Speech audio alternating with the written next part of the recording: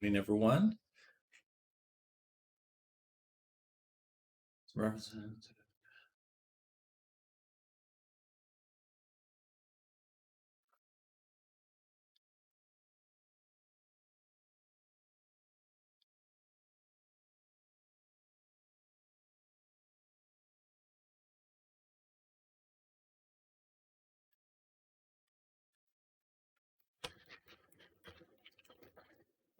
The chief locations.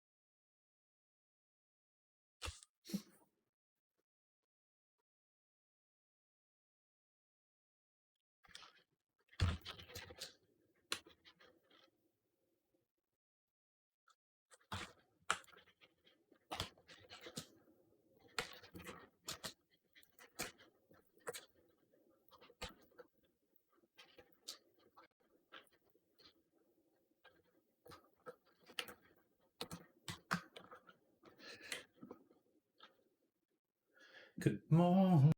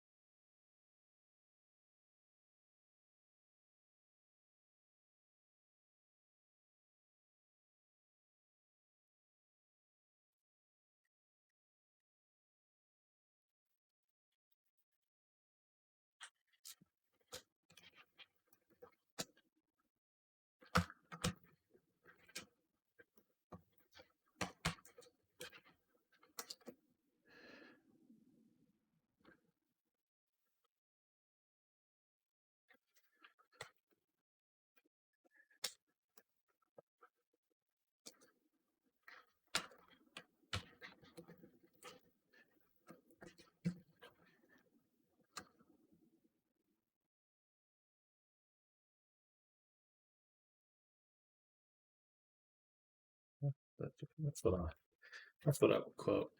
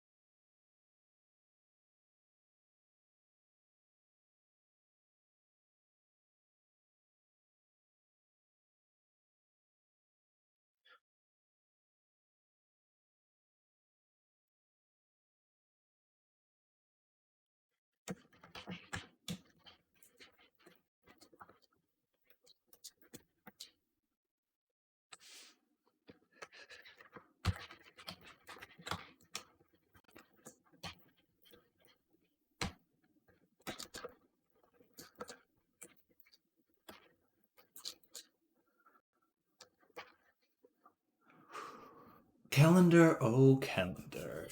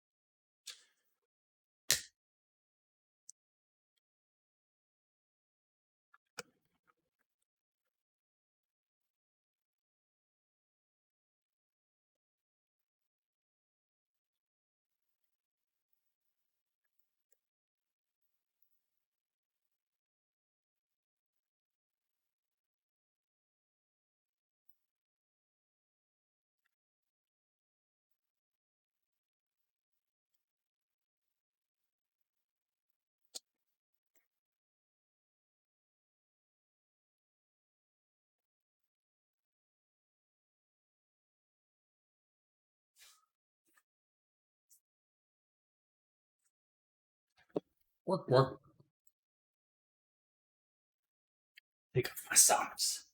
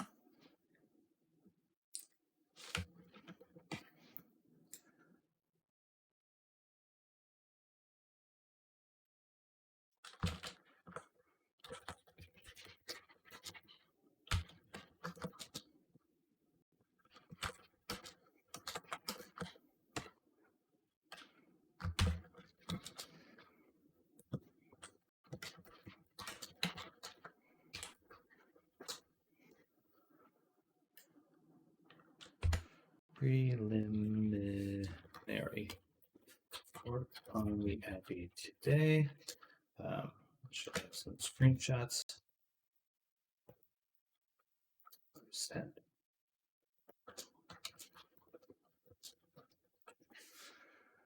Who's the other movie? David. Perfect. All right.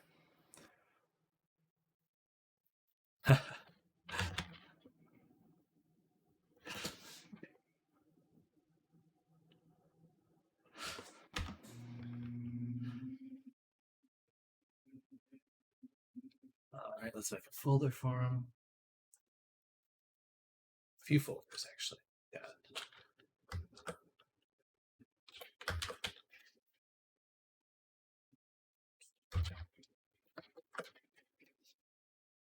And we have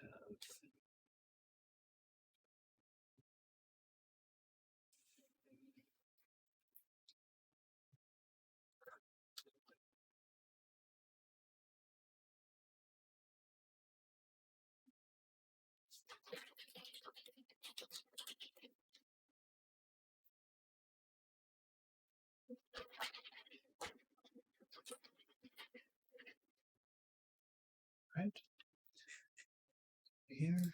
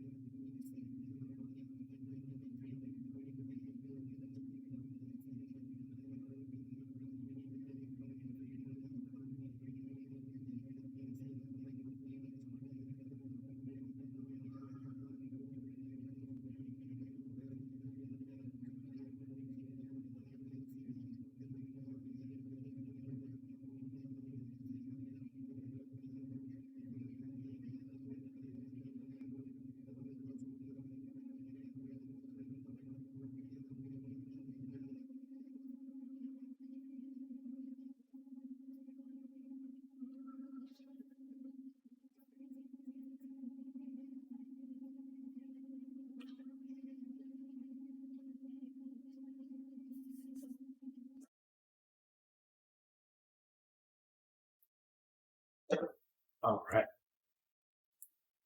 So, go ahead and put that there.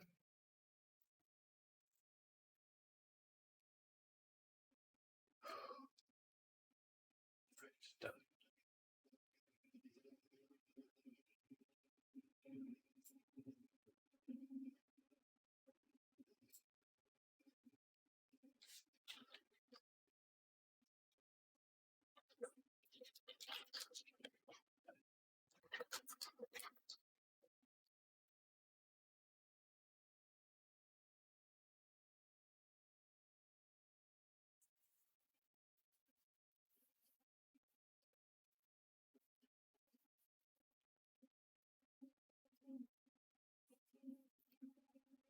Breaking resources.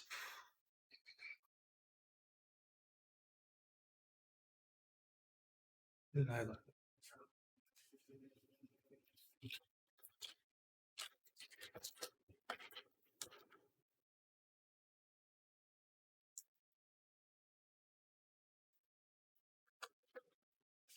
Let's see. YouTube.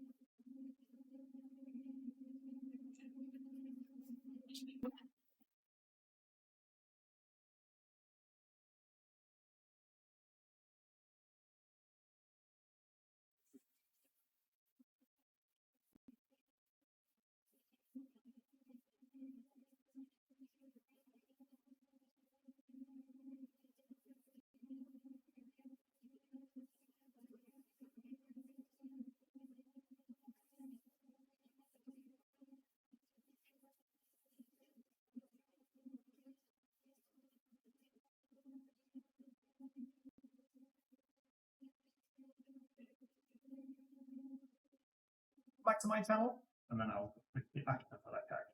The hint that I got from my friend.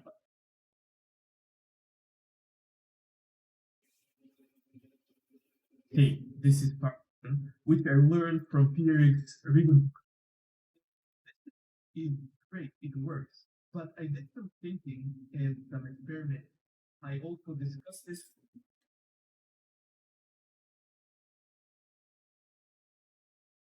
I am Yalin. 3D model. The base for Luca, P unwrapped, which is basically this and that. Now that you only have the emoji stack to match them to your character, you can turn on the. We're almost done. The hard part is over, and now it's time to have some fun with animations. I like to just create all the different animations on my timeline, and then split them up later. As an idle animation. And there are parts in the mesh that need to switch, or not enough. You can select your rig first, and then your mesh as well, and go into the weeds.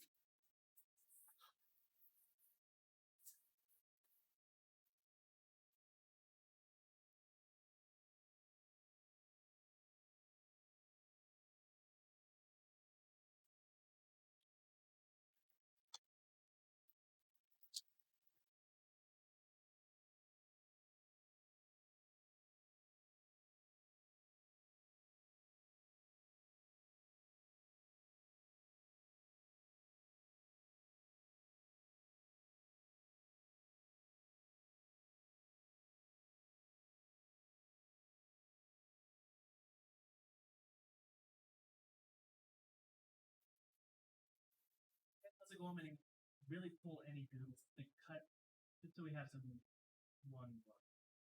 And let's select.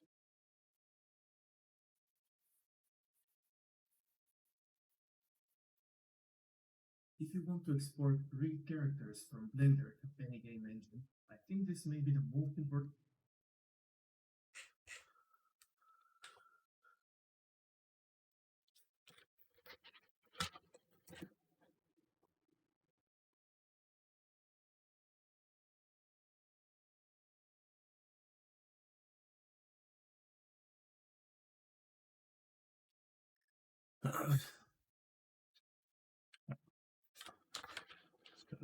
In general,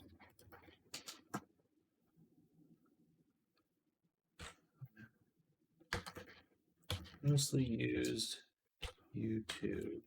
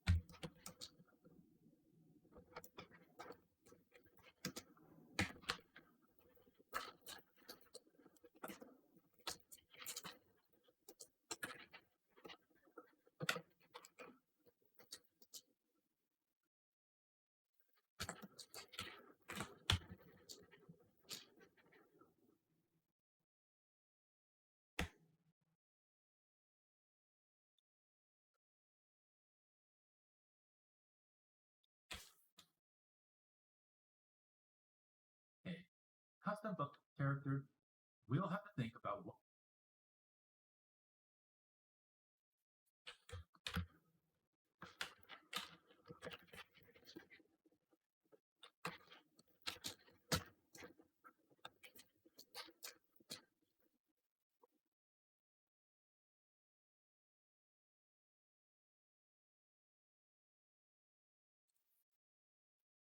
In this video, Blender now got a bone construct. Get rid of art around the Z axis.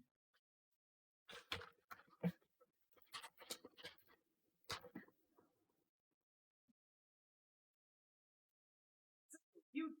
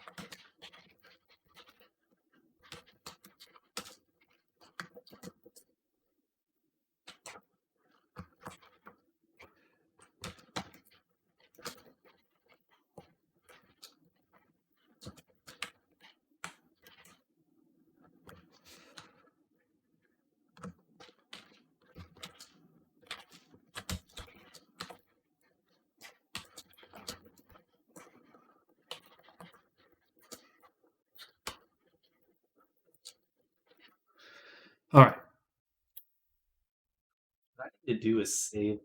Lurking, by the way. Oh, welcome, Maybird. I was just responding to you on Discord there. Um, welcome, welcome.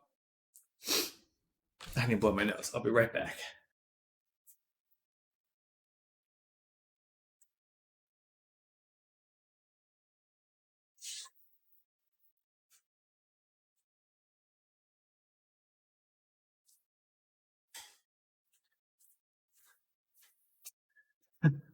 But yeah, generally for rigging, you want to really keep your end goal in mind. If you're making just a rig for Blender, that's somewhat different from making a rig for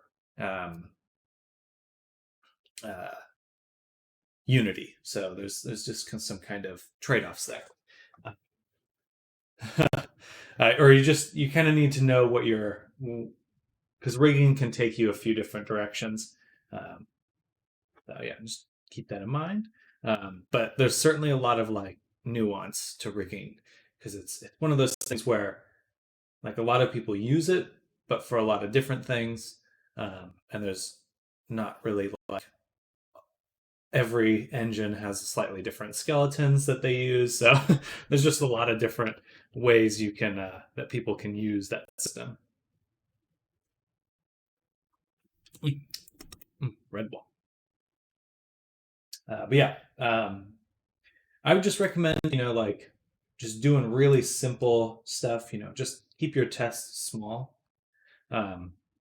Just work on like bite-sized chunks of it. Like I'm going to rig just the arm today or just the hand. But yeah, I would just keep in mind what your goal is. I'm going to make it for a game engine or I'm going to make it for making animations in Blender. I would just pick one of those to know what direction you want to go.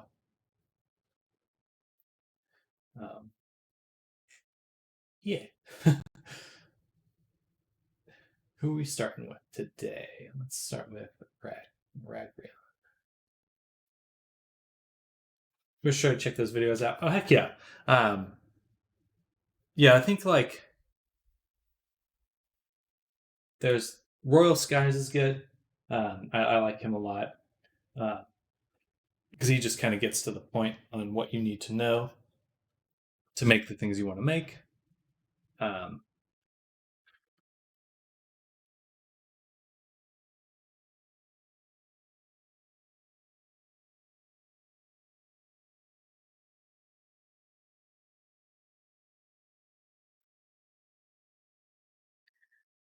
Then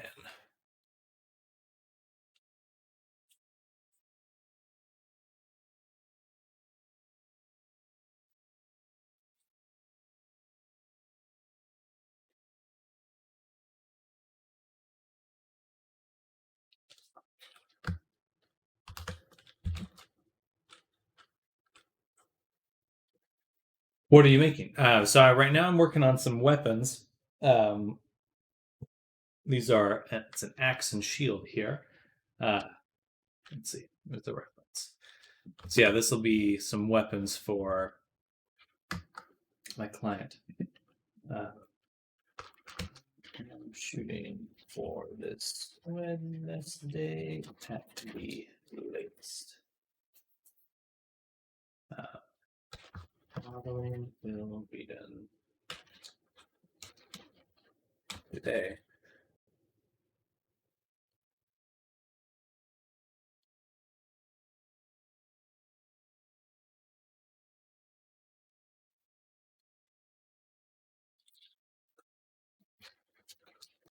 Please do check strength tomorrow. I am eating. Good. Getting your munch on. After that, it's just get my face sorted out.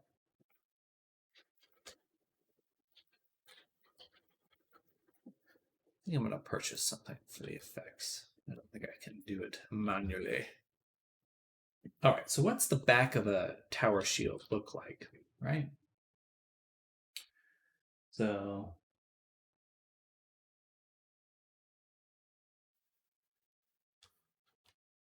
we go ahead and find an image of a tower shield.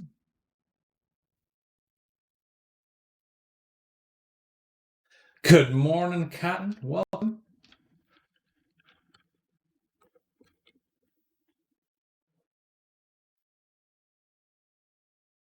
All right, tower shield. What's the back of a tower shield? Oh, you know what? Oh, perfect. Here's one. Oh, they just have a big, chunky, just a big handle. One big handle. Sketchfab's a good one. Just put this over here in case not safe for work stuff pops up.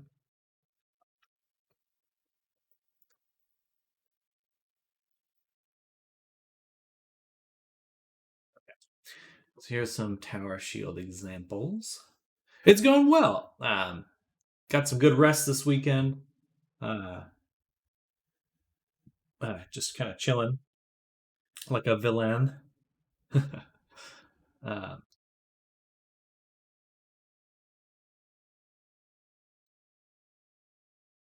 Okay, most of them do have a double one.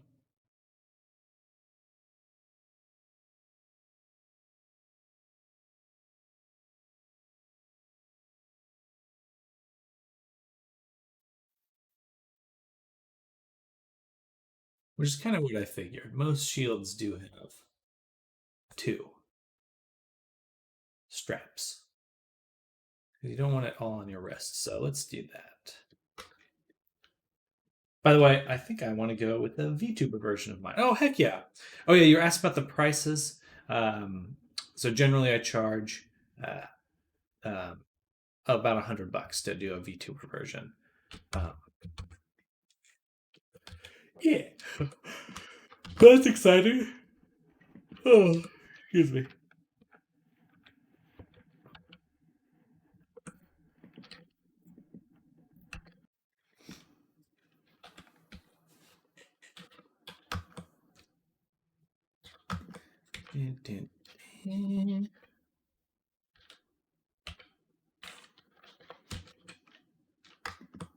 Actually, let's do mirror. We'll do mirror.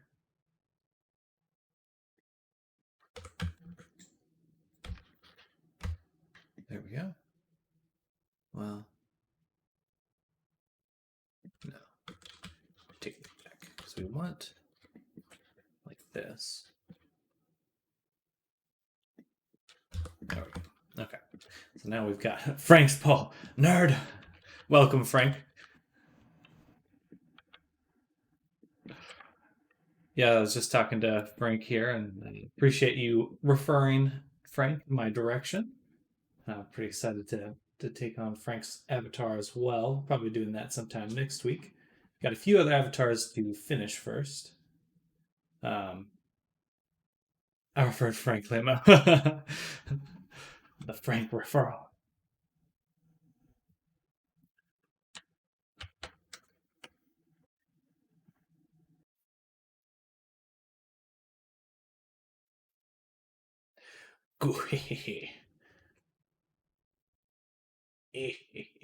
You know, I like just the one handle because in VR, you're not going to be able to do much. You need to have it on your hand because that's the only spot you can actually articulate. So we're going to do some changes. Also, is there any like clothing things I can get done for $70? Yeah, I mean, most clothes will probably be right around that that amount. So it really just depends on what you want. So if you have a specific outfit in mind, feel free to just Discord that my way.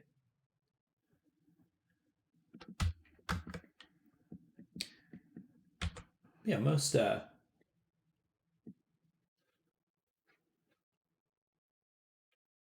outfits are kind of in that ballpark.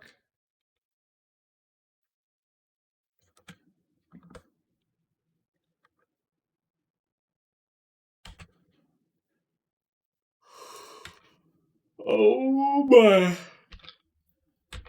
The yawns are starting already.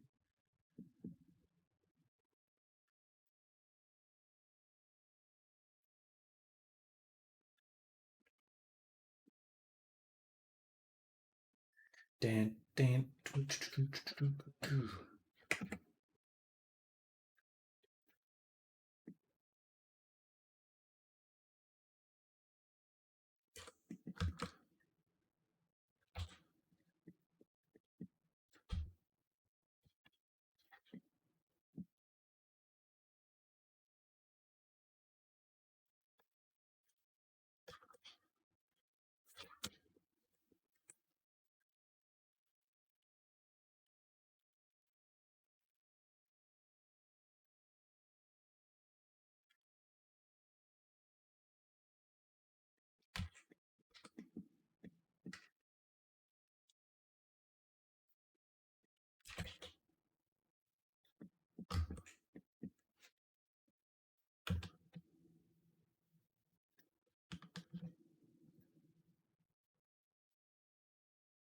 Ooh, that did not go well.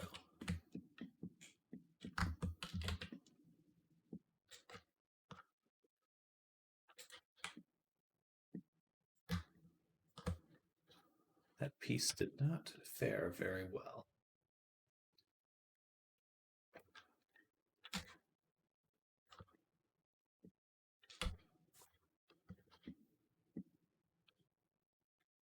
Let me get rid of all this hidden mesh. There we go. Then we can do this cube bridge edge loops. Then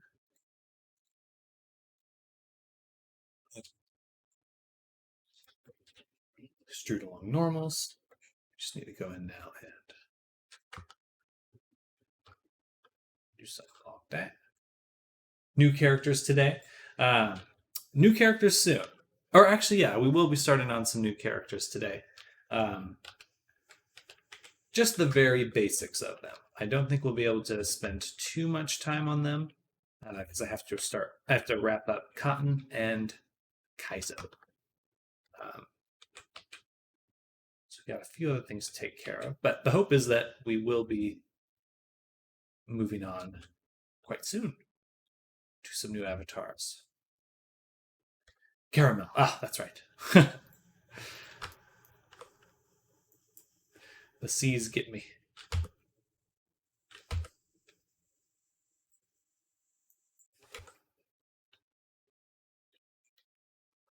Bada boom. 0.8 rotate. And do something like that. All right.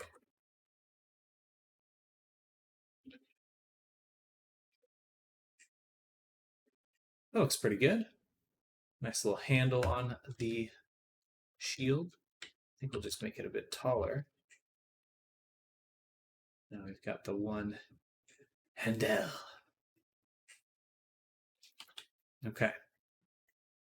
Now this tower shield, relatively straightforward in concept in terms of the surface, the geometry. I think all of this can just be done with texturing here. Remember that character I was making that I was showing you? Yes, I believe so. Oh, yeah. The sculpted one. But welcome, Big Poop. I didn't say that earlier. Welcome to the stream.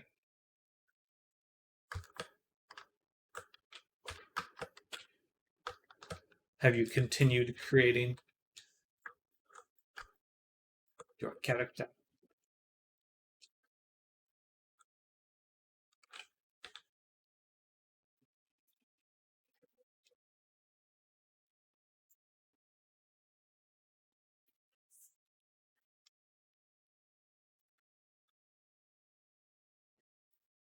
Oh.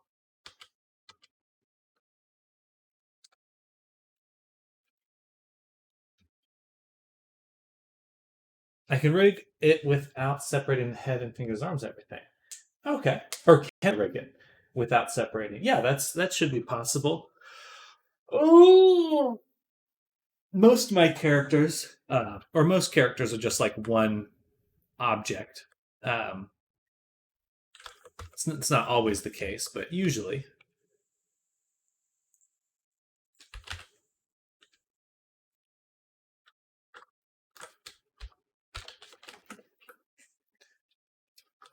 Okay, nice. Now we have some depth on this shield. I like that.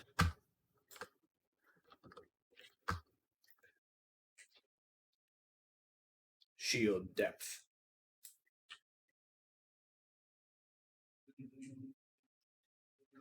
Should we do a little bit more?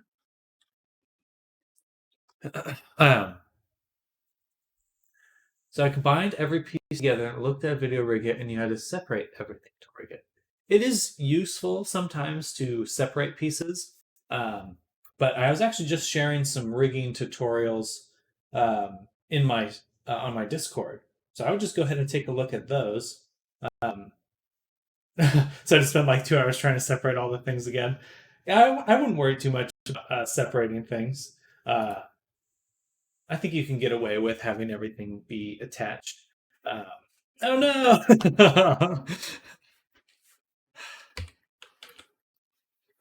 So I was just talking to Maybird about this, but you should keep in mind. Are you looking to make a VR chat avatar? Is that your goal with this work? But I rigged it. All the legs and arms are separate. Okay. Outfit idea. Give me the outfit. Let's turn on this. Geometry data. 60. Maybe 30. Let's get strange right there.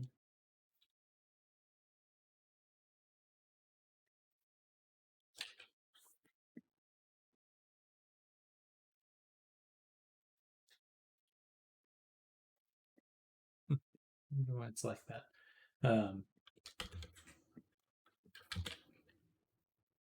Shouldn't do that. It shouldn't do this. Maybe we'll do this crease. And crease.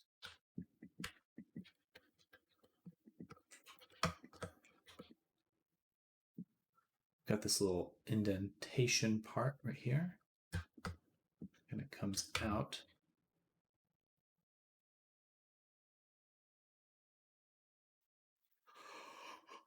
Excuse me. What's your outfit idea?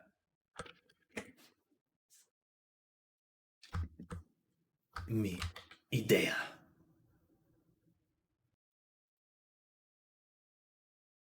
And now when I move a bone or something, it separates from the other connected object, like clipping isn't on or something.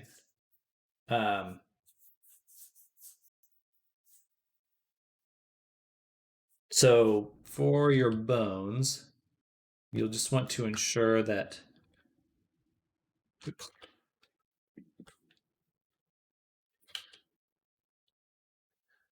yeah, I'd have to see what's going on. If you can make a video or something, feel free to post that in the Discord.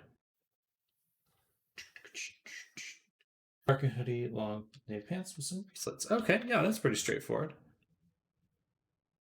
Oops, just try to type in there. If you have reference images, that would assist me in making the Avi. Just some if you have like a specific hoodie in mind or something like that, that's always just gives me a kind of clear direction to go from.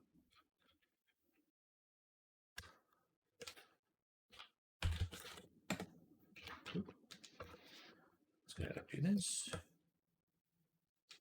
Hide those. Just do boom. Boom.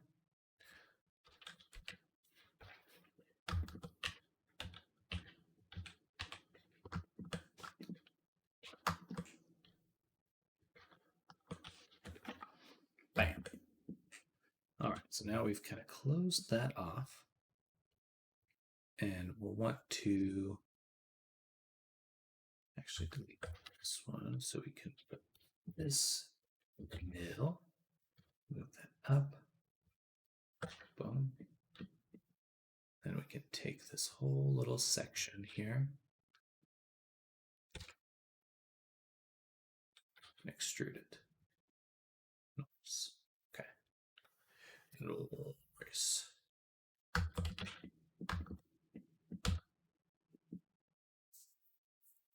I sent 2 pictures.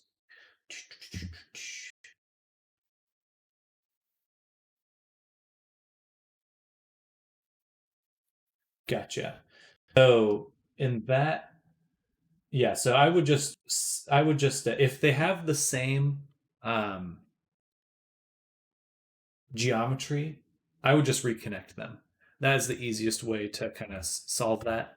As you just kind of reconnect it, and that way the vertices will share the same data. But basically, the weight painting on the vertices you want to keep together, that weight painting has to be exactly the same, because they need to maintain that same position as they move with the bones. And the easiest way to do that is just to make sure that they are in fact the same piece of geometry.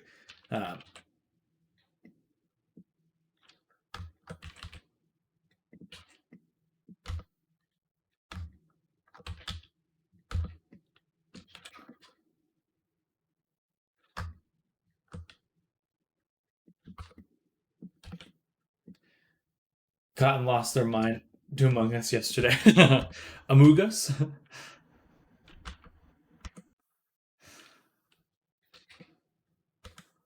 In what way? Did Cotton lose the game? Do it, bro. Do it, bro.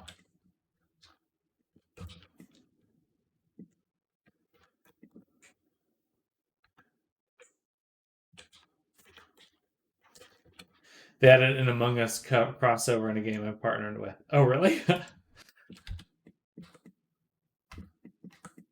Like a what game?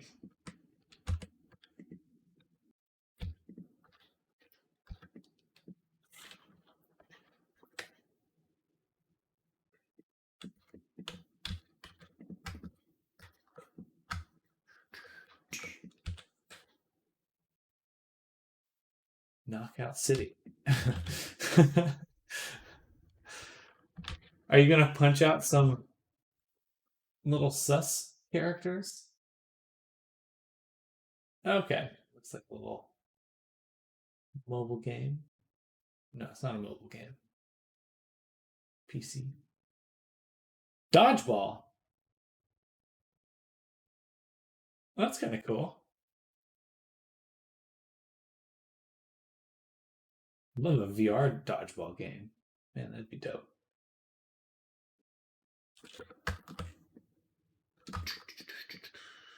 Okay, so we'll take these.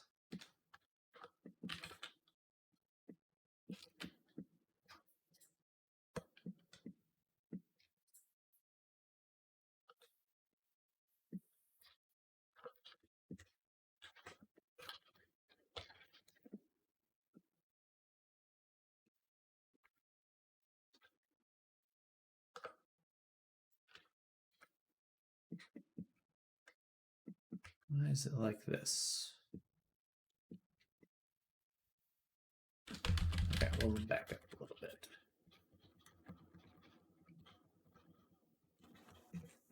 That. And then these vertices here we want to move.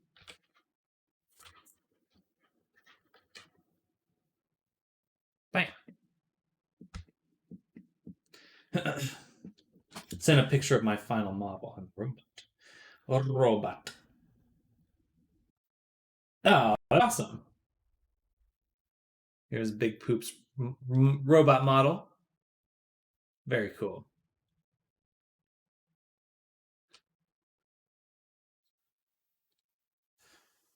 The Big Poop.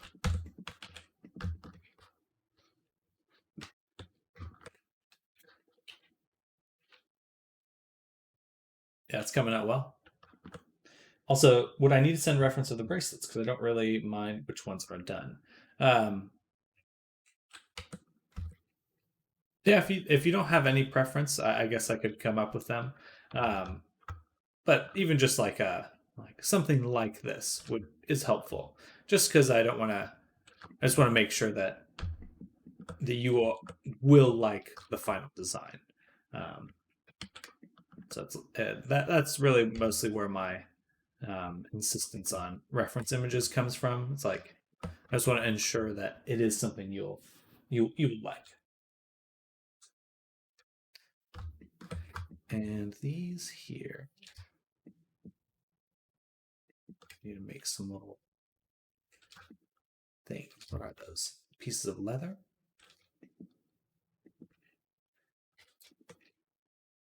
But yeah, Big Poop, good job.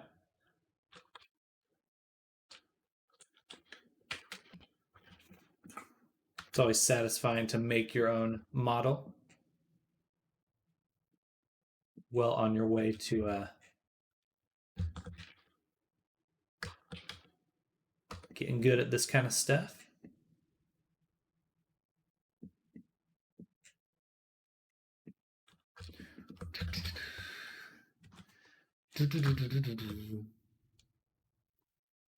So this piece here kind of goes in, and then it's another little wedge shape. So we'll do 2. That. Then I guess what we'll do is we'll have it extrude on this side. This direction's crease it, extrude it. Delete this.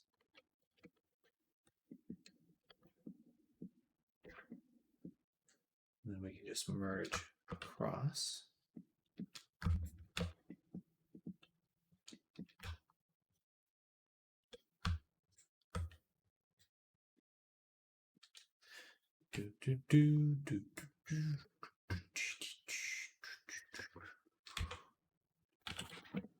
Something like this.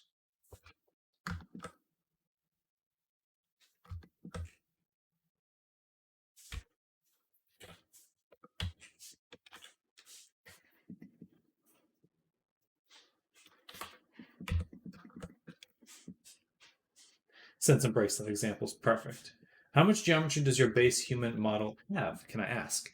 It's about, the base model has about 12,000 vertices, something right around there.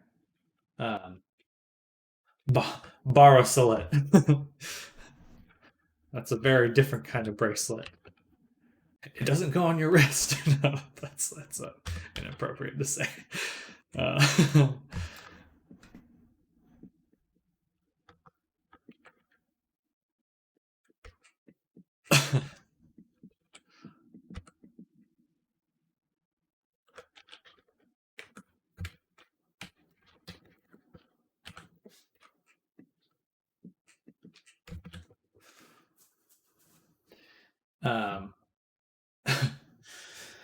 But yeah, if you're looking for, well, Big Poop, what are you looking to make this a VR chat model? Because if so, I will send you the performance ranking here. So here is the performance ranking for VR chat, and that will show you if you're looking for a medium ranked model or you're looking to make it for Quest headset. No, just practicing. Okay. I mean, if you rig it for Unity, you can just have a VR chat. But this is my headset here, and it's just a Quest 2. So yeah, I just got the Quest 2. The really nice part of a Quest 2 is that you can hook it up to your computer, and you can just do PC VR through a $300 headset, which is really cheap for a headset.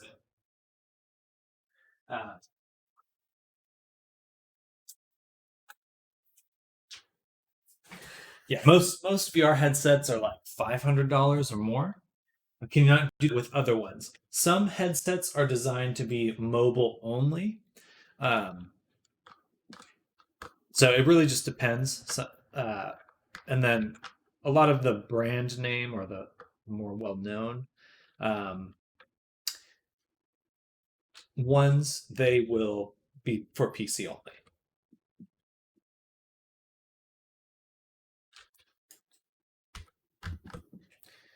What's going on right there?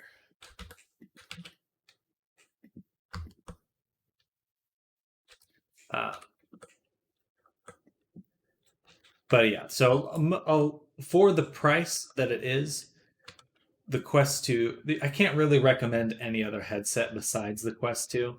It's just going to give you the most bang for your buck. It's cheap, it's easy to use.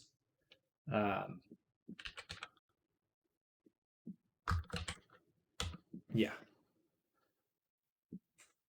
But also Meta sucks and we shouldn't trust them. And when there's a better option for headsets, we should all move to that. How does this website work? Which website? VRChat? VRChat's a game on Steam or Oculus, but it's just like a video game.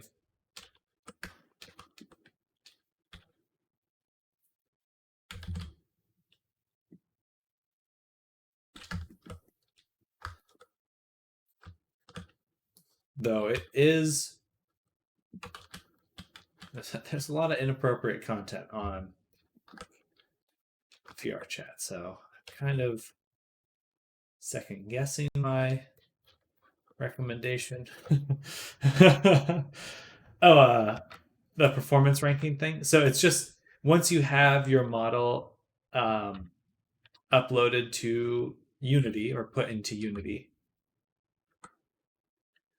I've only played VRChat once. Yeah. I like it, but I certainly have to weather some stuff. Weather things. Join the public server, question my decisions. Yeah. Merp Studio. Oh, welcome, Merp. The only thing I don't like about Quest is you got to buy a separate link label to see all the avatars in VRChat. I use an app called Virtual Desktop, and that allows me to use my Quest headset wirelessly with my PC, so I can still do both. And then there's also the Quest just has something called AirLink, but you have to go and you have to find it in the settings. It's kind of a pain to find, but you can also do the same thing: wireless link to your PC over Wi-Fi. Definitely get the appeal, and I bet it would be a lot more fun if I personally knew more people that play. Well, I've been uploading some fun stuff, and I think I would like to get like a group going to explore worlds. So just getting like a group of people into VRChat regularly, and we can all just have a bit more of a nice time, avoiding the controversial aspects of VRChat. VRChat is pretty chaotic. It is indeed. And there's a lot of appeal in that. It really reminds me of just, it's just the condensed internet experience, for better or worse. I think if you're female presenting on VRChat, it's much more uncomfortable because people will treat you weirdly. And yeah, like I've heard and know people that use voice changers specifically on VRChat just to avoid getting harassed. It's unfortunate. Yeah, exactly, like FPS games. Can you make your own? Oh, sorry. I see what you mean. Yes. Can you make your own games on VRChat? Yes, you can. You can make fully featured games. Someone made a Jet Set Radio, or his name's Lakuza, and he made a Jet Set Radio world that works just like Jet Set Radio, which is super cool. And whether the years of Overwatch, I can take it. Huh? Okay, yeah, you'll be okay.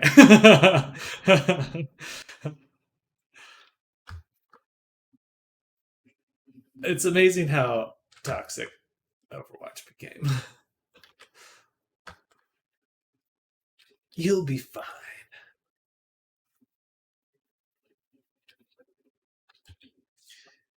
Jet Set Radio is kind of an older video game from PlayStation.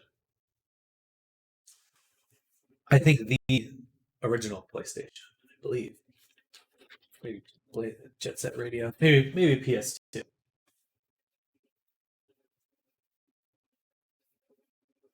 It doesn't say what it was originally for. Oh wow. Yeah, it's on PlayStation. Are there any FPS games on VR Chat? Yes, there are quite a few actually. There's like laser tag type games. There's like Warhammer, if you know what Warhammer is. There's a yeah, it is pretty fun. But yeah, there's quite a few. I think, let's see.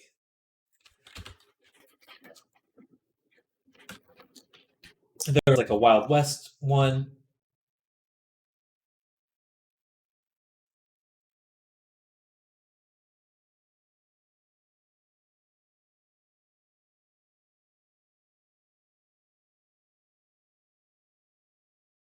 This is Capture the Flag with Counter-Strike. So it's definitely... So VR Chat wasn't necessarily made with shooting or like shooters in mind, because you need like really, really low latency for shooters. And VR Chat's built to be a social game. So there are some difficulties with like lag, basically. So it's fun, but it's not necessarily like the premium VR experience. But I love playing a game called Contractors, which is, and I play it a lot. I play it a little too much, pretty much every day.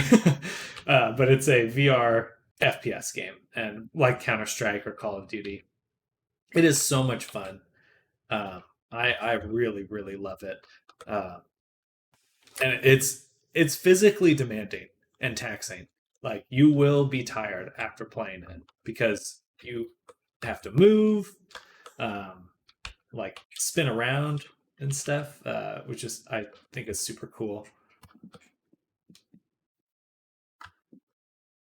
Yeah, if anyone is into VR shooters, that is absolutely what I'd recommend.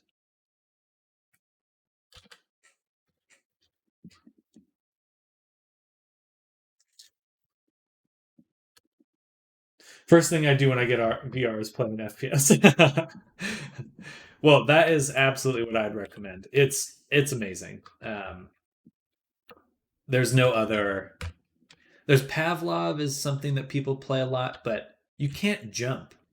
Like your character physically can't jump, and I think there's just like a lot of. Right now, VR games suffer from just mimicking exactly what desktop shooting does.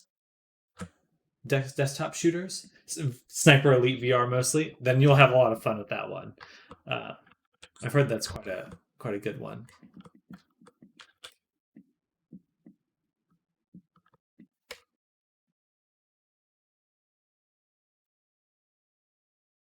We do have to crease them. So the whole surface here is quite bumpy. Let me take these off.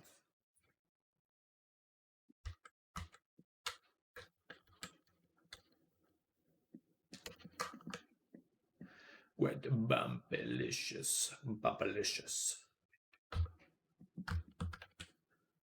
I like games that have damage and you're slow when you get hit. Interesting. I don't know if you get slowed down when you hit, but there's like flashbangs and stuff in Contractors. But honestly, I'm quite good at Contractors.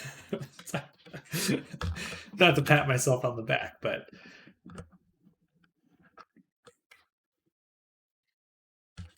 I kick butt. What's the max amount of triangles you should be using in VR chat models?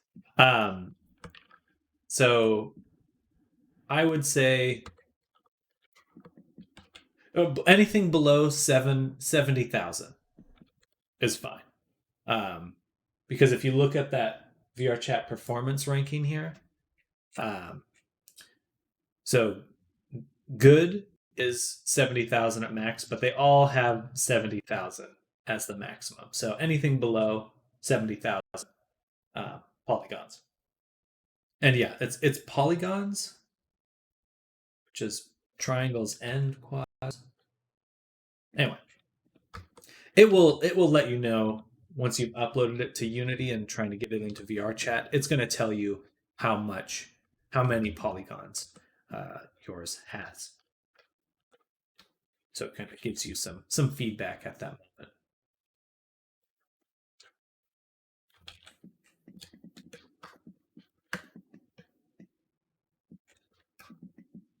At the time of uploading.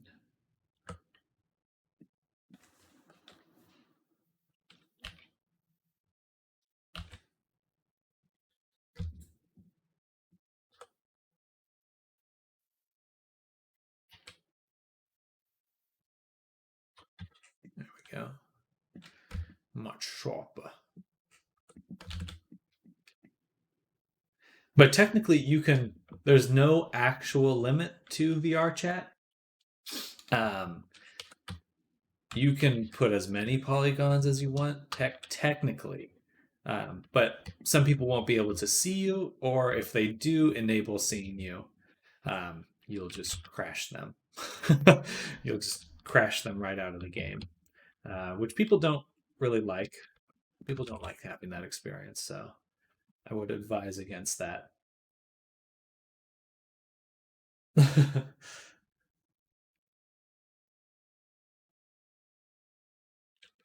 Sounds like something I would do. I would recommend, since it's purely a social game, people, you may get people avoiding you or get reporting you, and then you get banned.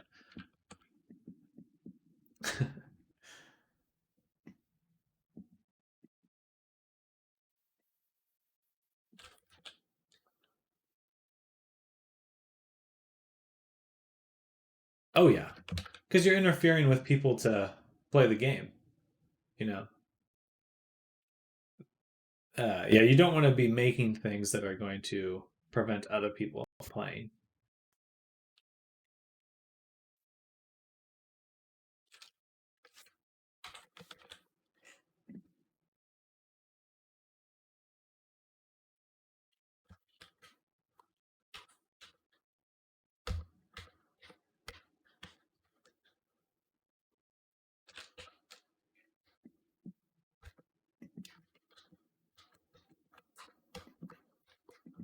Yeah, so there's definitely some rules in that regard, and it's just kind of courteous.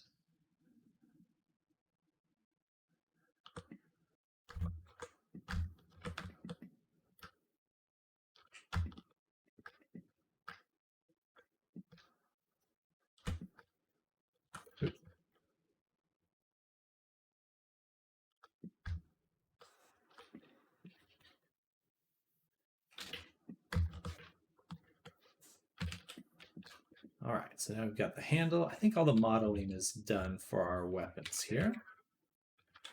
What? I already got one. Thank you, though.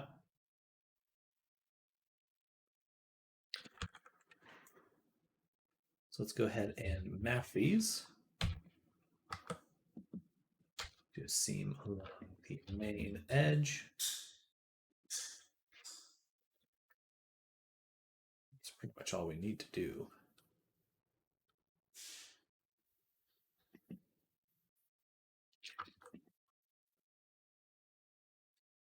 You know what? Take it back. Let's separate this again.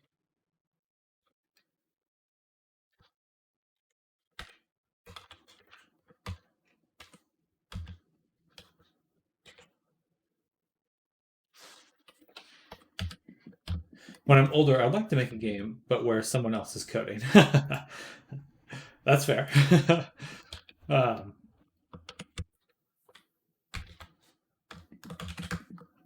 There's a lot of power in learning how to code.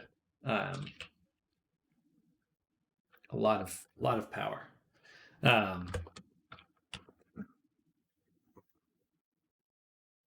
I hope to learn more as time goes on, but it's definitely intimidating.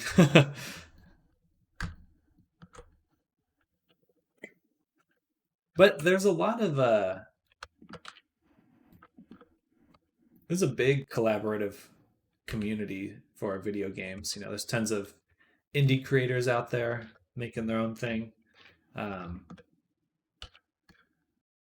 know, it's never too late to start learning how to make games with people.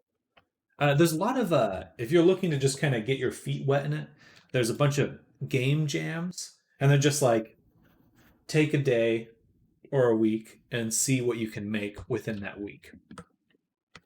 And that's what I would recommend. But usually you can team up with other people. So some people are doing just the coding.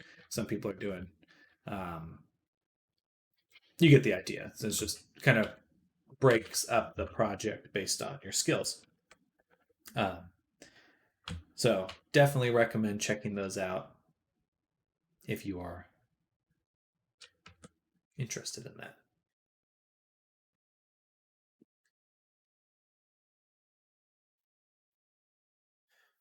Game jams are crazy. It's impressive what people are able to make in a short amount of time. Joke jams was pretty good. Joke jam. Oh yeah, and then that's right. VR chat sometimes has their own kind of game jams or like challenges. You would like this one, Maybird. On October, they have a world jam every October, so that's 5 months from now. And it's like make a Halloween themed world. So you might get a kick out of that. I'm definitely planning on doing that jam because I think that I've kind of wanted to do it for so long, but I didn't have time to take off from doing other work. So I'm really looking forward to doing it this year.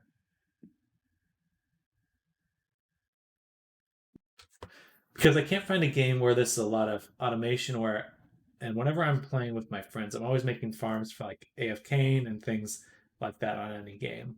Are you saying that that's what you want to do or don't want to do? I can't find a game where there's a lot of automation. Well, most games want you playing as long as possible. I love games where there's automation for resources and things like that.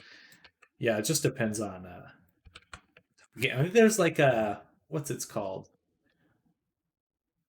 Infinifactory.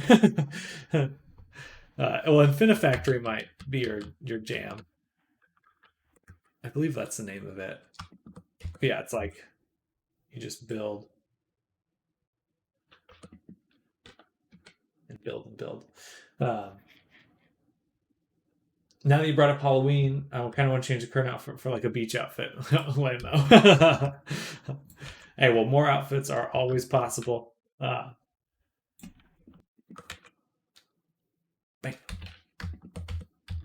And we'll do the bottom one.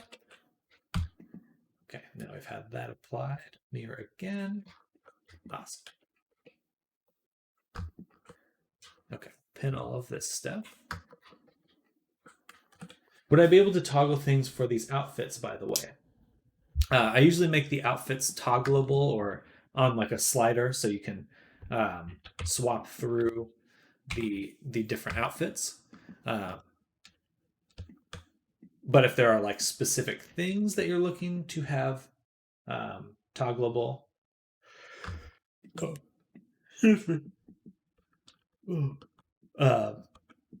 it just depends.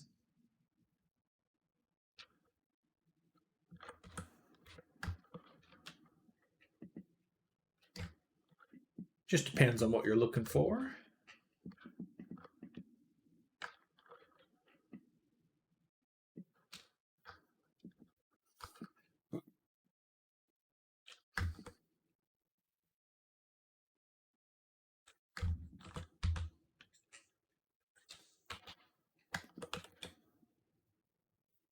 But yeah, I mean, basically everything can be toggleable in VR chat. There's no limit. Well, I want, instead of just having like the pull outfit as one, I mean like toggle the sweater, the pants, etc. That is definitely possible. Probably charge a little bit just to set that up, because it does take time to set up animation clips. But it is definitely more straightforward than a lot of other things in VR chat.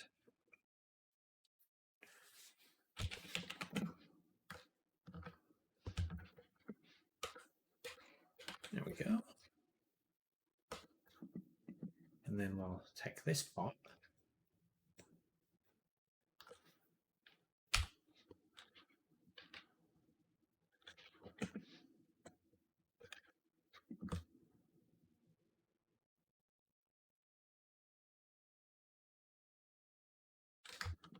And this should be straightened.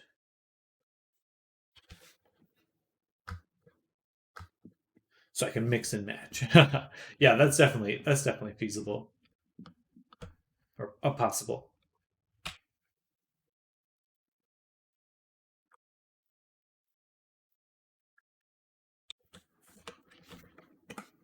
Dang it.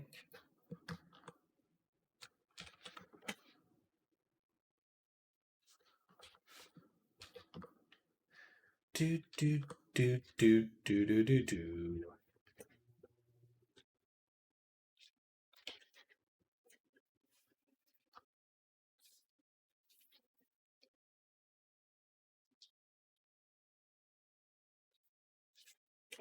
Ah.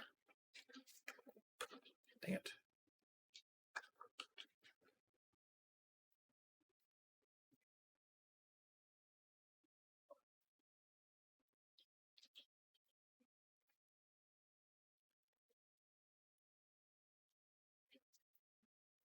God damn it. Why is it doing that? Excuse my language. Just upset.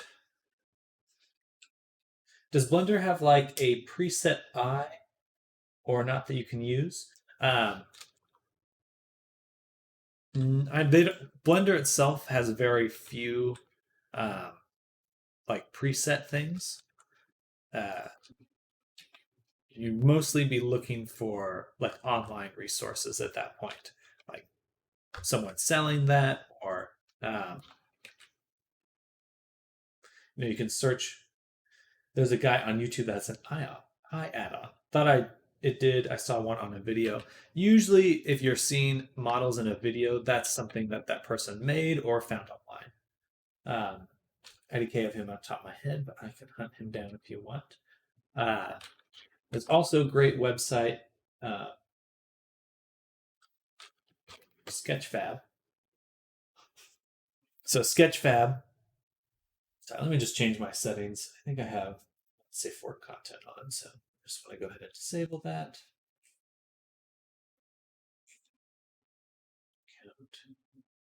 Show restricted content. Okay, perfect. So you go to this site, Sketchfab, and they have a downloadable option. So you can just search eye. And then sometimes they're for sale, like this one. And then other ones, like this one, are free. So you can just go to this website and download a bunch of stuff if you want. That being said, you usually want to inspect it first and just make sure it's kind of up to your standards. Like this one's pretty good, but you would want to keep in mind that, see, it's double-sided, so it has this like transparent shell and then this inner lens piece. So anyway, just some interesting things there.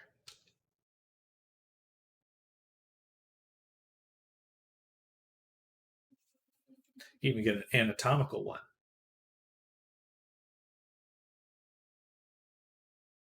Fancy.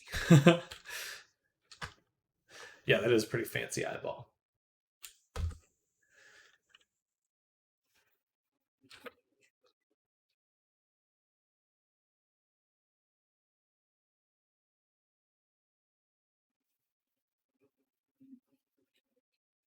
go ahead and put a material on these.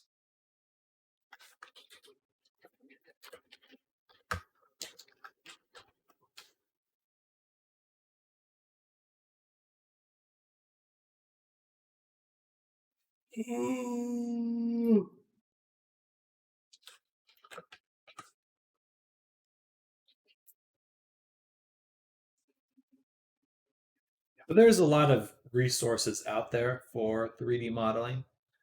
That being said, not everything is a great fit for not everything's going to give you exactly what you're looking for.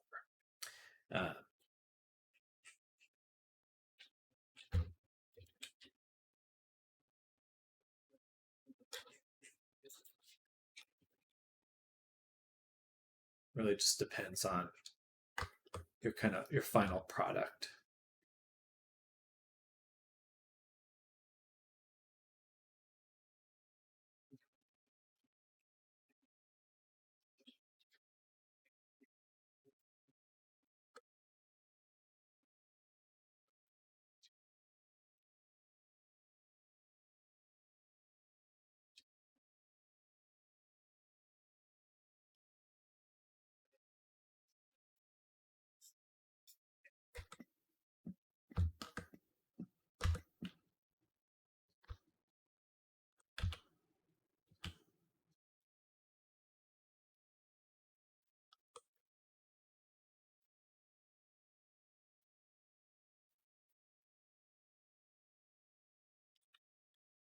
Hello, Pods. Welcome, welcome.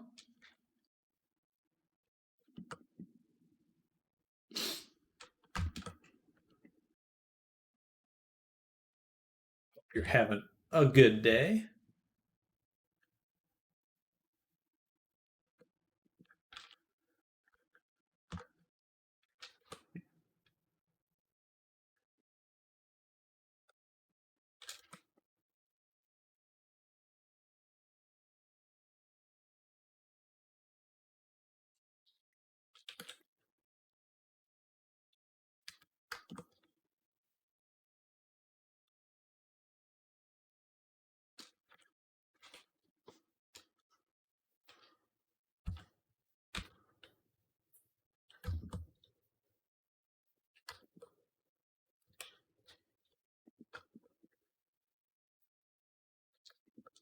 Man. Alrighty then. So now everything has been. The meshes are done. Just working and lurking. The old work lurk.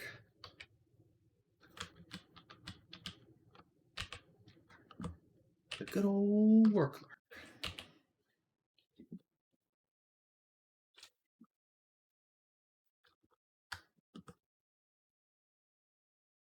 I think we're going to redo the X. Alt P, U.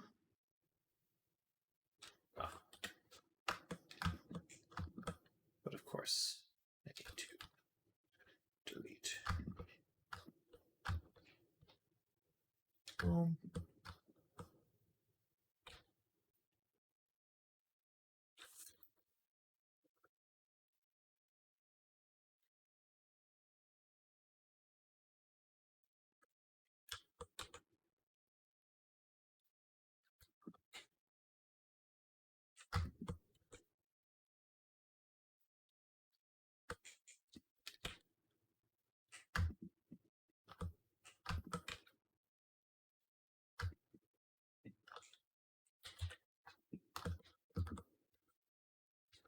All right, we did that.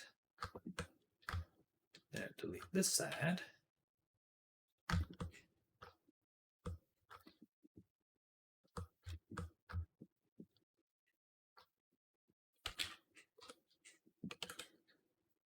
Mirror. There we go. There we go.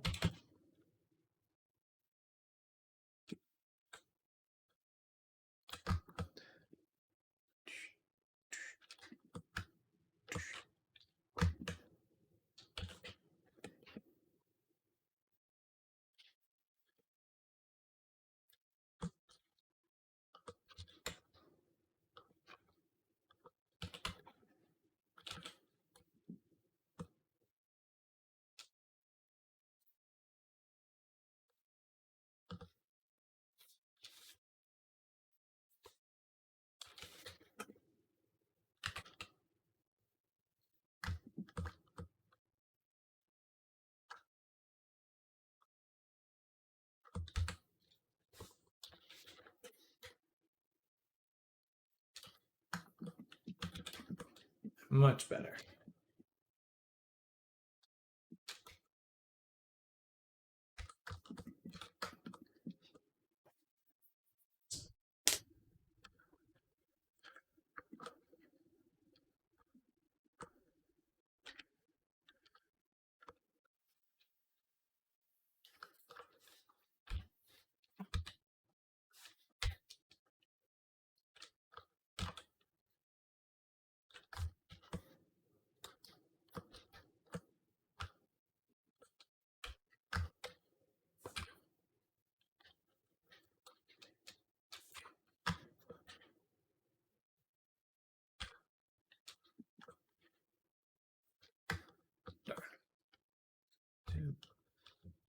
Doop.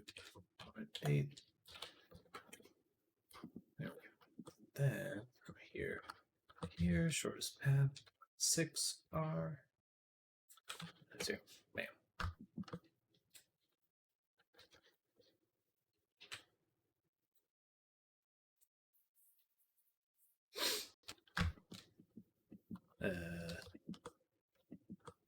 Looks kind of funky.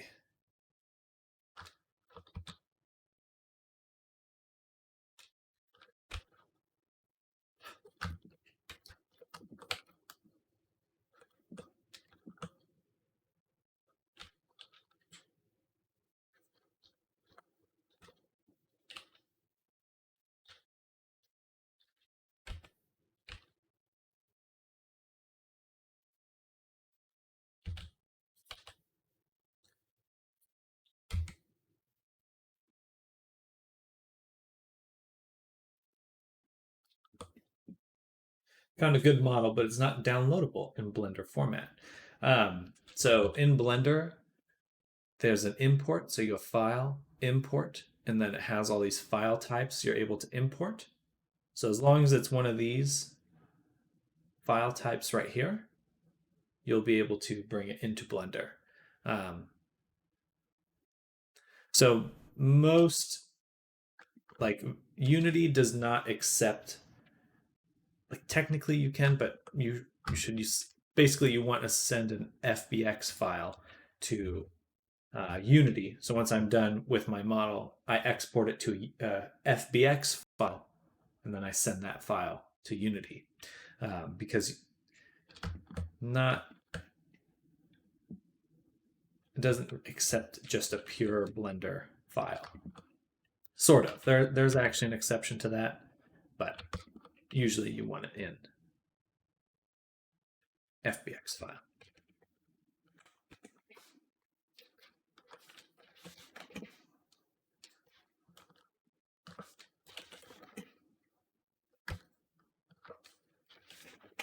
So yeah, you just import it in that file type. And usually it's like scaled wrong or kind of too big or too small.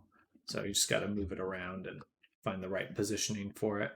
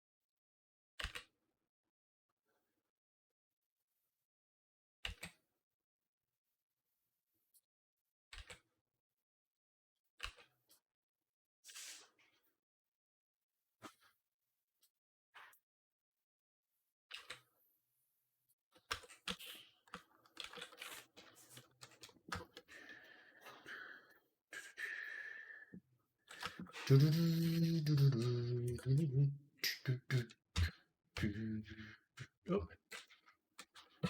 All right, so now we have everything unwrapped for the weapons here.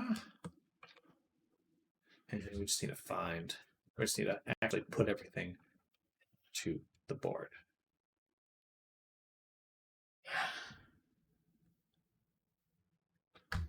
That is my brother sneezing in the background. How dare he?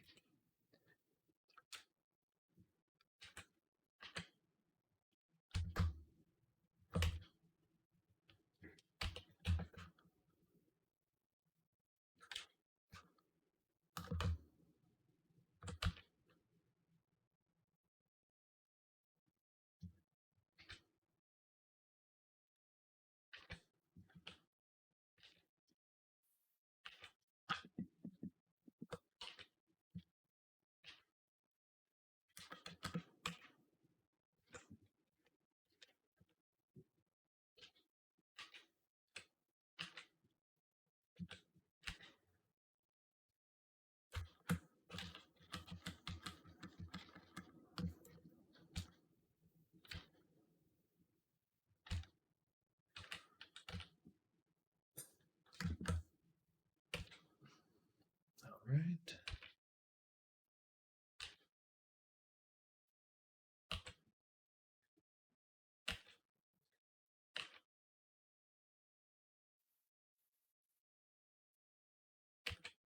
Boom, bada boom, bada boom.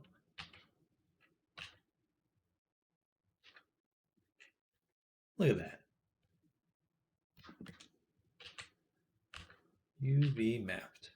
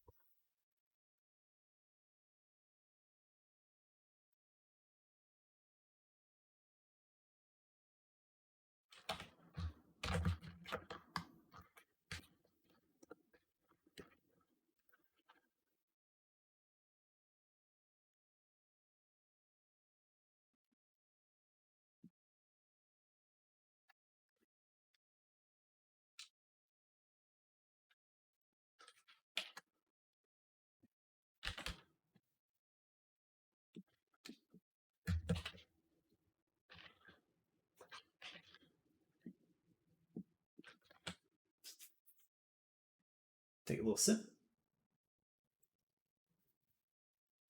Oh, yeah.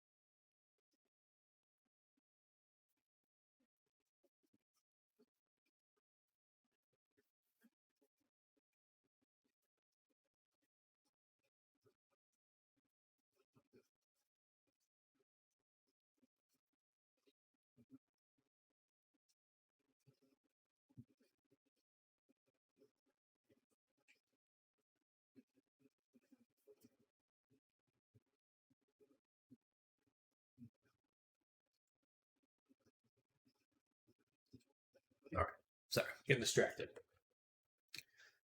Let's go ahead and export this FBX to Up1 Substance Painter weapons export. And then we will open Painter.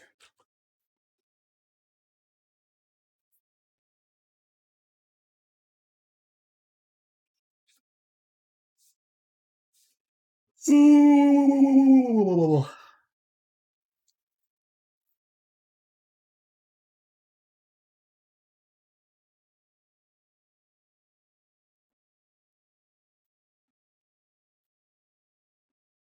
Sorry to be yawning so much, y'all. Just Mondays. I need a source of infinite energy, so I'm never tired again. Ever.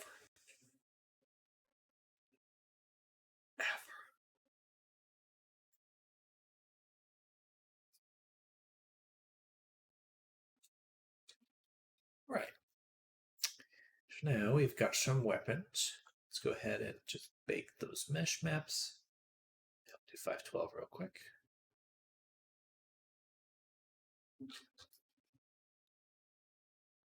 Okay, looks good. Save.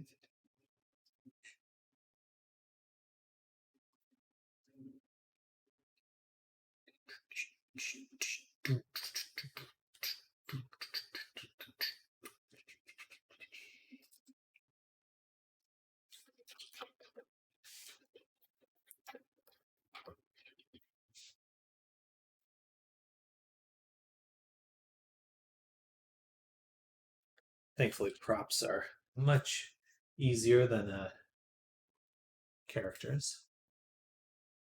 Oh, I made some cool stuff over the weekend. I made a carriage. So I got this tool a while back. Yeah, I made a little carriage here. I got this tool a while back called Quick Shape. And it's basically like the closest thing to drawing in 3D. It's super powerful. Definitely think it should, like, if Blender was ever to rebuild itself from the ground up, it should have drawing tools at its core. Its core. All right, so we did that.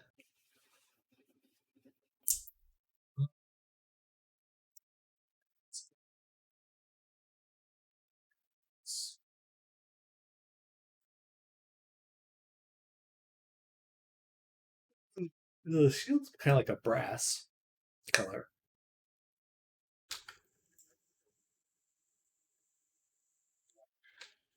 Darker coppery color.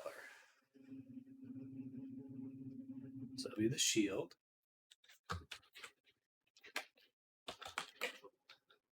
that there.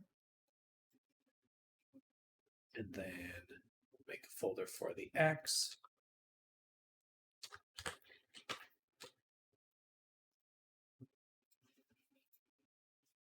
Well, the axe is got like wooden handle, iron for sure. It's an iron weapon. So iron makes up like 40% of the entire planet. It's freaking nuts. It's like a lot. Most of the planet.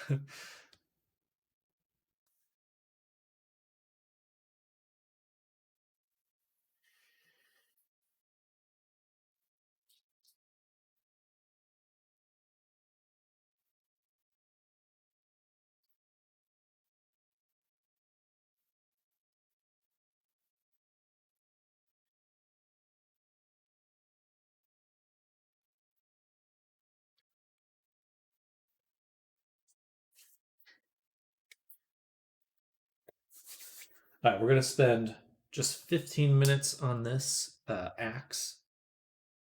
And then we'll move on to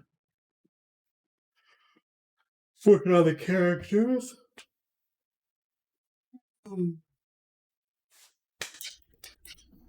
Hey, wake up.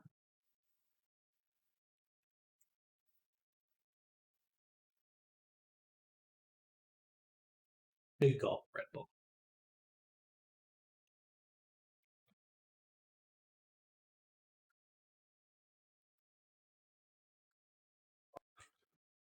That's the stuff.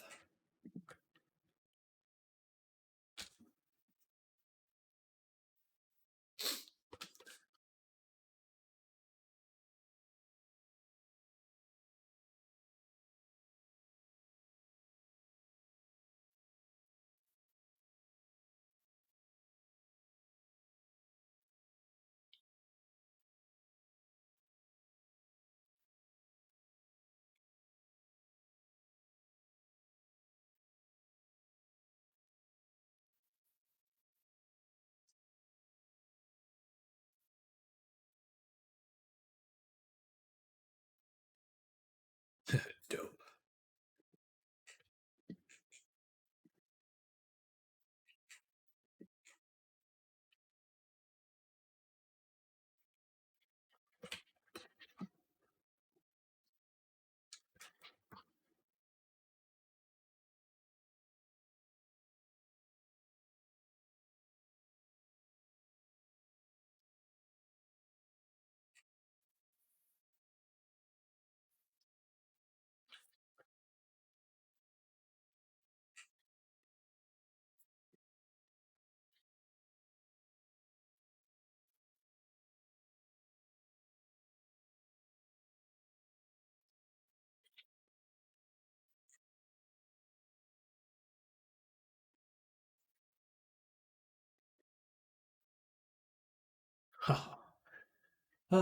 Texturing is so much fun.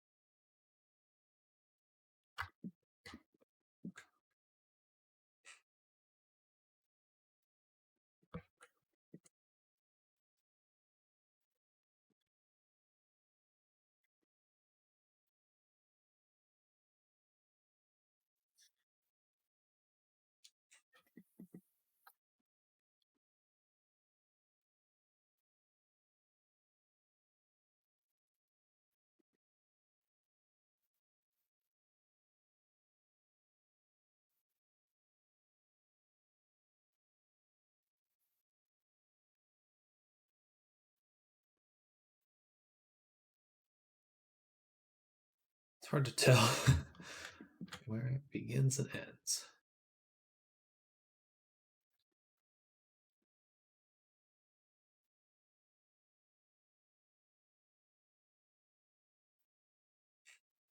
Bada boom. Bada bada boom.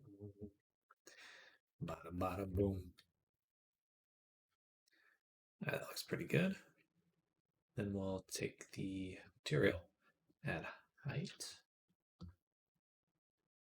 Height will just be recessed, so it's actually like etched in. And we'll lower the roughness a little ways. Definitely needs to be a bit smaller.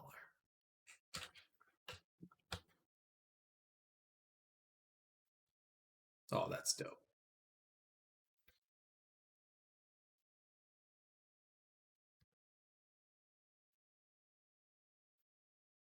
Looks like it really fits the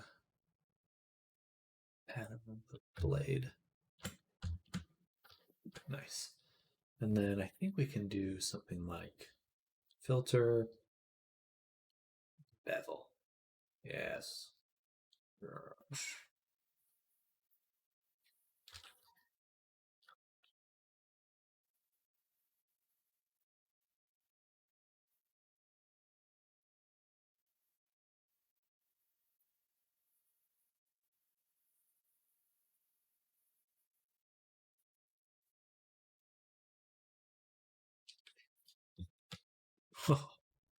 So cool. Okay. Then we'll go here. I'm just going to lower the color a little bit. So.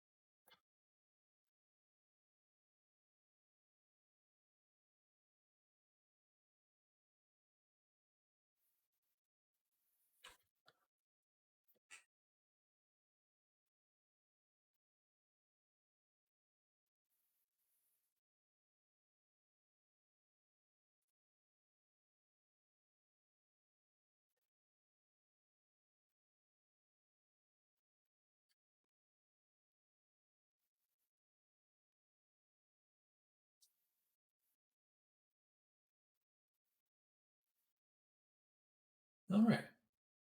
So we'll finish the rest of the textures tomorrow, but we're off to a good start. That is for sure. For sure. So, yeah, I don't want to just block out. Okay.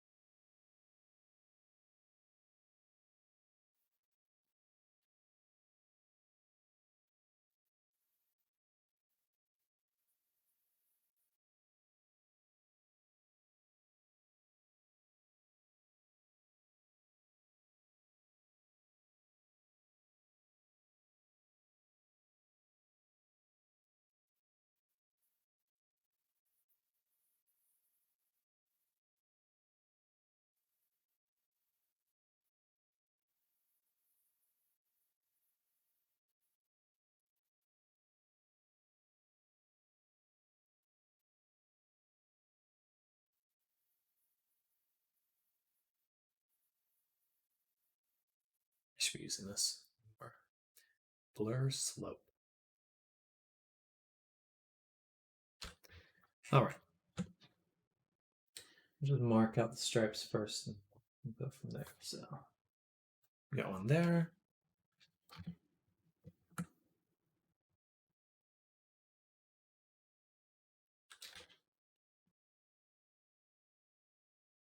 Got one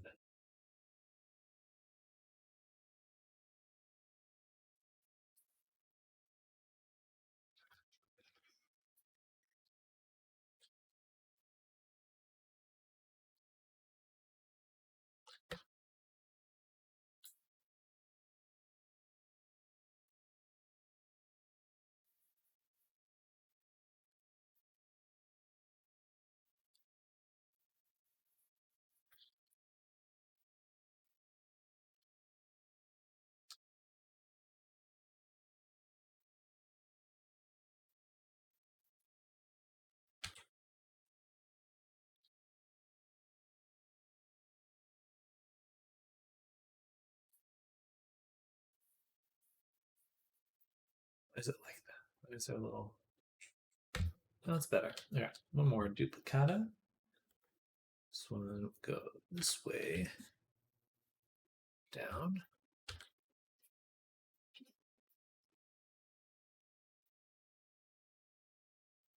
The way. This way.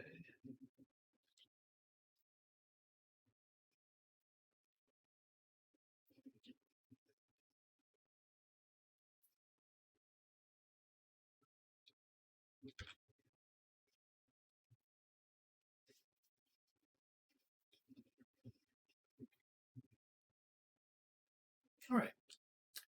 Then we go here, and we can do some depth. Just lower it. Have this nice little etching look. Again, set it to just height or color, and darken it. So right about there.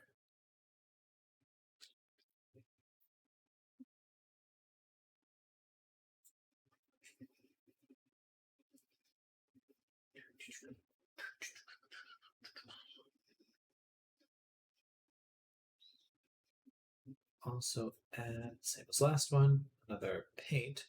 So we set to multiply, call it mask. We just do this. And then this. You just want to keep it all contained in this main shape.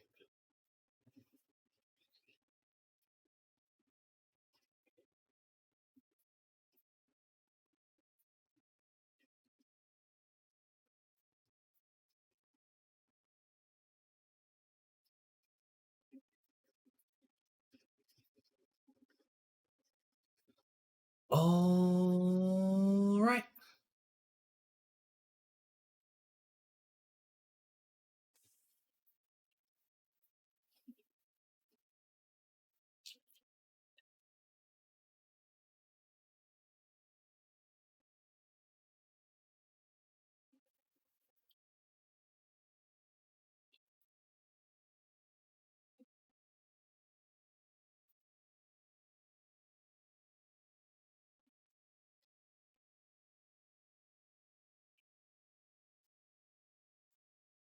Just a little bit thinner.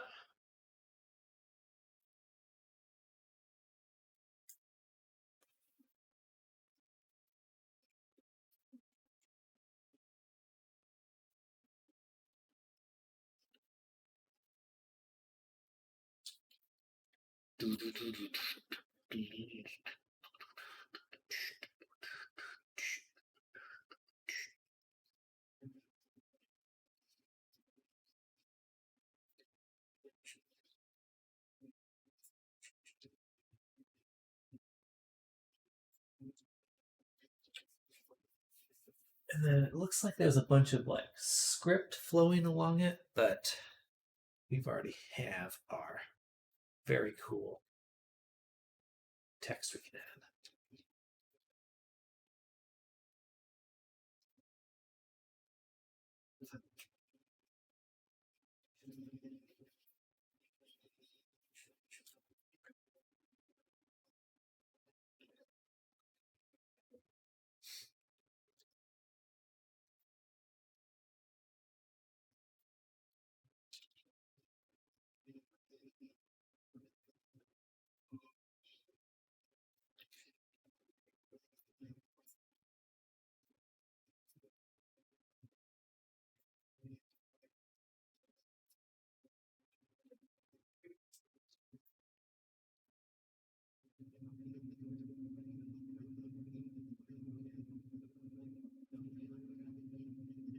Put it way over there.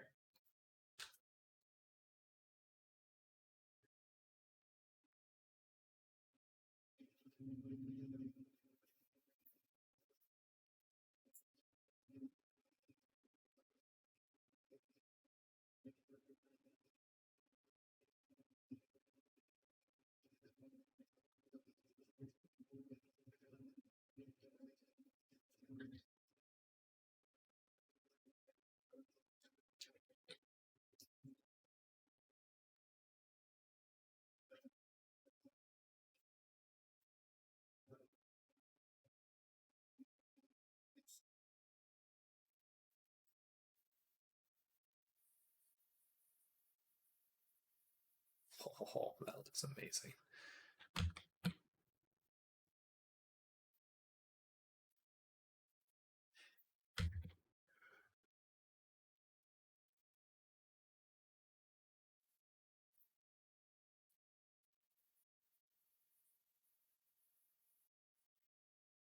Dope. Dope. All right. Whoa. John Gabriel. Thank you for the follow. Much appreciated. Welcome to the stream. We're working on some armor right now for a client of mine. I got startled.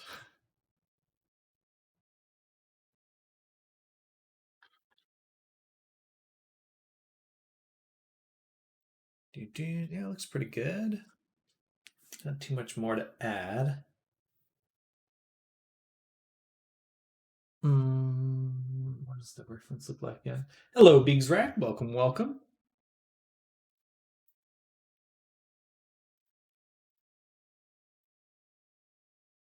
That's dope.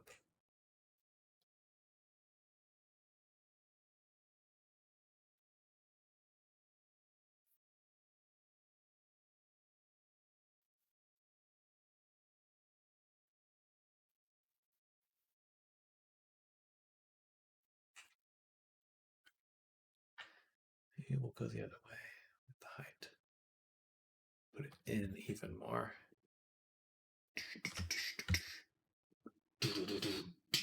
What are you working on? It looks cool. Oh, thank you. So these are some weapons for that bear character I made a while back. Sunday, welcome. I have an ungodly addiction to dinosaur games. Is it that that game you play when your internet goes out on Chrome?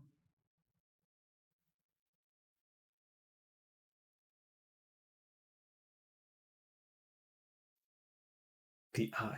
Interesting. The Isle.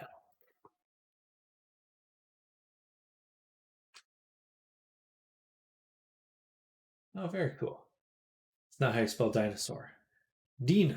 Dinosaur. Spent like 8 hours growing a Rex. Oh, heck yeah. There's a dinosaur. Dinner. Words are all made up anyway. That's super cool though. I've not slept. Now I'm going to be at work for 14 hours. Oh my goodness. You got to look after your health, my friend. That is worrisome. Yeah. I agree with Beaksray.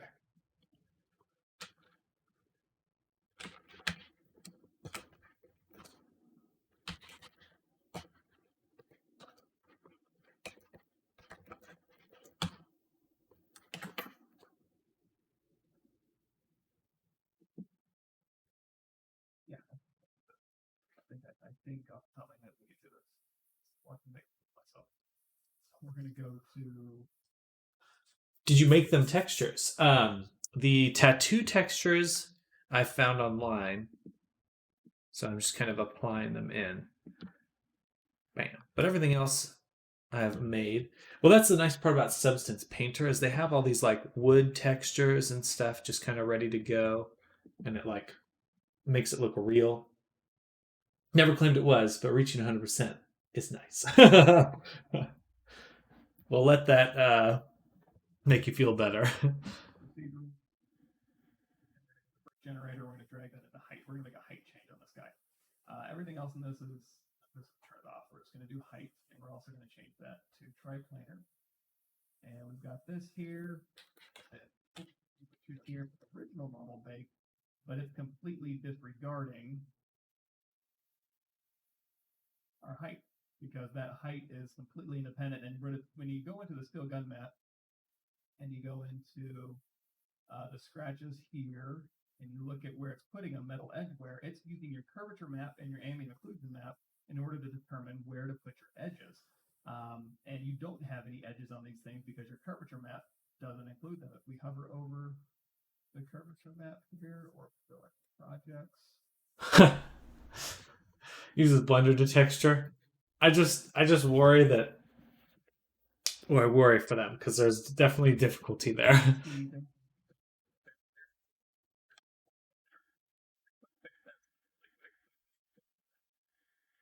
Go ahead and we've got our knurling here. So what I can do, go to File, Export Textures. I'm just going to throw this onto my desktop here. And we'll do document channels and normal NAO for, we'll do 20, 48 desktop and off again. All knurling. That would use a thick thing here. I think it uses your world space to do a normal map. There we go. So now we've updated our curvature map and see all that knurling that's built in. So now when we go down here, so now we do my new normal period. Now there is a thing here. I think it uses your world space to generate the curvature. So I'm actually going to bake the world space and the curvature here. Well, that you don't bake like that. Get rid of that. We don't need that high res. What we're going to use is our normal map to bake. We don't need to bake the normal map. So I'm going to leave it unchecked. And then, so we already have a normal map. So if you don't plug in any high-res stuff, it'll assume you just want to bake your new maps using your normal map. So I'm going to turn on curvature. Now, there is a thing here. I think it uses your world space to generate the curvature. So I'm actually going to bake the world space and the curvature here from my new normal map. It's Baker and Texture. This should just take it a second because it's just deriving these new maps from your normal map. Texture and sphere veteran. Textures here. And now we have our normal map, which is plugged into our texture here. So this is the normal map that's plugged in. We need to plug in our...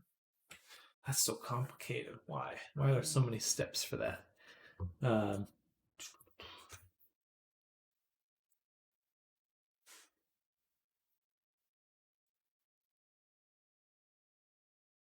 I've had people use Photoshop with texture. Yeah, Photoshop's pretty nice because everything's baked down into 2D. It's kind of what you need for certain things.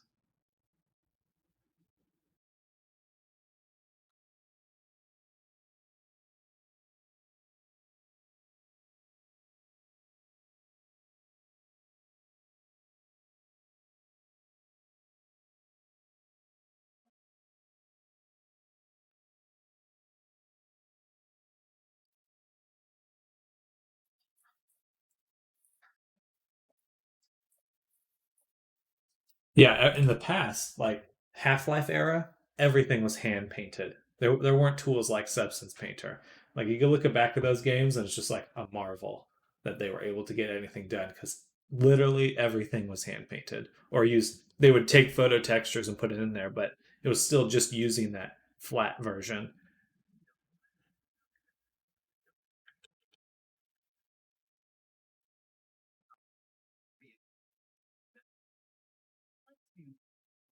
Additional surface.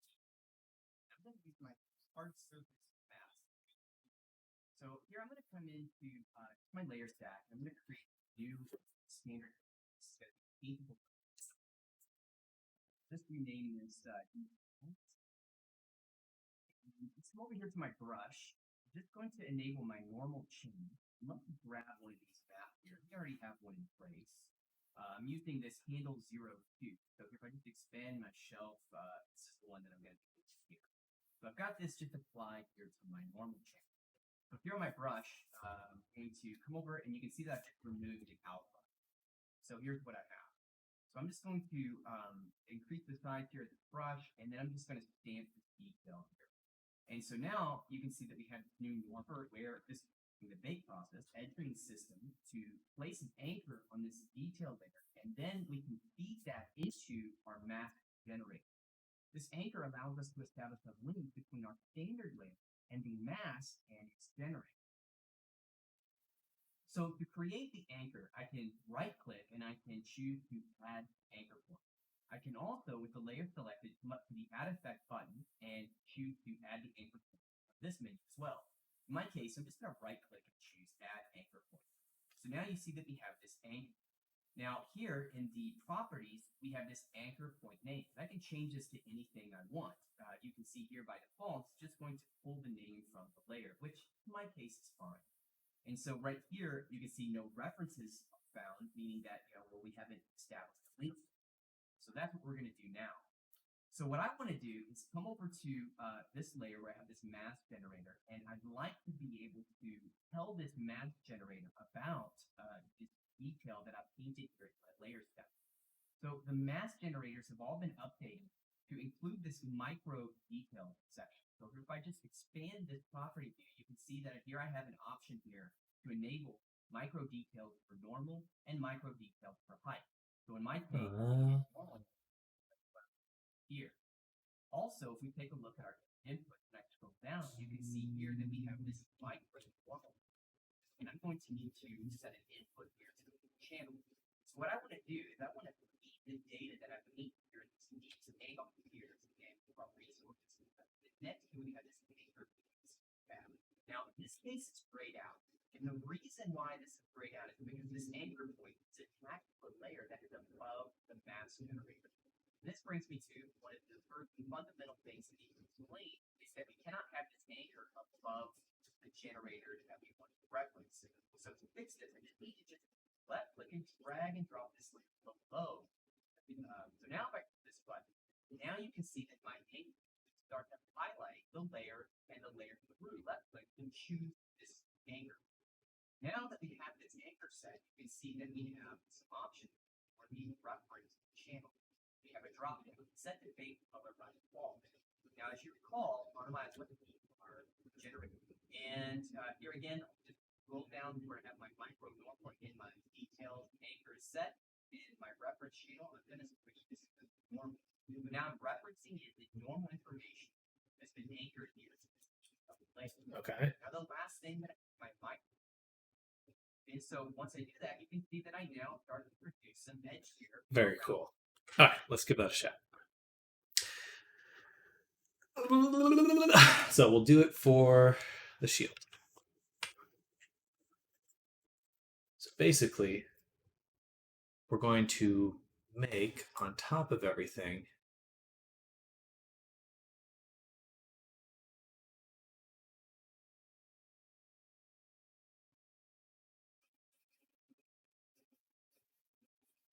add effect and an anchor point. Anchor point, stripes, mask. All right.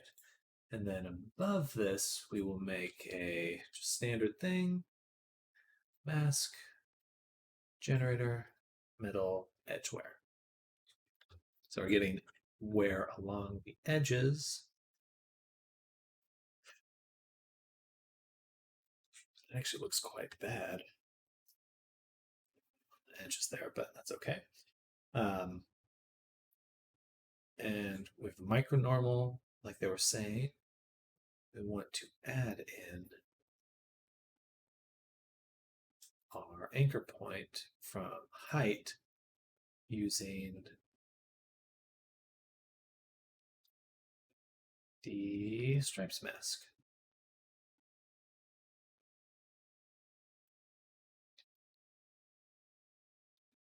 Don't think that worked.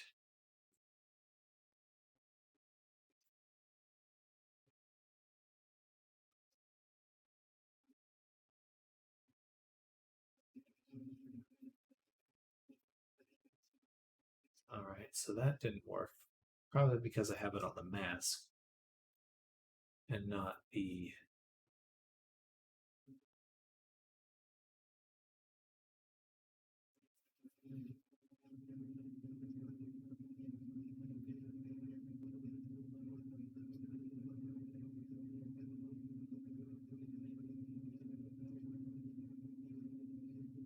oops.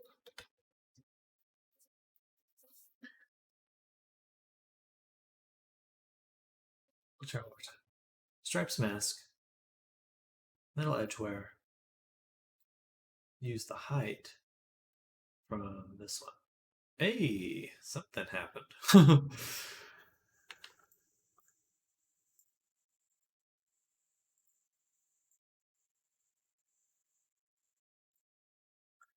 I don't think that's quite what we wanted.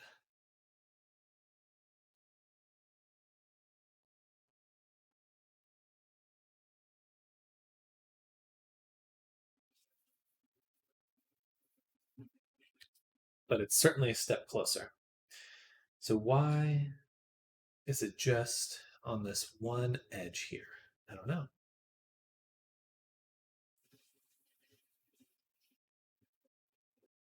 Can we not? Oh, I don't know. Let's put on this one then. Anchor point, fill layer 3 mask. And that's what we'll use. Whoa. Pretty cool. That means we'll have to take this and put it down here. All right.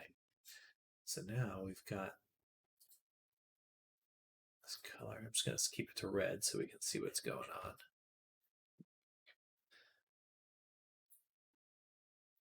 Kind of cool.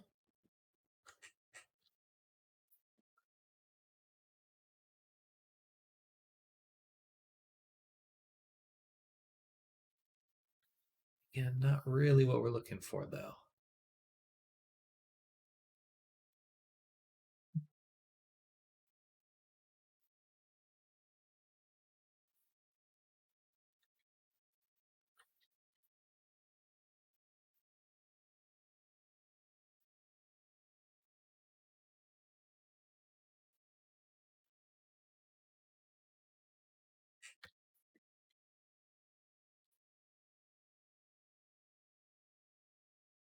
Add in the roughness, lower it, color, black.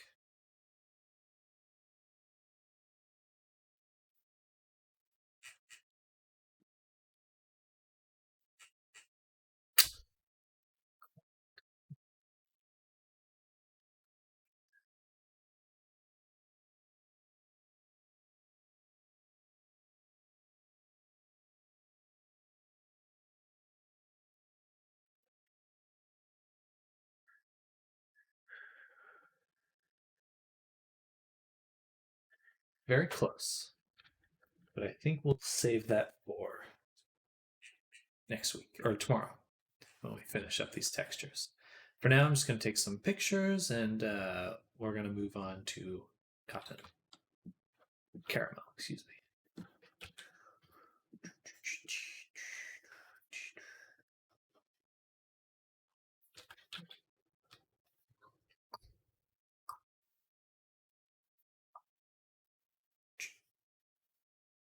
Hertz, weapons, over A.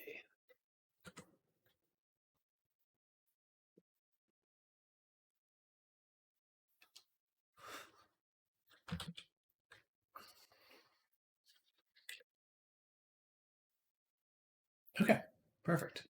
So, exciting progress. Good to know about that anchor point stuff. Be quite powerful later. Once I get a better understanding of it, kick butt with it.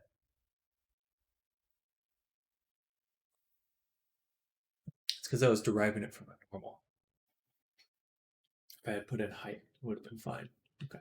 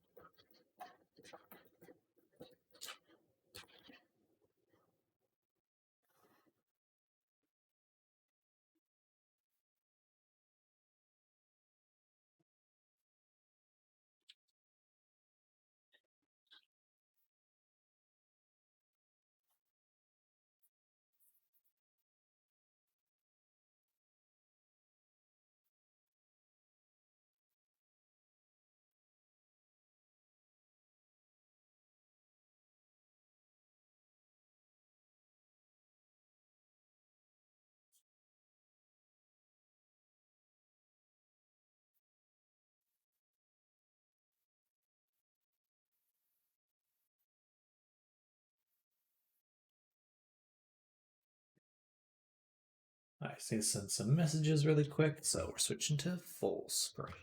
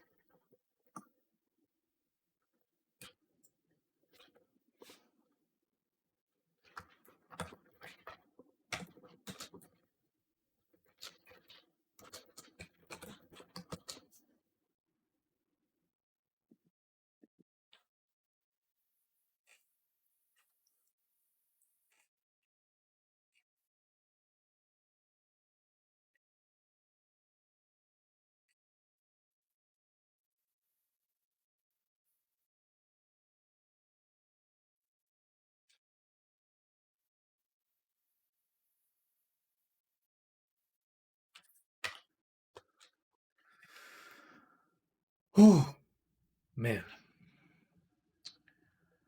Good morning, Oaks. Welcome, welcome. Hope you're having a good day so far. We're getting into it today, this week. A lot of work to do. As always. The blessing and the curse.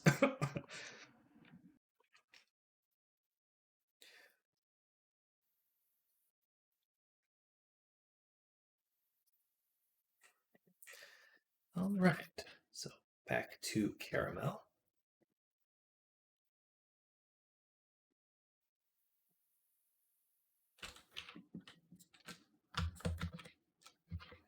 I think we finished the weight painting.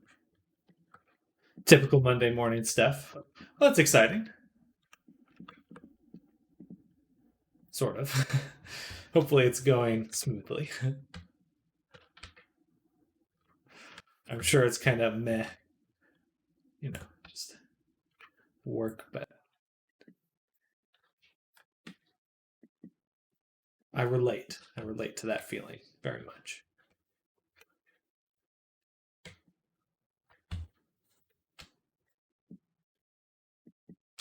No surprises, which is always good. That is good to hear.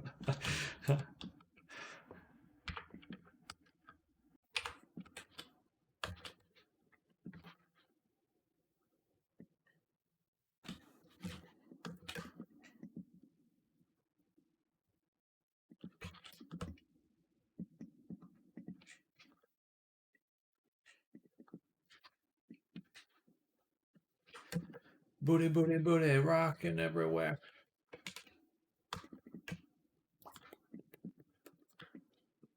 I think we're going to go here. Weight down. Just a little bit less influence.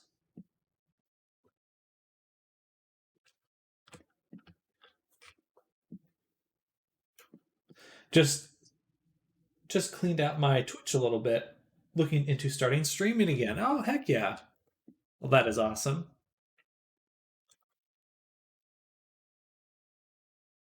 The butt bones. The most important of bones, butt bones, as we all have butt bones.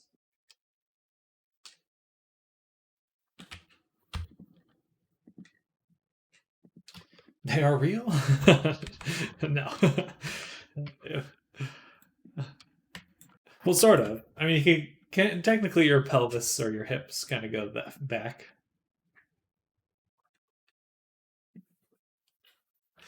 But I think you're just joking.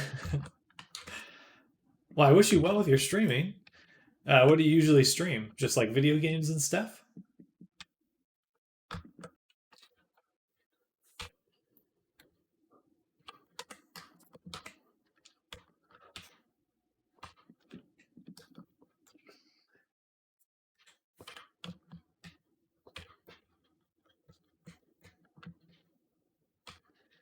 Video games for now. Heck yeah.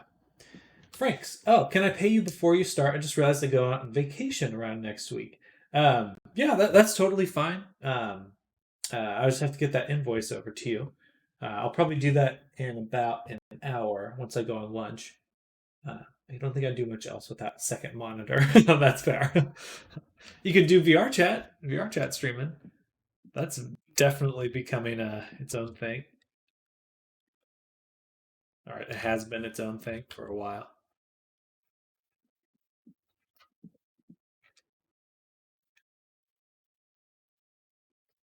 All right, let's get the other parts modeled.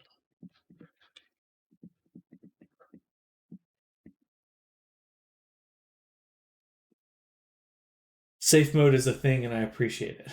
Got it. Message me when it's been done. I will. I appreciate you paying in full, Frank. That's very kind of you. Or paying now, I should say.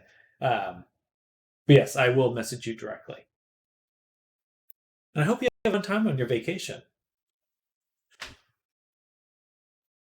Do you mean safe mode for your computer, or is there something for Twitch that's a safe mode?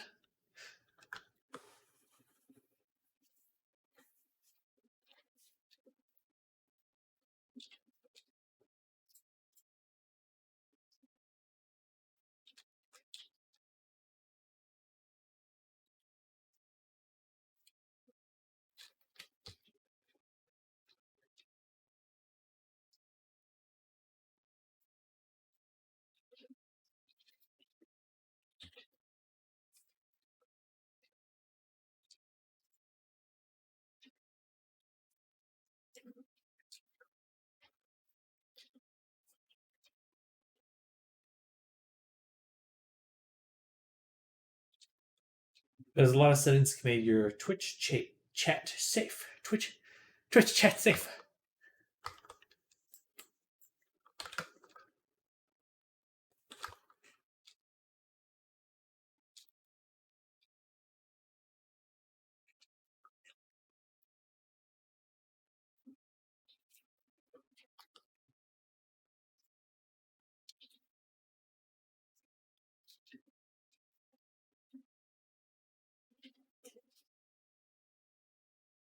Just about 7 bots on the stream itself. Things I need to do.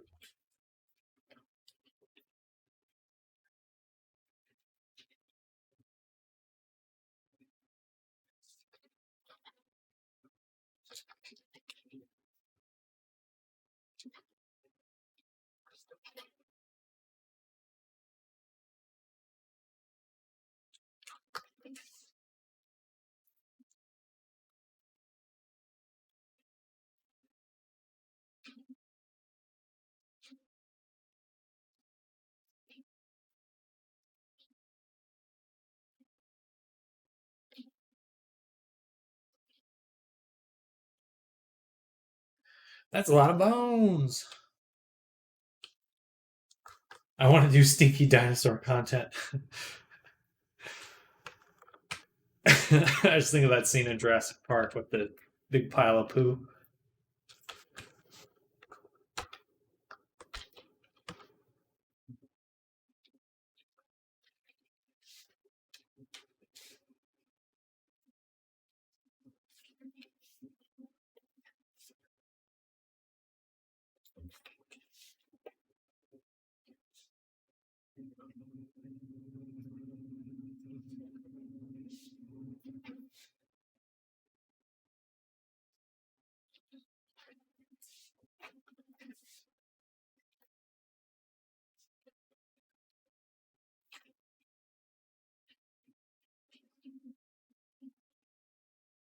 One, two, three, four, 6, 7, 8. All right. Bones.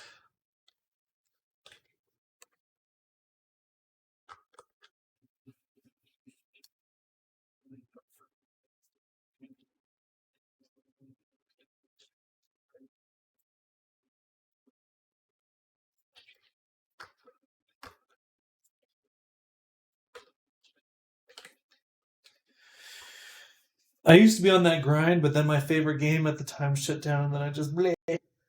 Ooh. Streaming, for me, it's just I get to kind of overlap what I do for work and streaming, which makes it a little bit easier. I think streaming by itself, which I've tried before, is difficult. It's very difficult.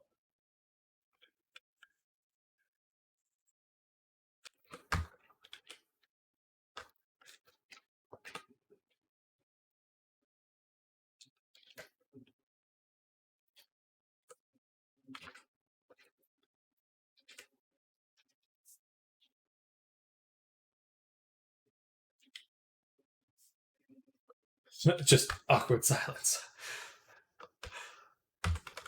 She's got to yell all the time. That's what I do.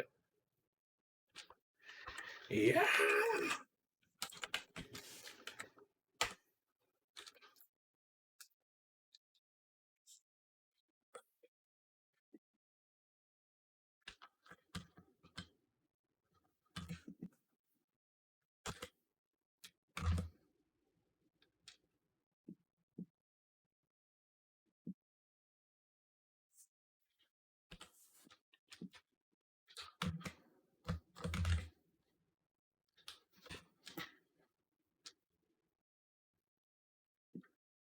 Why isn't that one getting weighted?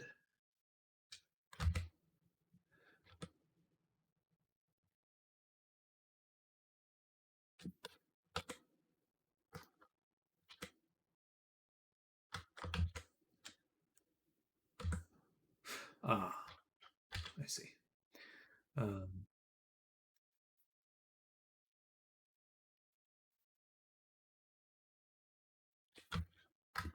Here's a tip. If you see yourself not talking much while streaming, play games that have tons of dialogue. That's fair.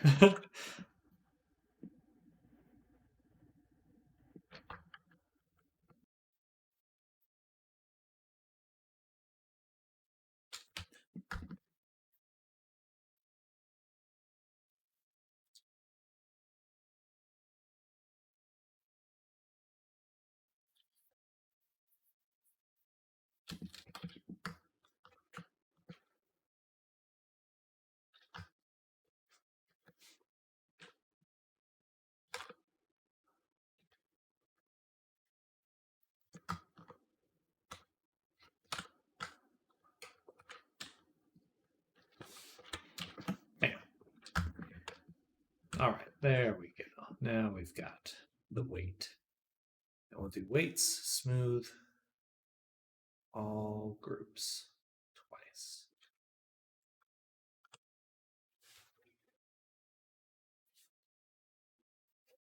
Then we just want to add in the head right there.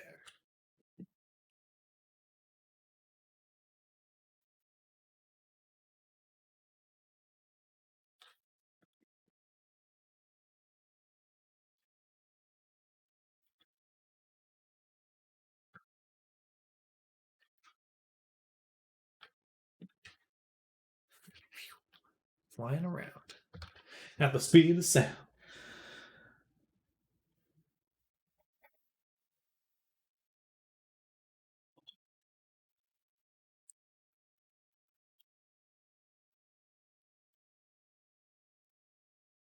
So,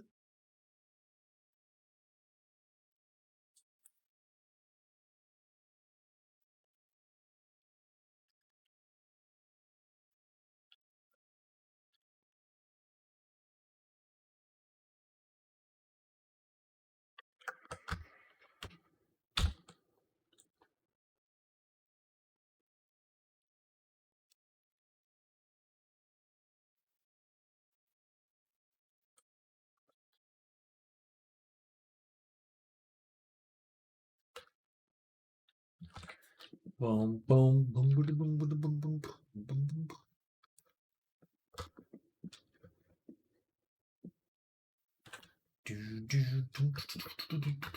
All right, so we want to test the dynamics. So let's go ahead and file, export FBX.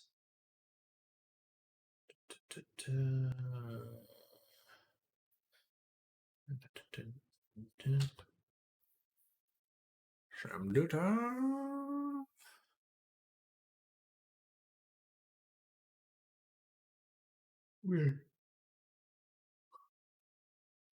Where is my stuff? Damn data. Documents. Unity projects. There we go.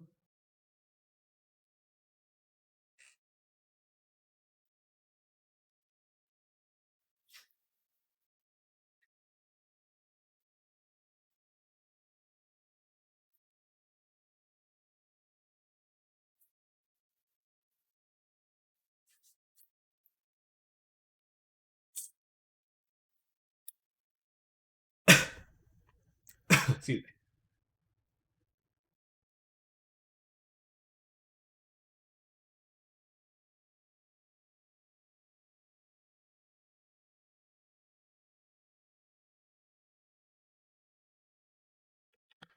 All wrong.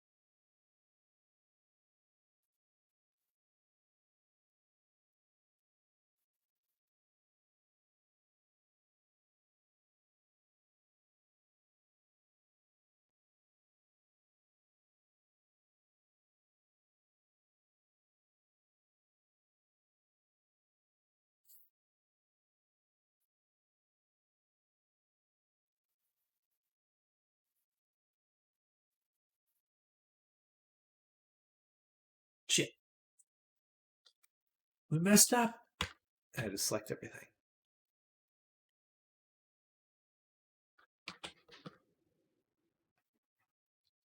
There we go. All right. Load, please. Thank you. Then we'll create empty. This will be Fizzbones. Bones. Fizzbones. And in there we'll create PB ears.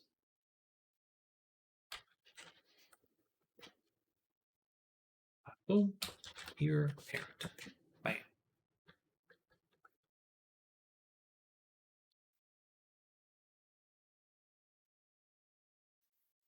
There we go.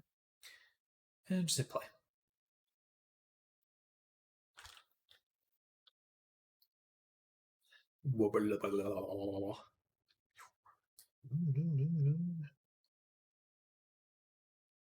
Floppy.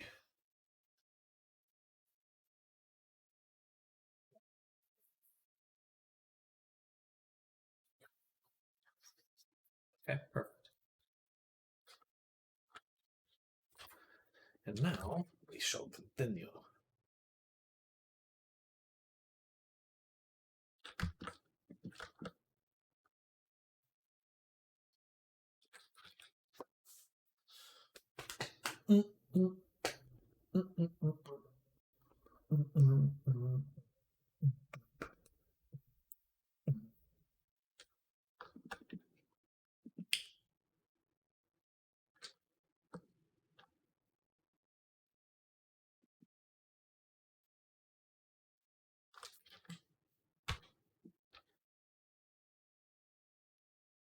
Right. We'll start with the fur tufts. Fur tufts. Fur tufts. Fur tufts. That means we have to file, save copy for. Wait. Hold up. We have the body mapped. I think we have to do all the textures first. So go here.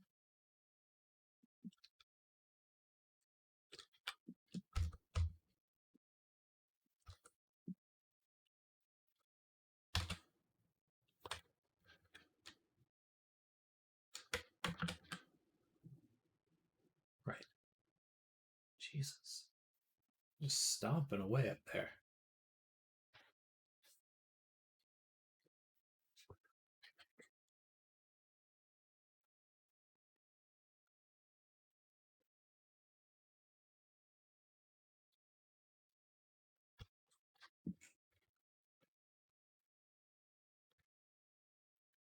Ah. Well, actually, so let's do a mirror. We'll map everything. Oh, fuck. Is it doing that?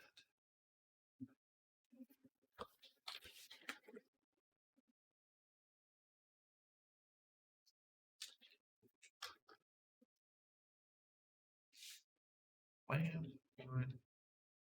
one, A, D, S, one. Well, one, A, one.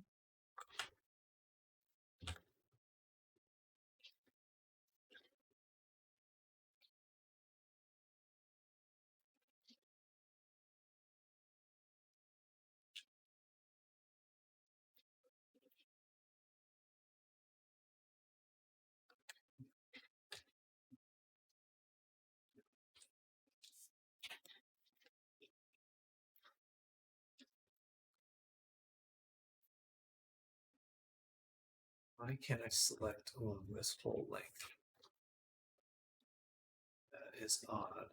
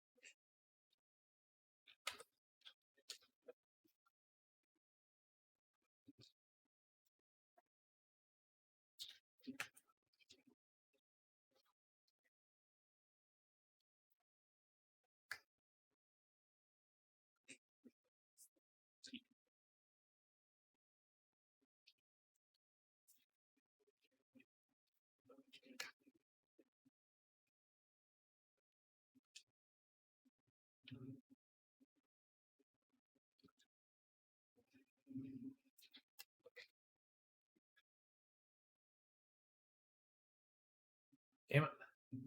What is this right here? I don't want it.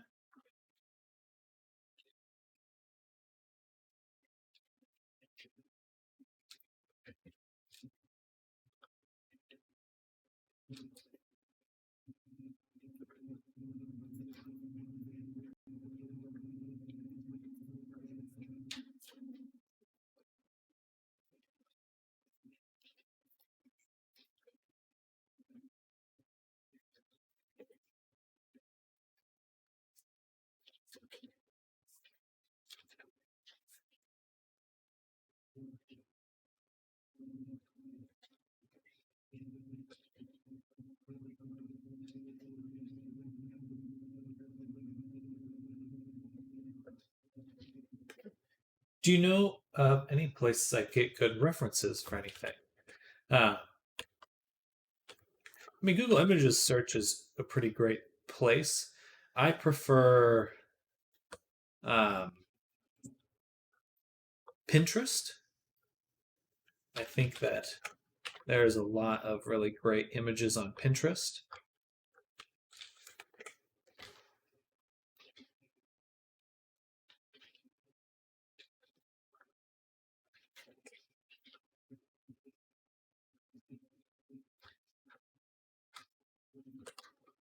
DeviantArt also has a lot of good images too. Kind of one of those sites where it's like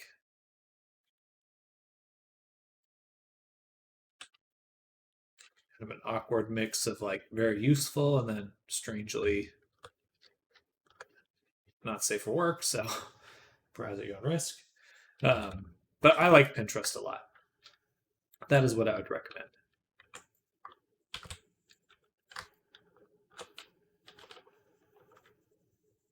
DeviantArt name and age as well. It's still going. It's still got a lot of community on it, but it's all like kind of niche stuff now. But yeah, if you're looking for stuff like concept art or ArtStation's quite good for concept art. It's like a concept art portfolio site. So it feels so long ago.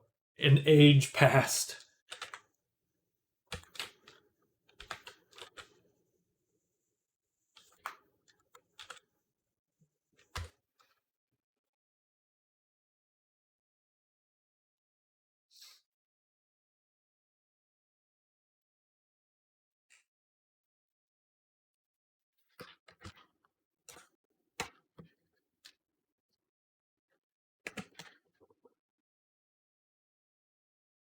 It's still quite active as a website. There's like whole job forum boards on there, and one of the more active job forum sites that I've seen. I got a few 3D modeling gigs off of there last year or so.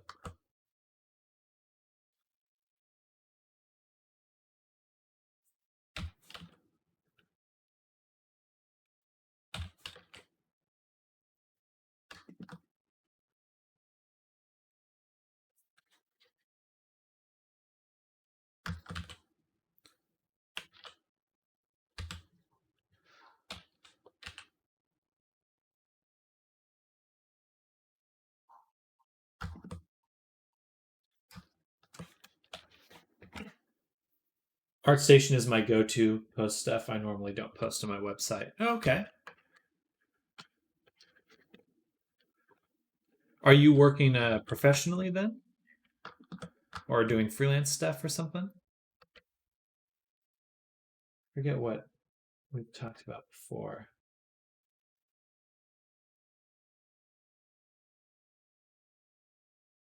Oh no, you found me on ArtStation. That's right. I want to do low poly spaceships or something. Okay, yeah, then I would recommend looking at ArtStation because that's like a great site for like simple designs or stuff. I would just look like you're doing UV mapping. Correct. We're getting into the mapping.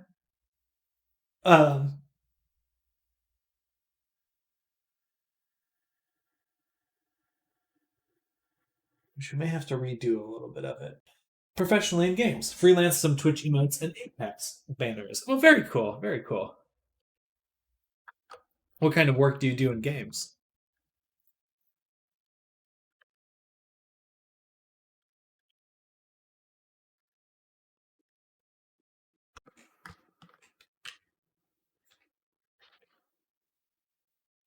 Gameplay designer. Oh, that's dope.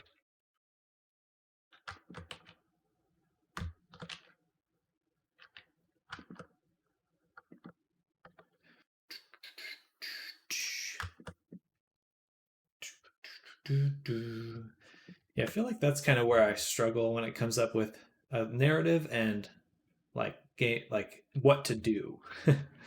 It's just like I'll do everything up to that. Like I'll do all the art, I'll do everything else, but then it's like I get to like, okay, well what actually has to happen?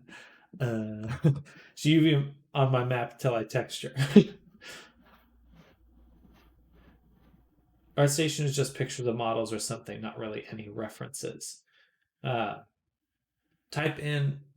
I would do a little bit more digging because it's like, if I go to ArtStation, you can do spaceship stylized reference, or yeah, I'll just try that, see what that gets. Like something like this. I mean, that's pretty perfect. Or, oops. Where'd my search go? Spaceship stylized.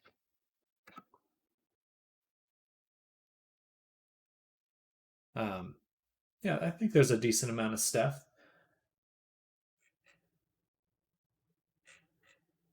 You can do spaceship design, or what turnaround? What would be the right phrase for that? I forget what they call it.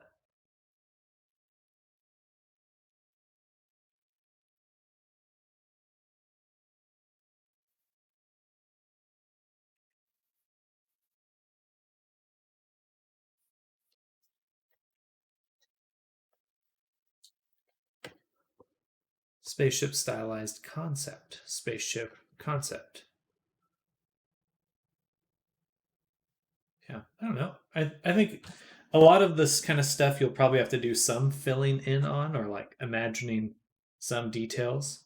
You're not really going to get a lot of things that are just like, what would be the phrase? Like ready to be made. UV mapping seems fun the first couple of times, but any more than that would kill me. Bruno's top tier concept artist. Agreed. I guess, yeah. Yeah, I think you'll still have to do a lot of heavy lifting when it comes to creating the design. Unless you're like hiring someone to make it for you.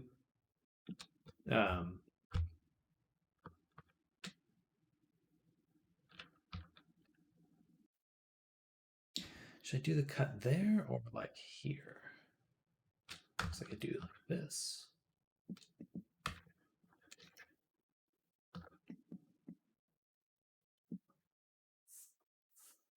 I might as well do that because it's going to be covered by the hair for the most part. Maybe just one back. Yeah. Like this. A lot of 3D modeling is detail work, and a lot of that is on you. Yeah, that's fair to say.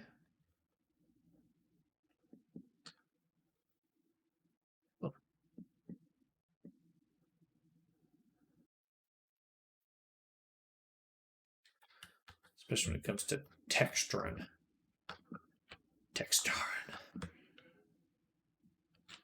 All right, so we're now going to take this, smush it, and we'll take this, and we'll smush it. But like art. Keep doing it. Absolutely. Yeah, he's kicking butt. I think he did a sniper rifle not too long ago. One of his first models, if not his first model. So he's kicking butt. What's my favorite part of modeling? For me, I like that there are a lot of different steps. It's kind of like you will with painting, you can kind of get stuck. You're just kind of doing just painting the whole time. But with 3D modeling, like you have all these different steps, and they're all kind of different things.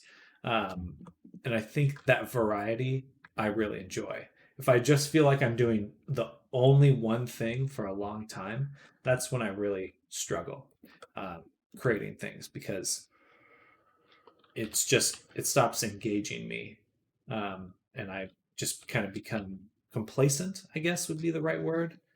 Um, not necessarily complacent, but I just struggle with monotony.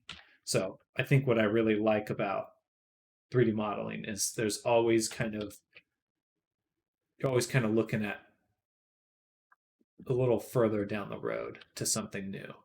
And that's exciting to me.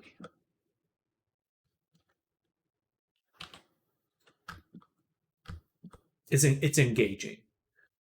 Maybe not exciting in the sense of like, oh boy, I can't wait to just do UV maps all day, like, but it's still better than like going, okay, well, I did one painting, and you know what I'm going to do next? I'm going to do another painting, and after that, I'm going to do another painting, and then maybe one more painting after that.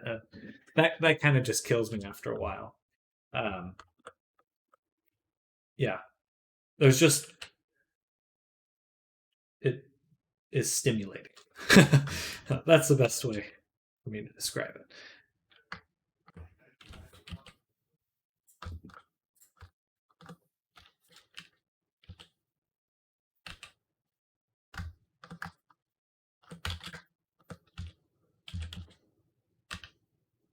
And it's a bit more with like concept art, which is what I kind of started my path into games or this kind of work. You're kind of in a hurry the whole time. Like, you really have to be cranking stuff out really fast. And I don't mind working quickly, but when that's like really kind of the key metric for your success, it really it just causes a lot of burnout for me. I just need to have it be a little different every now and then.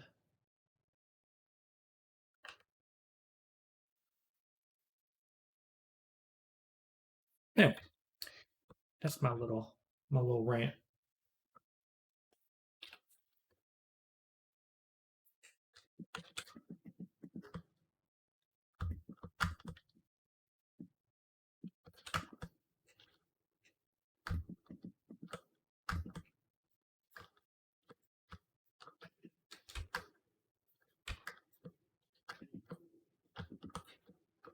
And as well, all right, just continuing my thoughts on why I like 3D modeling, is you actually have like a thing at the end. Like, when you do a painting or concept art, like, that's just the start of getting to having the thing. But with 3D modeling and like VR chat work, it's like at the end of it, there's something that you can interact with and do things with.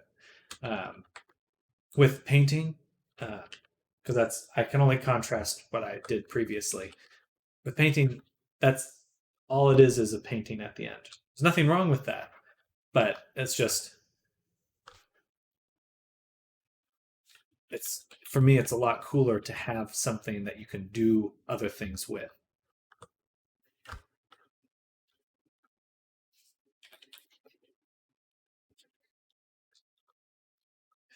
You know, because I always wanted, like, concept art was like, I wanted the things out of concept art, but then when you're just painting, it's like you're still not getting you're only still imagining at the end of the day. I sent you the rest of the money for the invoice. Oh, thank you. Just so we have that out of the way. Much appreciated, Cotton. Well, perfect. Then I'll be, as soon as I'm finished with the model, which probably be Wednesday, I'll just be packaging her straight out to you.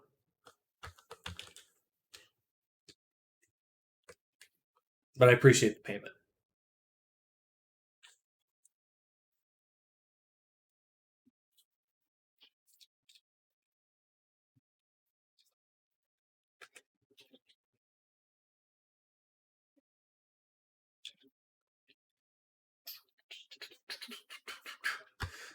Soon caramel will be caramelized. I sent a picture of a spaceship that I saw. Okay.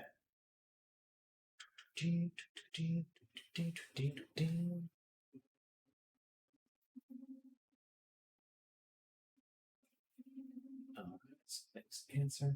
I like that. Potato peeler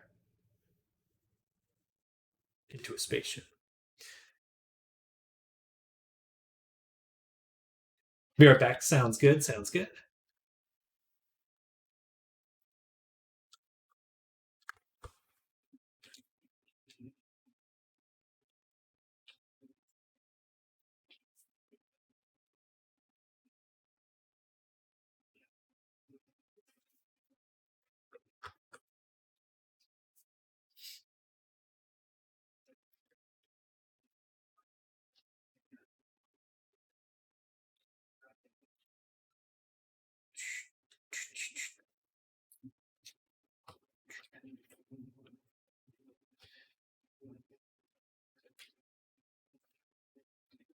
Just one last thought about what I was just talking about. It's like the curse of concept art, or no, the curse of making video games is that what you're working on could really just, you could get stuck in pre-production or just imagining things literally forever. Like there's no end to an idea. There's literally no end to an idea. You can always revisit it and imagine something else. So it's like, especially with difficult clients in the past, there's no end to that work because they'll always want whatever you show them just reinforces their idea that they want something else. It's like a kid in a candy shop. Do you know a place where you can hire people for coding or anything? Fiverr is a location. I'm looking at doing that myself. Take a look. See if this person ever responded to me. No, they did not. But yeah, there's tons of people. Fiverr here. So you can just go Unity script. Bam. And then you can hire people. Some of it's expensive, some of it's cheap. Hard for me to feel out what quality is. You're kind of doing that at your own risk, because you can really only know who's trustworthy after you've paid them. But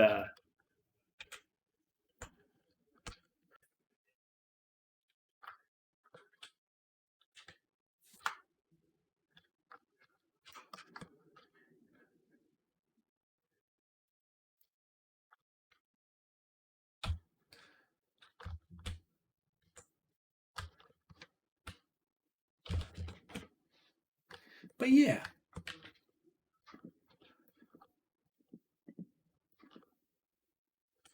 I would say that if you don't, if you are considering putting money into hiring people for coding, you should just Fiverr's hit or miss exactly.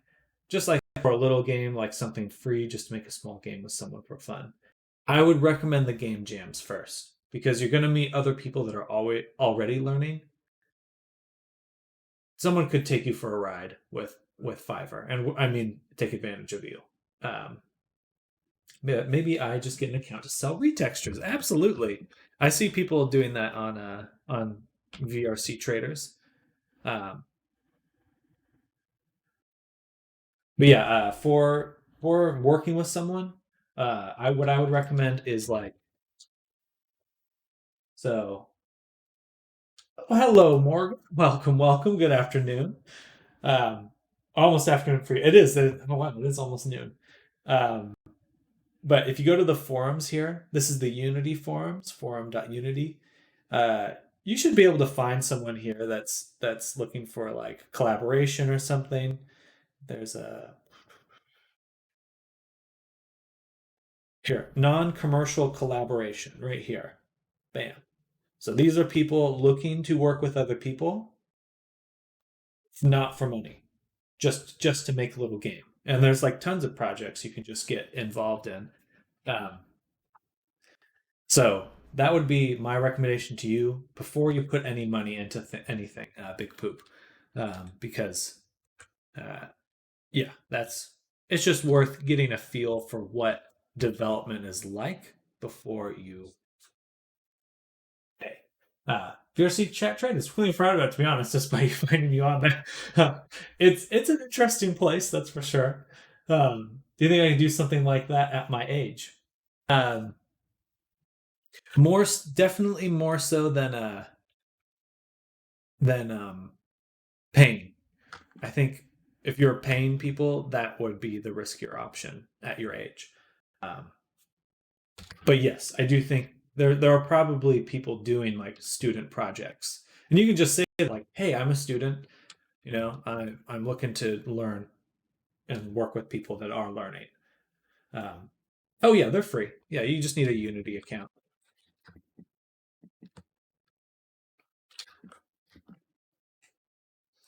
But yeah, Sunbeam. Yeah, you could totally get work just doing retextures.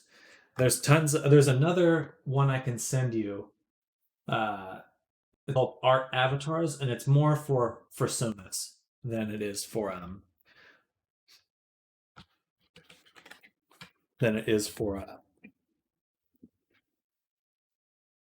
I saying? Just general avatars. It's more furry art oriented. So I think you would retextures and like retextures specifically for like base persona avatars is super popular there. You could get works doing that. Morgan, I had to stay in bed a little too long kind of morning. Hey, no judgment here. I totally lazed out too. I was like, I'll go swim in the morning. I did not. It did not happen.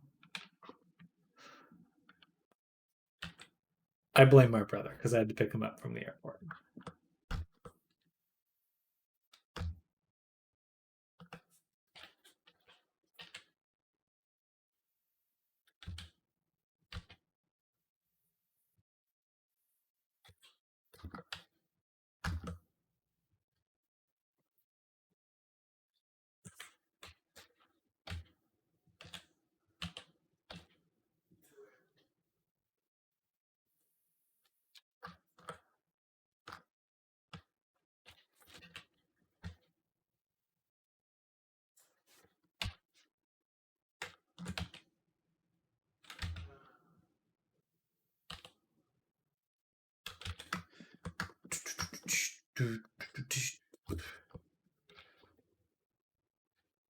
I hope you got some good rest in there. It's kind of a lazy Monday. I think everyone, honestly, the news has been super stressful lately, so I feel like it's good for people who are just chilling and relaxing. That looks disturbing. Yes, it does. It's one of the Dark Souls bosses or Elden Ring, the finger people, creatures or whatever they are.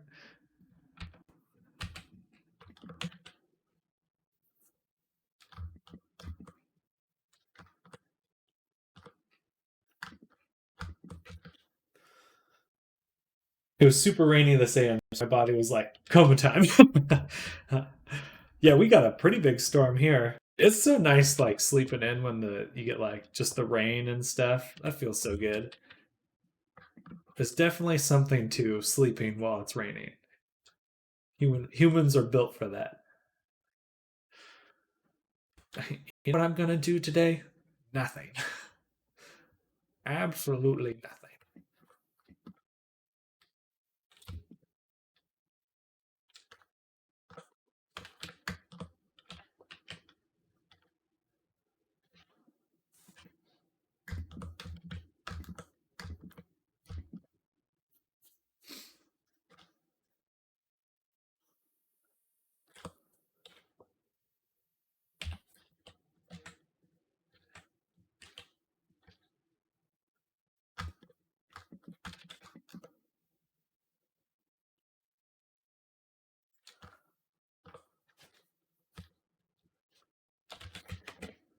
I really should just steal a already built hand. Would make this a lot easier. Oh well. Too late. No pain, no gain.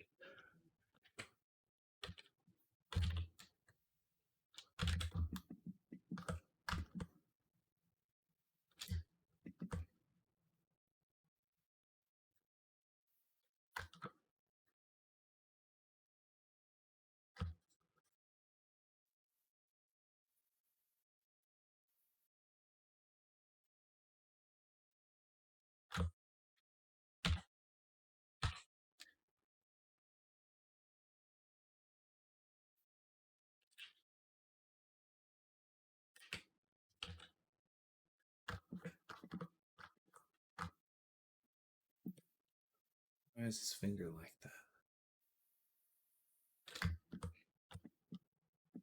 This finger is very slightly different than the other ones. Doop, doop, doop, doop, doop, doop, doop, doop.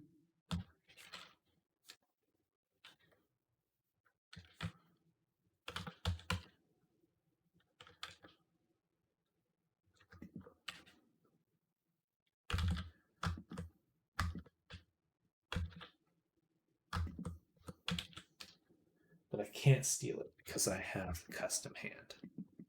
Dang it. Gosh darn it.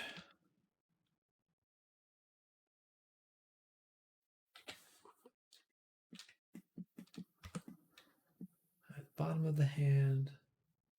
Looks pretty good, actually.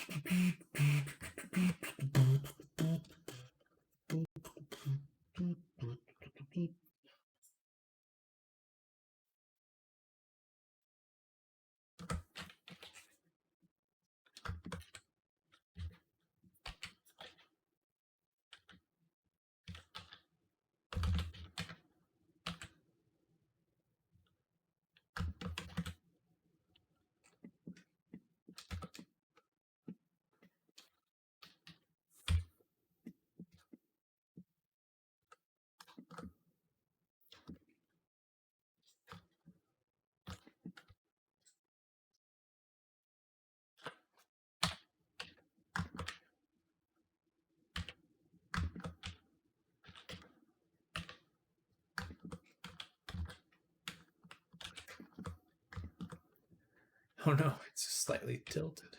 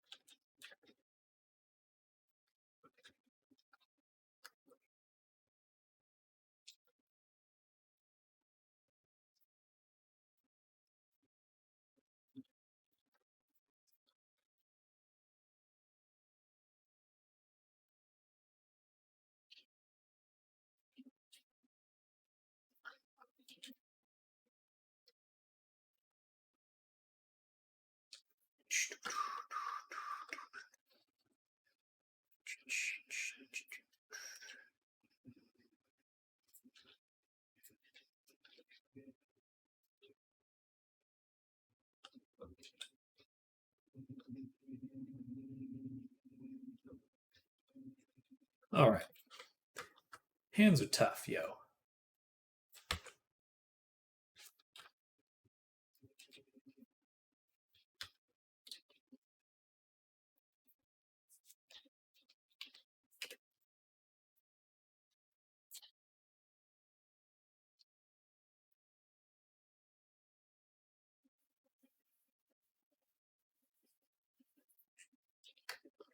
This is definitely the hardest part of the UV mapping.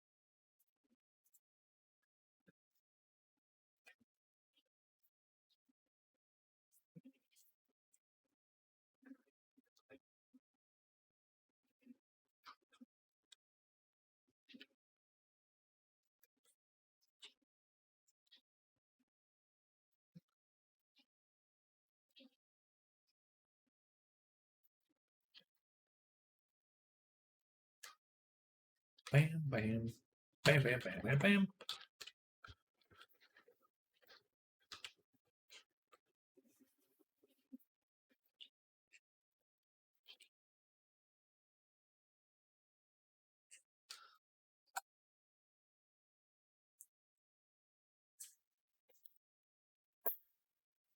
One Red Bull down this week.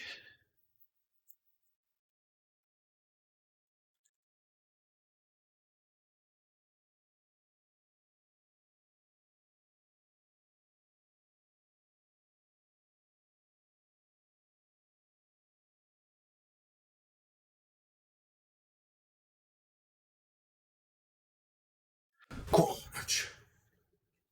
Gotta crunch them cans.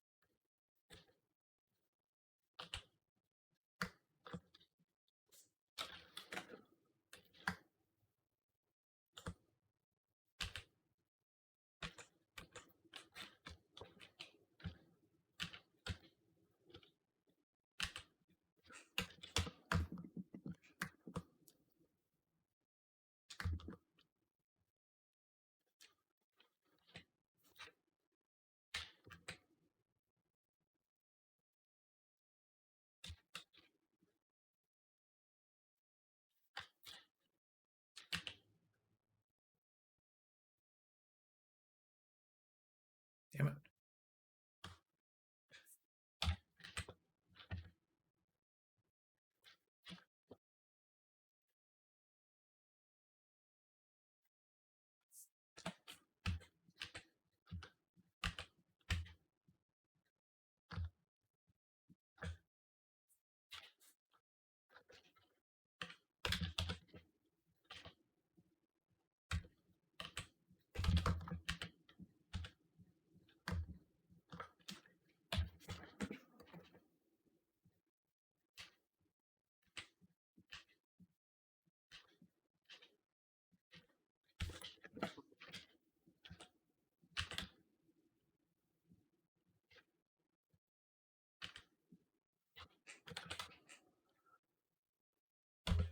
All right, just making sure all the little finger creases are good. Good thingy crazes.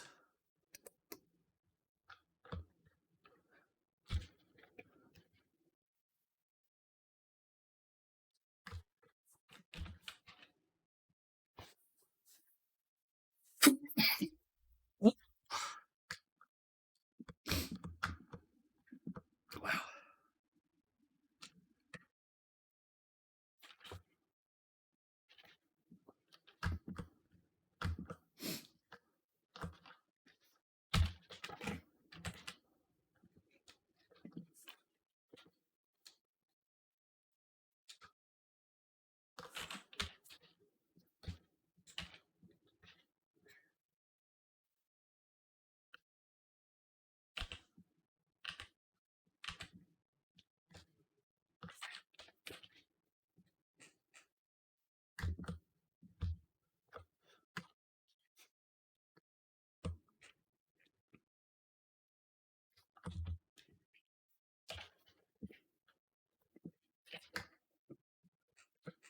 All right.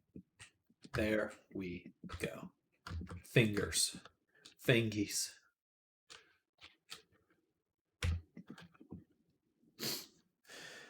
Could you say a certain word that I will type? You only don't have to. It's funny. Brooch? I guess so. I mean, as long as it's appropriate.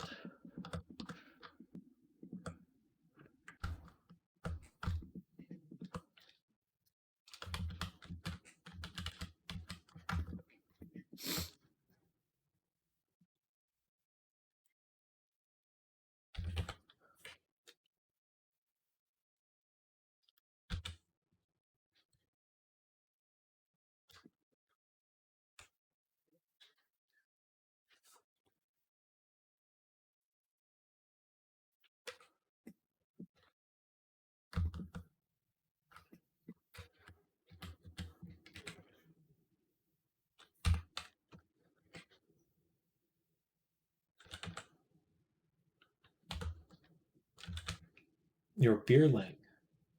Your beerling? Your beerling. I'm unsure what that means.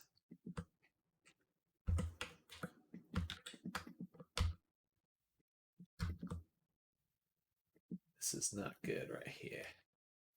It's all choppy.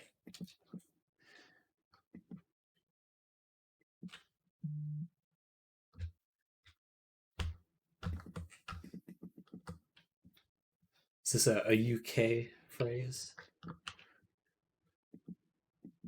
Say the bit more bear. Your beerling? Beerling? Bearling? I'm still unsure.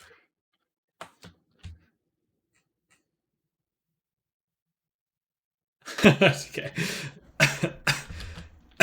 That's okay.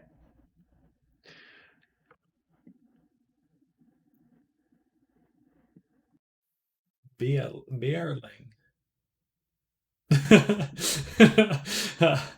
I'm sorry. I don't understand.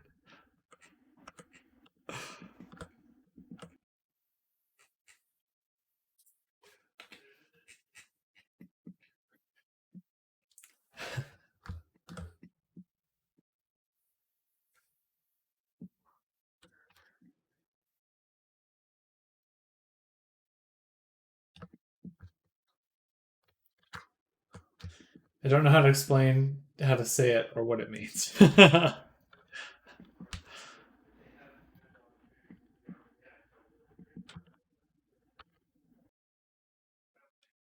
Only good things, I hope.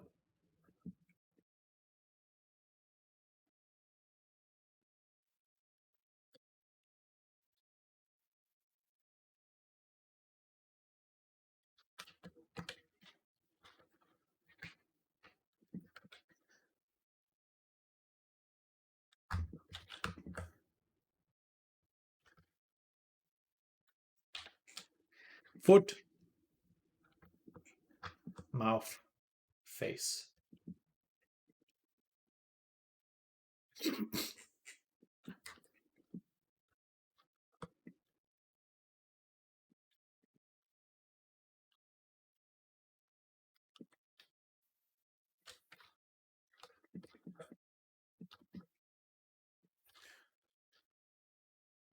There you go. Boom. Remove the eyelash. Remove. Well, I can tell you it's nothing bad. Well, I appreciate that.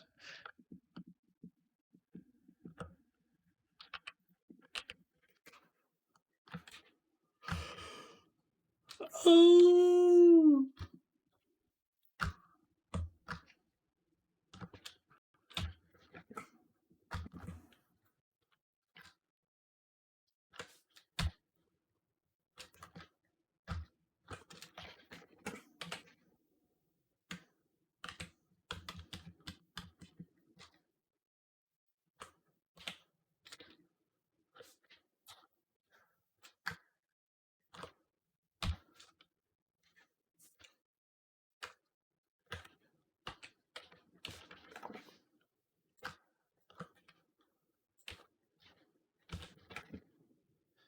A vibe at work. You're at work now? I wish you well.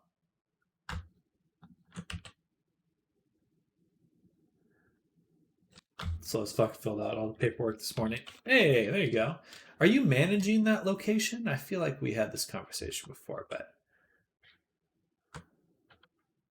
you said you're doing quite a bit of labor there.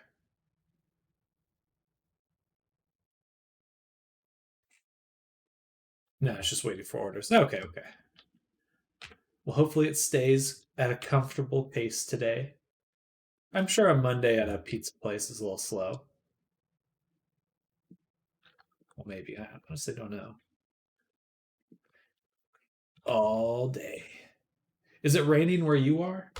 It's been raining here in Austin.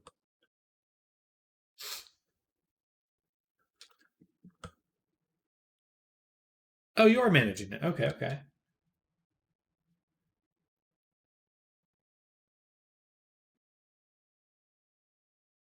Congrats. Getting that pay raise on that grind. Don't get paid enough, but hey, that's why you take breaks to go see mom. That's fair. La madre.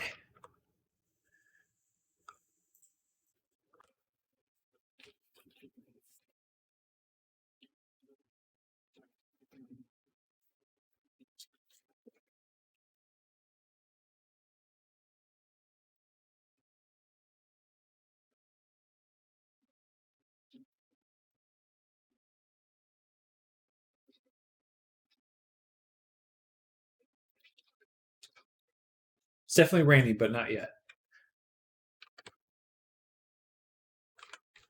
We had quite the set of thunderstorms here in Austin a few days ago when my brother was landing. So it was, of course, like perfect timing for him to get stuck at the airport. He basically had a whole day where he was just stuck there. Jeez, I'd go crazy.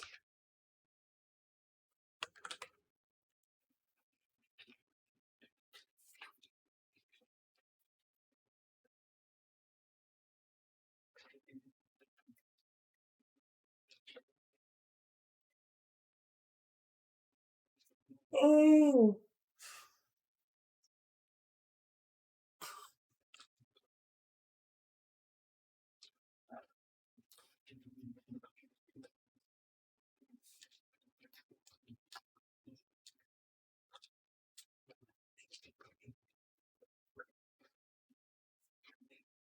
That's the mouth. Yeah.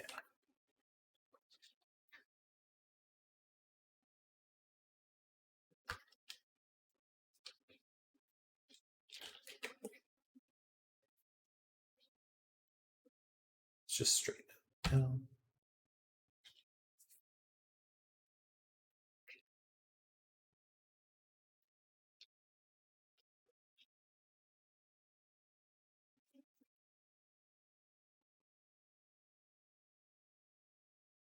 Okay, I will be stopping us in just a little bit. We'll continue work on cotton for a little while, at least finish most of the UV work before I get back. At least the unwrapping for everything. Ooh, excuse me.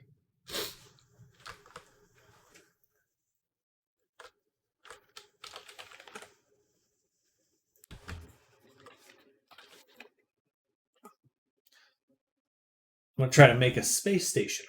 Oh heck yeah, I like that.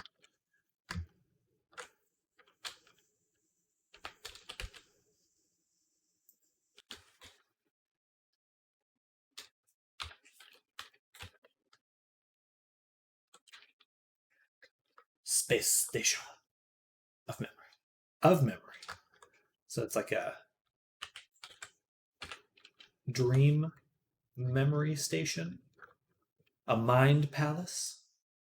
It's probably not work out well. Hey, you just gotta give it a shot, see how it goes.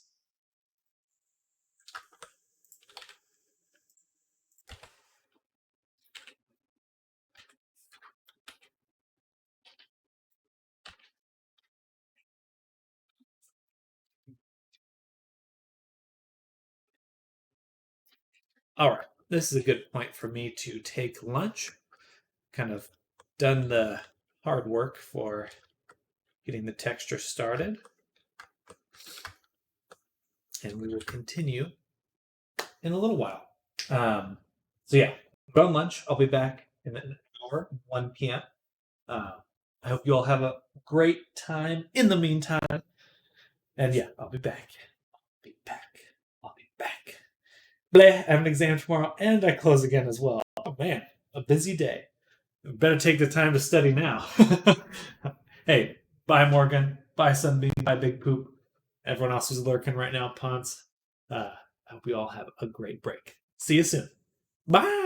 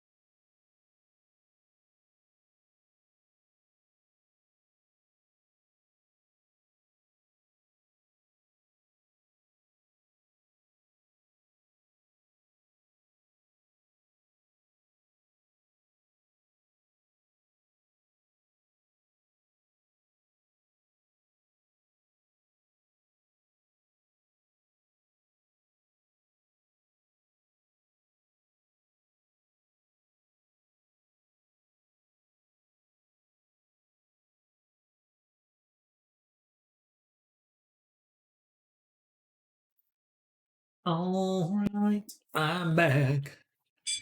Hello. All right. So just continue. I want to get the basics of the break mapping done. Then we'll move on to the next chunk of work for today.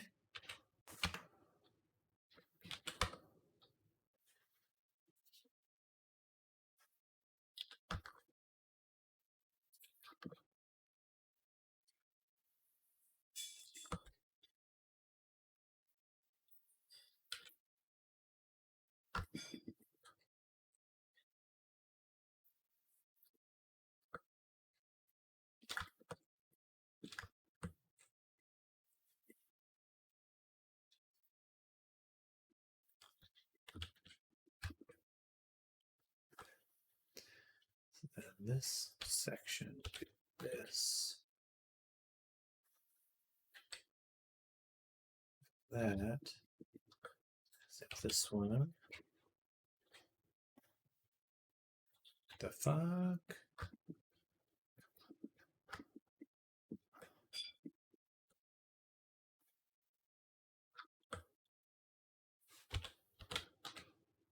Why is it doing that? Maybe I can do this.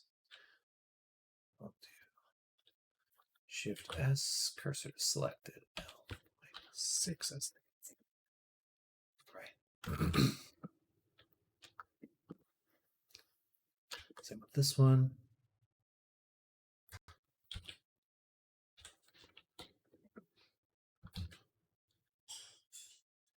Shouldn't do that. It shouldn't do that.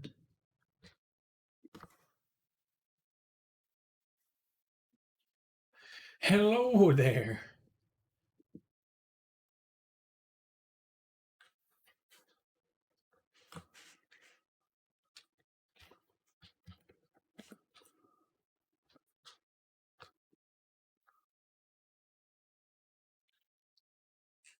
So there's the full face.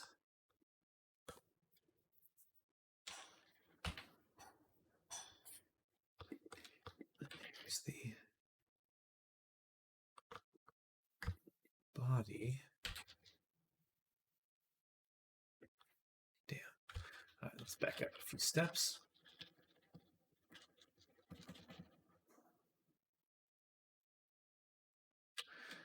We'll delete tab.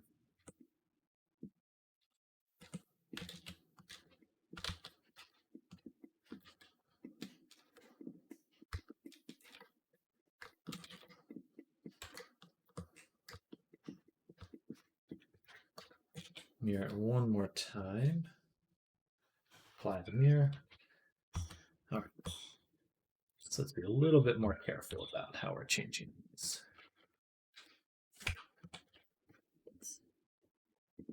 Okay.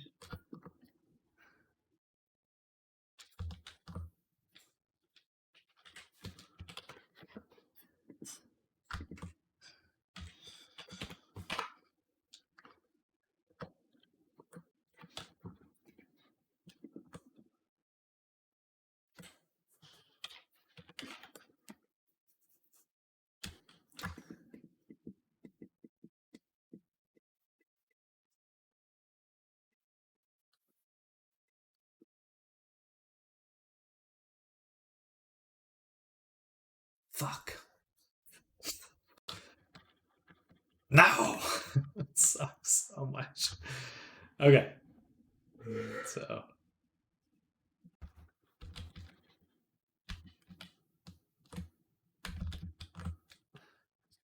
All right, now we apply. We select just half the body. Never really heard you swear. I don't swear too often, but it's been known to happen. Maybe I should say I swear less on stream.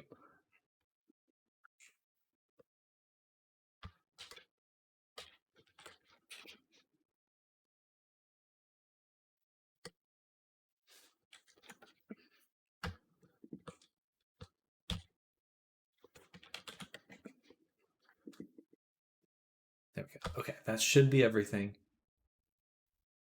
Fingers crossed. That should be everything.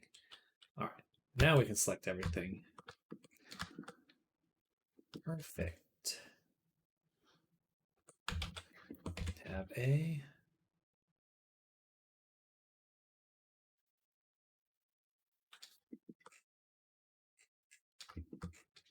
It's working. It's working.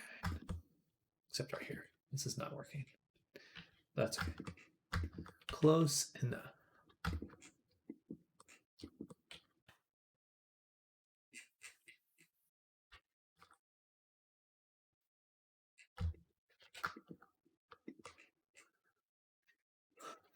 All right.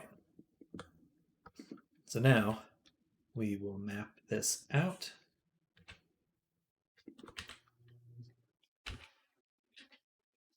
It's going to be one of the bigger UV maps I've ever made.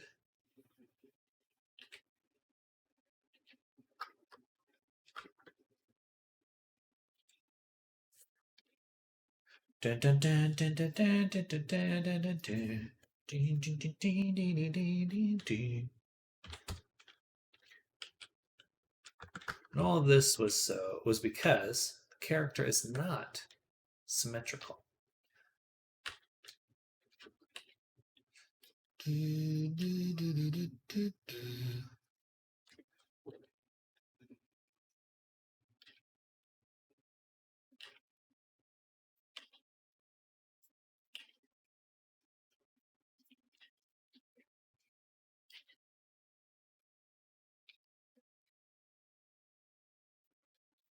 Why does it take so long to unwrap? It's just a very involved process. There's a lot of things that you want to unwrap in certain ways. Like for the hand here, if I look at the hand right here, it's like I want it laid out kind of like this. And the standard default when you first unwrap it looks something like this, right here. If I do this, you can see how distorted it is. And if I look at it here, you see how it like the squares aren't nicely set up. But if I go back to the version I had before, right here, you can see how the squares very nicely go like down the hand. So you're kind of looking to make that topology with your UV maps. You're looking to unwrap them in a way that's useful.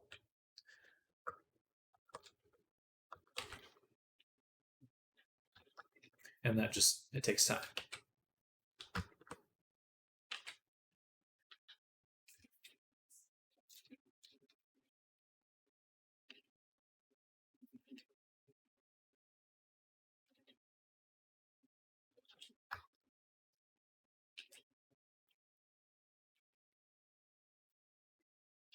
And you can't, like, in some cases you can reuse UV maps, but what's the difference?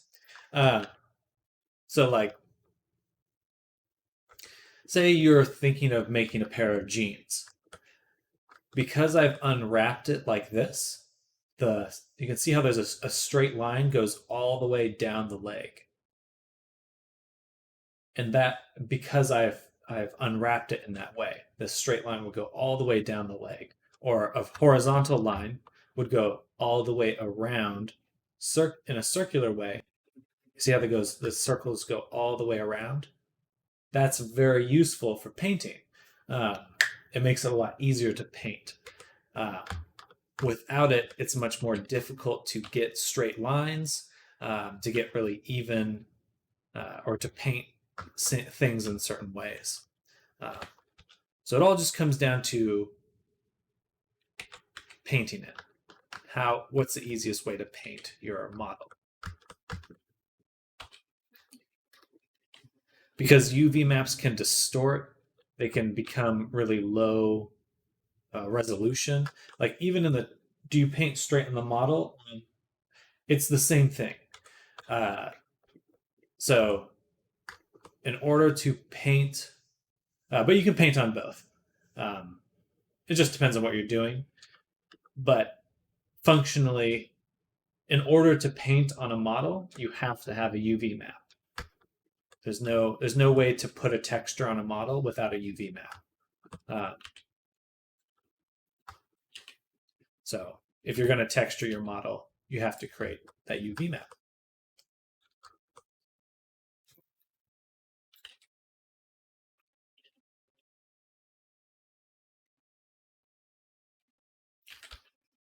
It's literally, the reason it's called UV mapping is, but if you paint straight on the model, make straight lines yourself.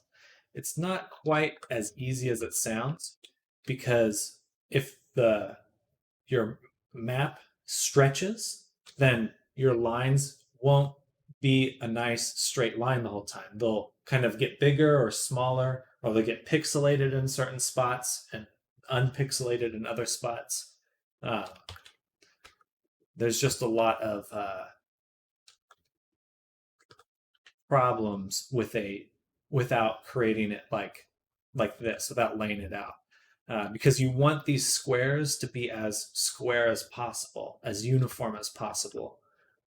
If you look at the toes here, toes and fingers get difficult, but this area is lower resolution than this area because it stretches. And that would mean that if I was painting a straight line, starting here going into the toes, it would get blurry in the toes. For some models, that's a problem. Others, it's not. Really just depends on what you're aiming for. But it just affects the final quality of the image that you're using or that you're making.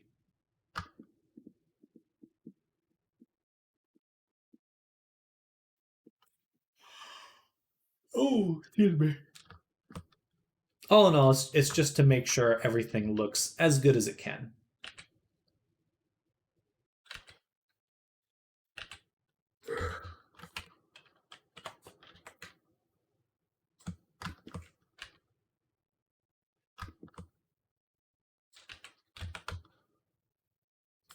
Yeah, because there's a lot of, you only have a limited size you can make your images.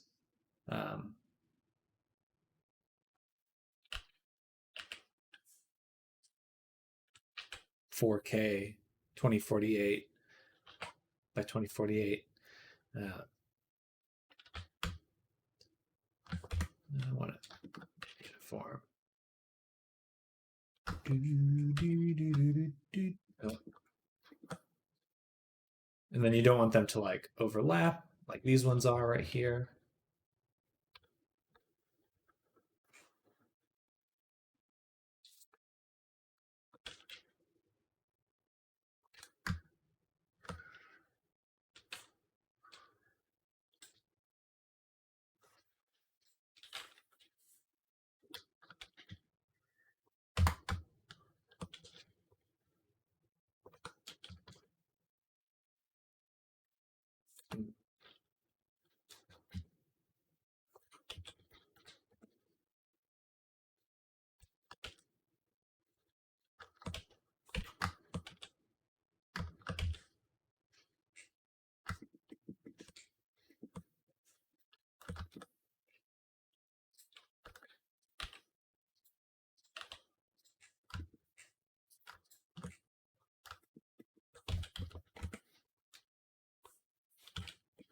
If you know a shortcut for extruding along normals.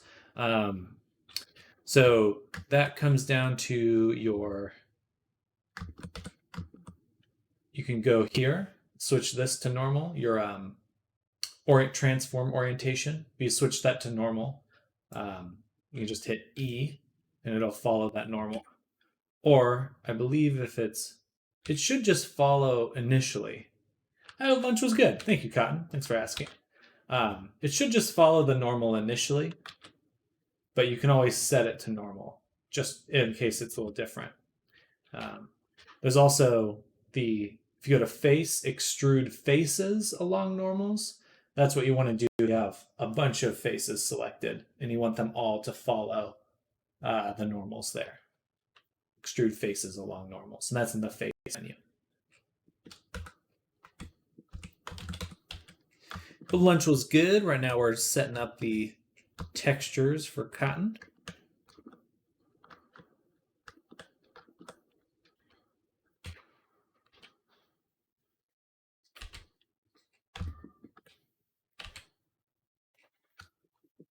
Making sure nothing's pinching.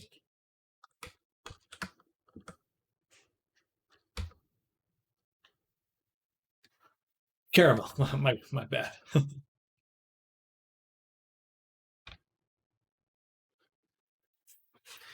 Do you know what extrude along normals is? Extrude along normals is being able to, it's better.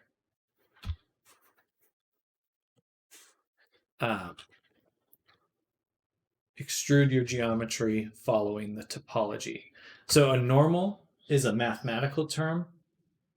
It's the direction away from the face. If you turn on your normal view here, boom, you can see these are the normals. This is the direction the face is facing. So if you have a flat surface, two-dimensional flat surface, like a piece of paper, in digital programs, you have to tell it which way it's facing, either up or down. And the normal is that up or down direction per face, per individual face there.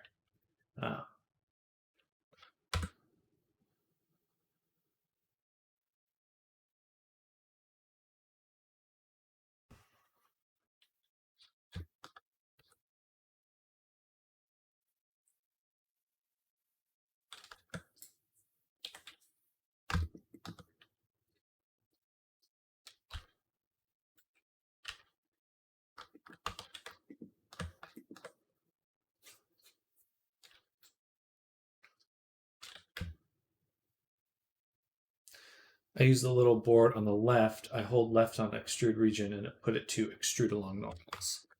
Interesting.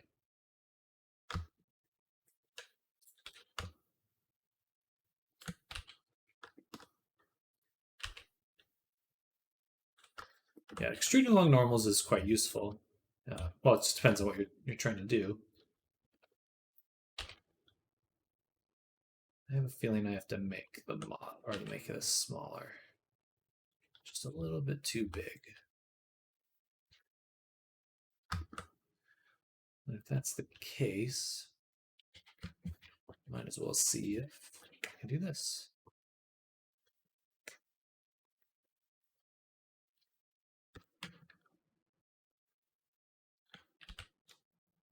Do that. Now mirroring.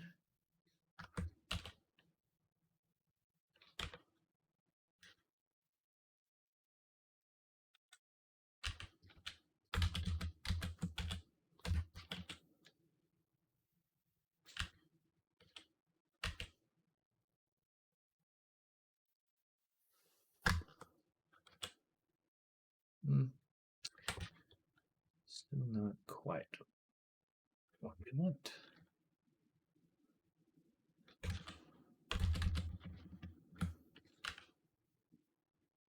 It's basically scaling, but it doesn't scale other bits it's connected to. Okay.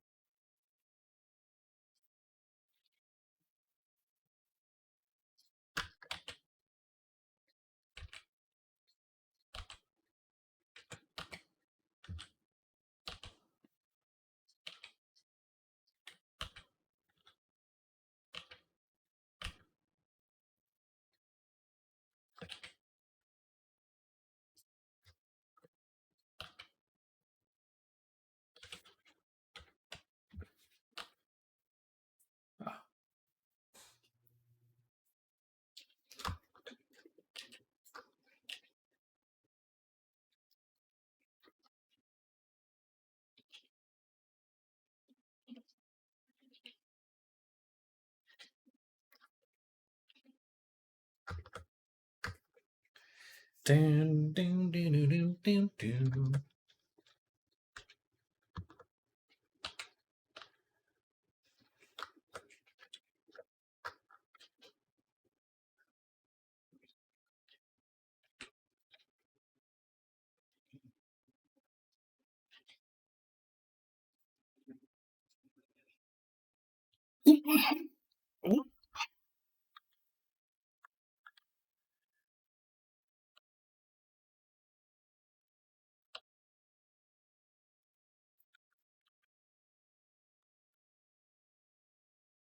Man, I would prefer the UV map itself to be symmetrical. So let's, because that way if I need to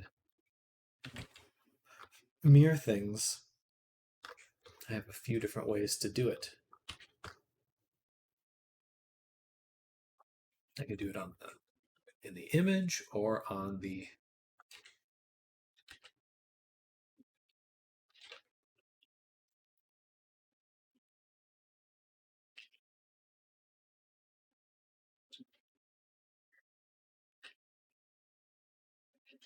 maybe I can just do this.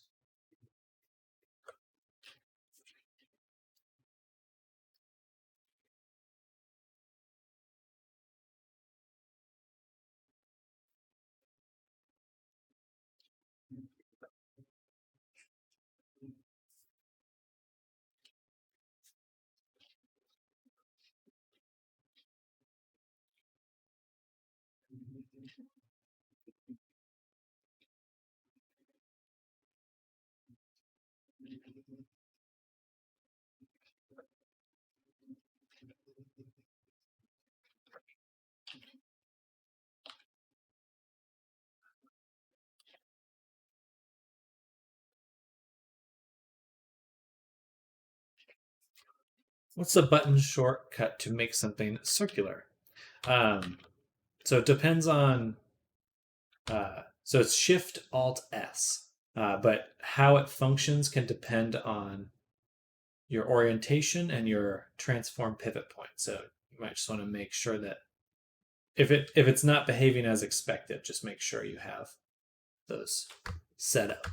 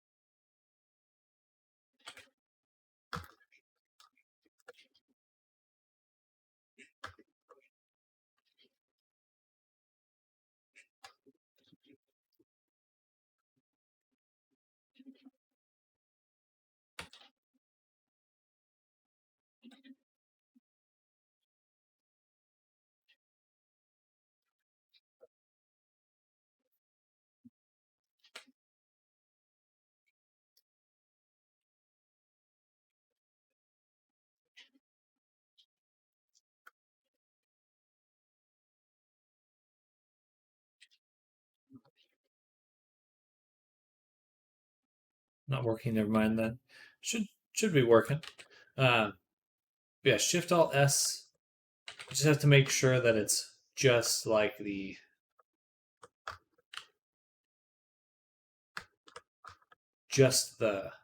edge of a circle. So like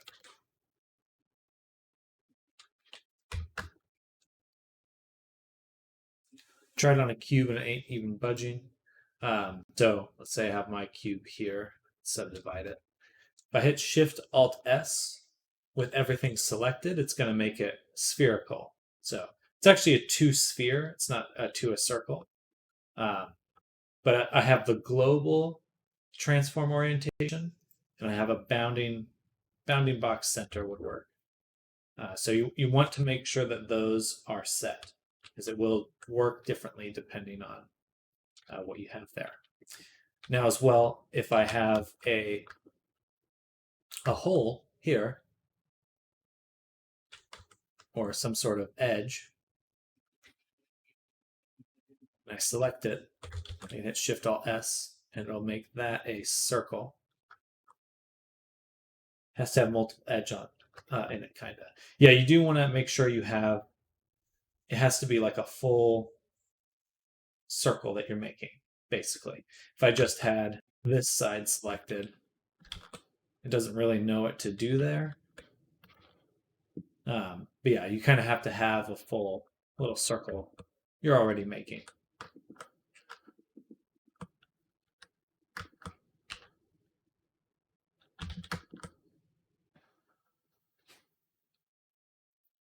Boo, ba, doo, doo, doo, doo.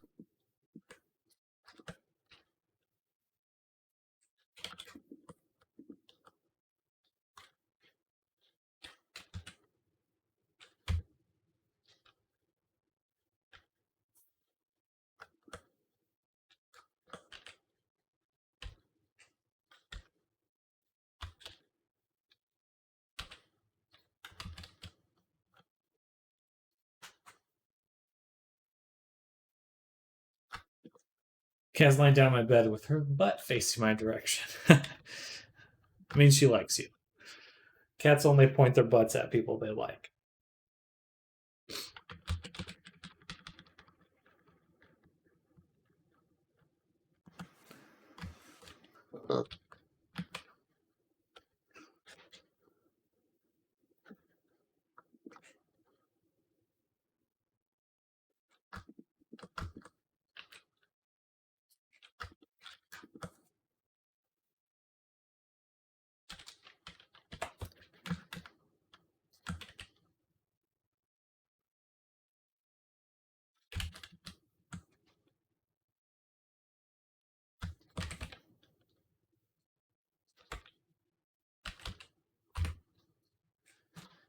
This is just not what I want. And what do I want? I want it better. Maybe I could do this. Take this, move this up here.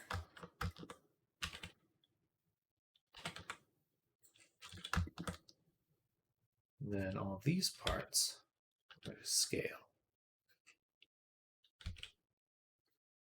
That's better.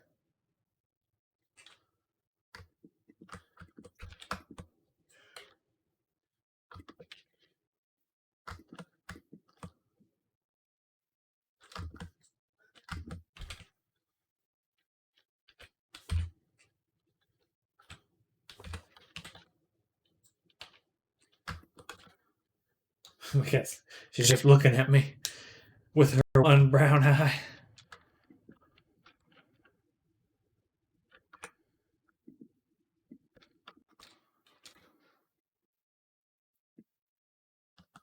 When I try to inset faces, it creates a shit ton of squares. May have duplicate geometry. Might want to do a mesh cleanup.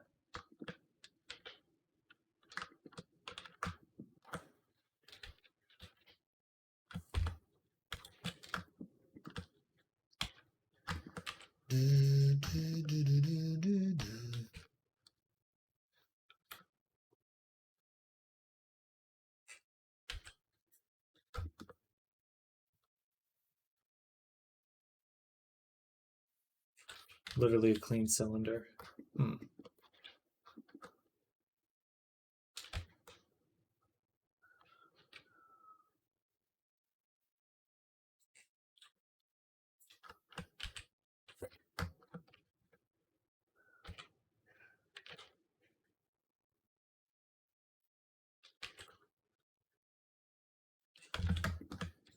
I don't know. I don't know of many things that would do that.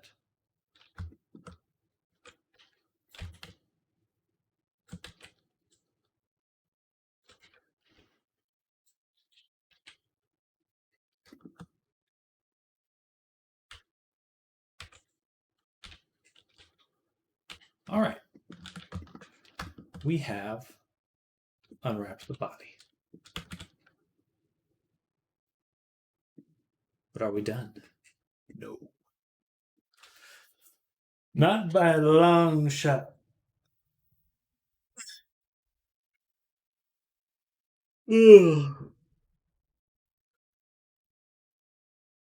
But that's where we'll end on caramel today. Probably finish the UVs tomorrow. Get most of the texturing done. Then I'm so disappointed. I got mint tea, but I got spearmint instead of peppermint. I'm pretty bummed about that. Oh, that's weird.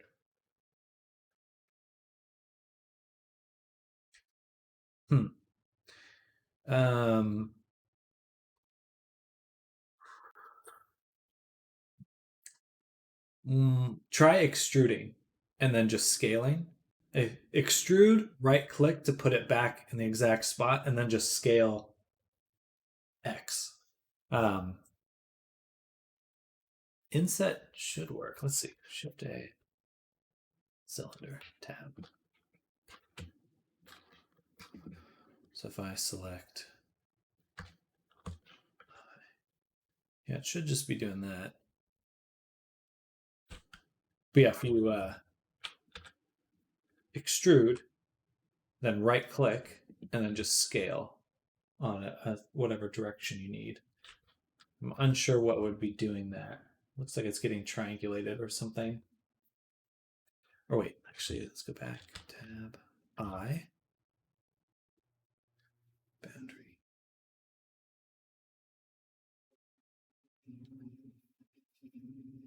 Oh, okay. I see what it is. It's you have this selected here, individual face inset, which is useful, but not what you want to be doing right now. So you just want to make sure that that's off. Yeah, pretty sure that's what's happening. So yeah, just make sure individual is unchecked.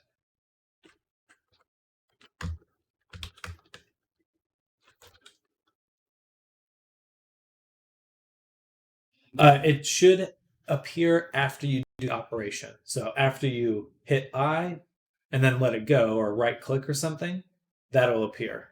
And then you can go down and tweak it. But it's after you do the operation that it appears.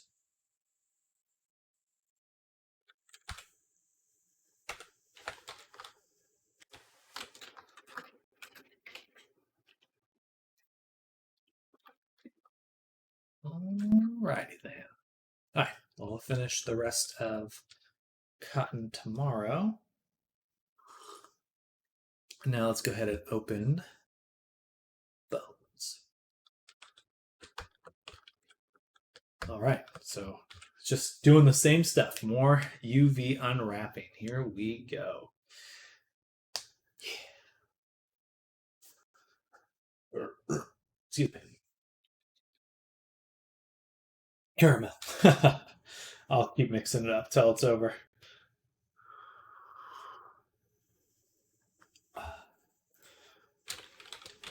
Check PayPal. You might be able to do it with a hotkey. So like you pressed I and then you press something else afterwards and that could change the option. So there's a lot of convenient yet yes, I did receive that I did indeed receive the payment. Thank you.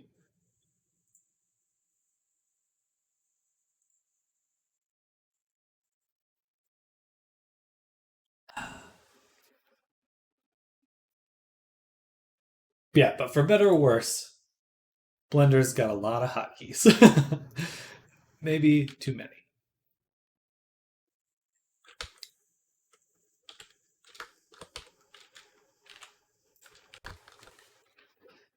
All right, so we begin the unwrapping.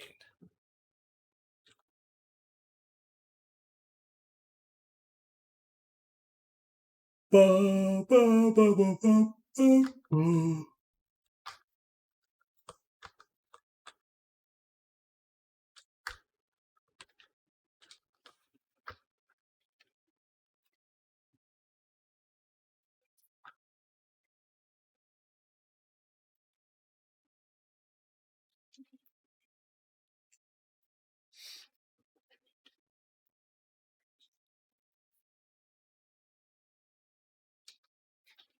Let's actually apply the mirror, apply the subdivision, then delete half.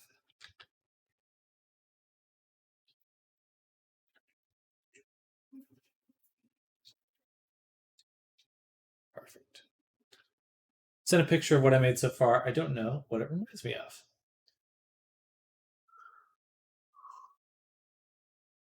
Looks pretty cool. Little spaceship. Kind of reminds me of like a car wheel. That first.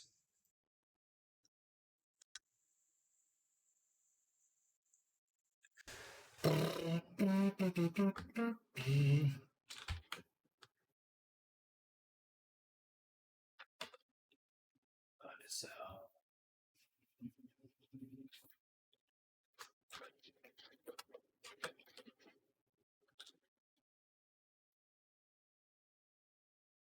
next thing I make should be a toilet that represents my name. The biggest poop.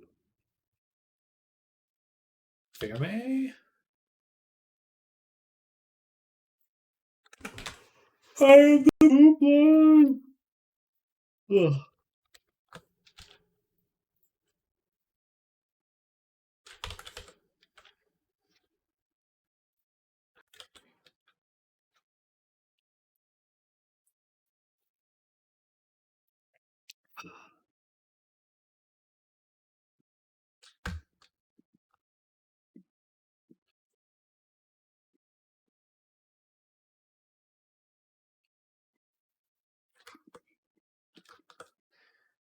I think that I will delete these faces.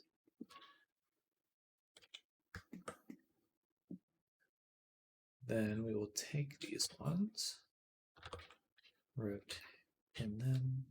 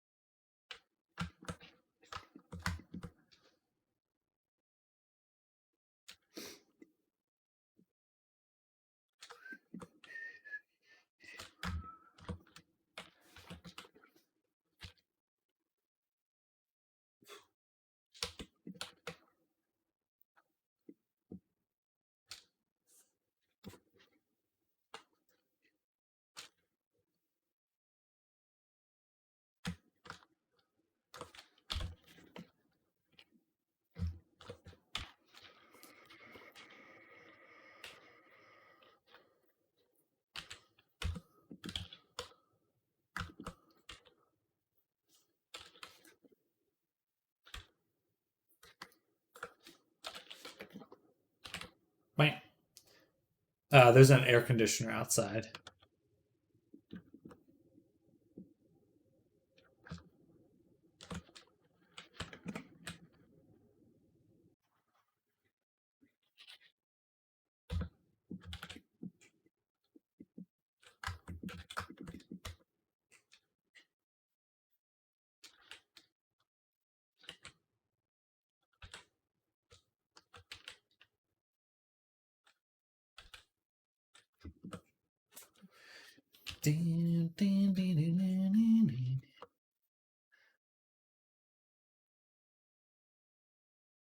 Outside the apartment.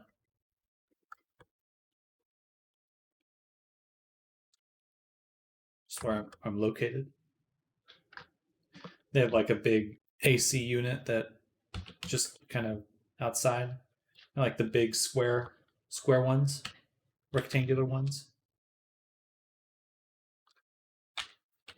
They meant outside. I'm not outside, but the air conditioner is just right outside the house. It's an external unit or apartment, I should say.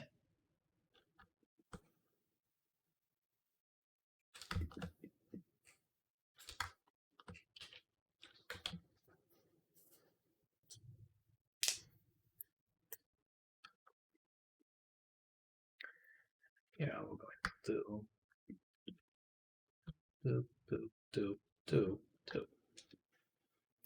Do you shade smooth your models? Yes. Because if I need to make something sharp, like let's say the nose here, I've already done it, but you can go ahead and select your edge, hit Q, and mark sharp. Well, it should be edge, mark sharp. If I clear it, you'll see that it's totally smooth. But if I want it sharp, I could do mark sharp. Bam. So I usually just set everything to be as smooth as possible. And then you have to turn on these normals here though. Go to the object data properties, normals, auto smooth to 180 degrees. And then I just sharpen stuff that I want to have a little bit more detail.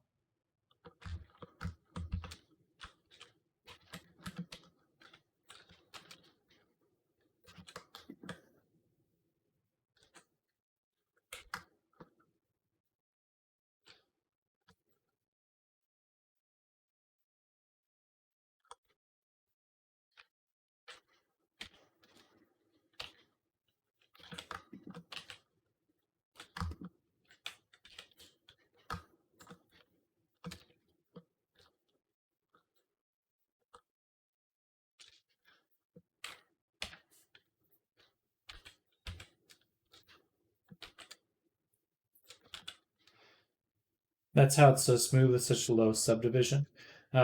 Correct. Yeah, this is the max subdivision here, but yeah, I just set it to 180. Looks kind of nice. It still depends on the geometry below. So if things are like really pinched or close together, it'll change how it looks. But generally, that's how I do it.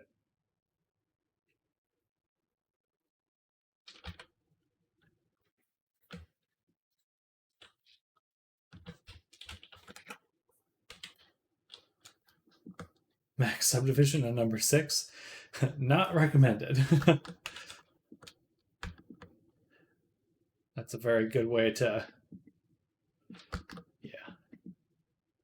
make that computer chug.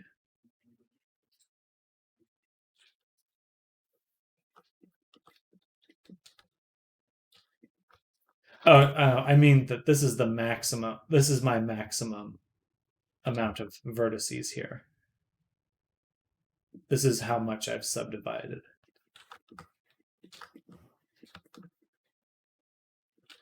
This is the maximum amount of geometry here.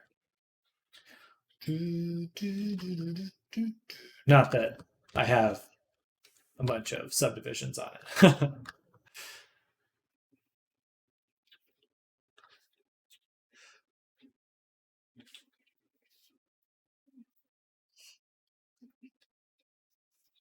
Ooh. Now we might as well separate these.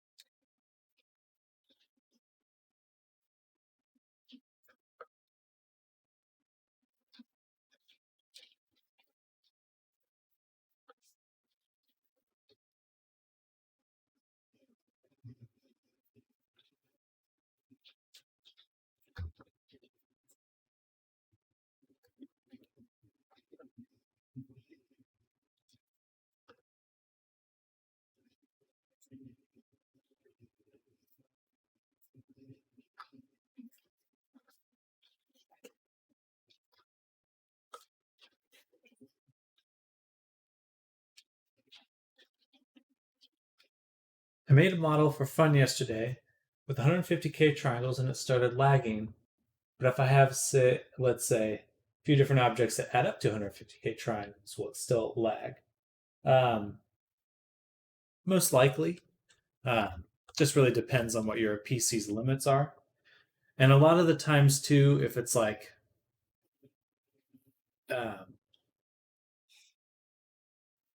modifiers can slow it down, and looking at it in a rendered view, like the material preview, will slow it down.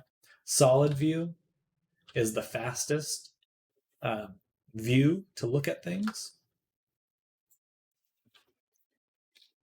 but it can still get a little slow sometimes. It really just depends on your computer. So it's a bit different for everyone else on when their computer starts to lag.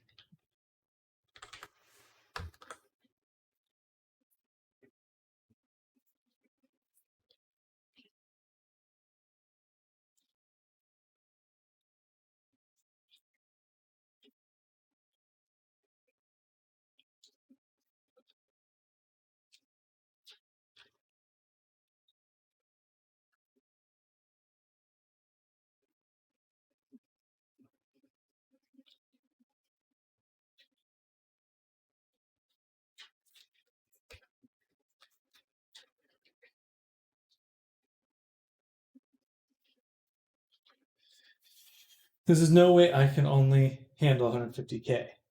Yeah, if you're playing video games, most likely it should be better than that. Most likely.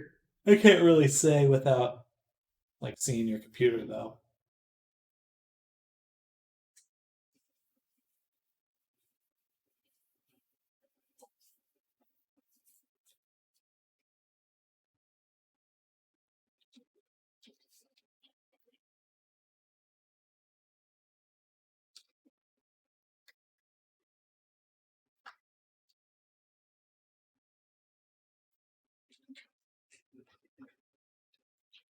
Does it depend on graphics card and or CPU?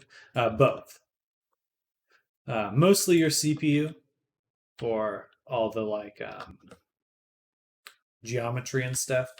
But once you start rendering something, putting it in the like nice view, then it will depend on your GPU.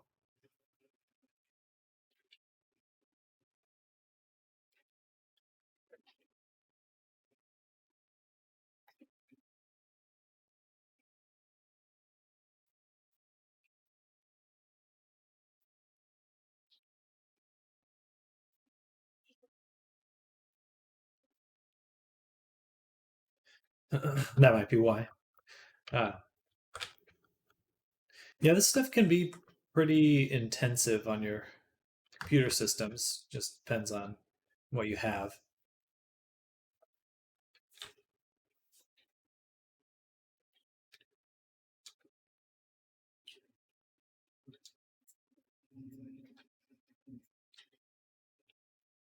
Oh, goodness. Sleep.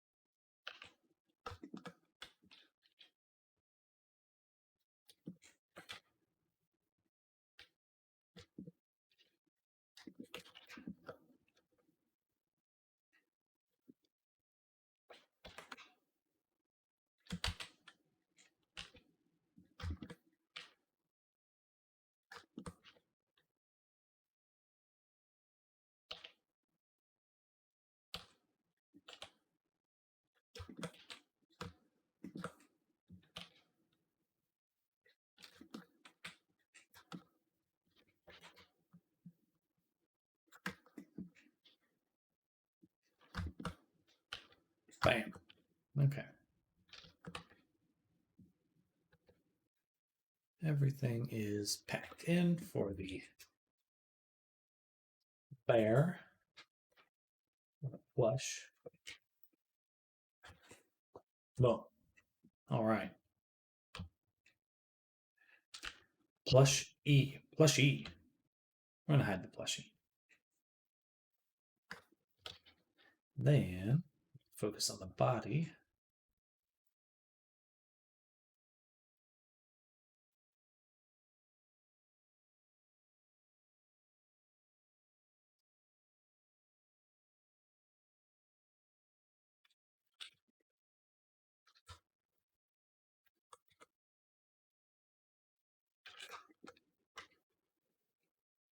Hey, that's handy. Already unwrapped for the most part, but unfortunately,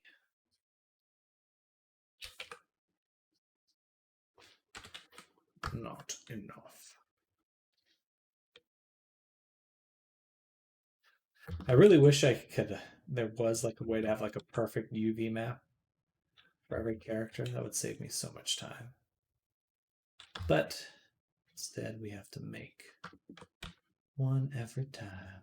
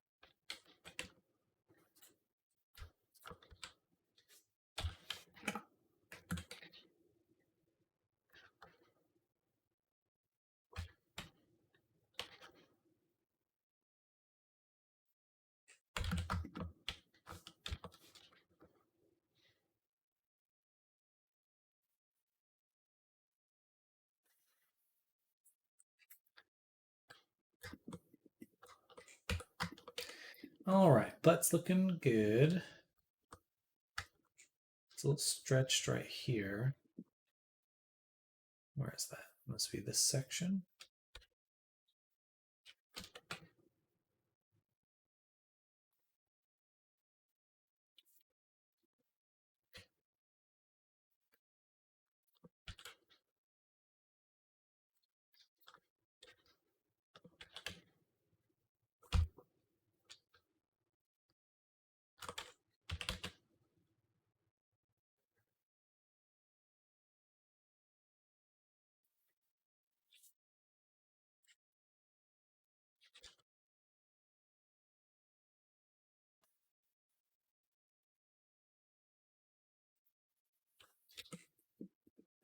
better.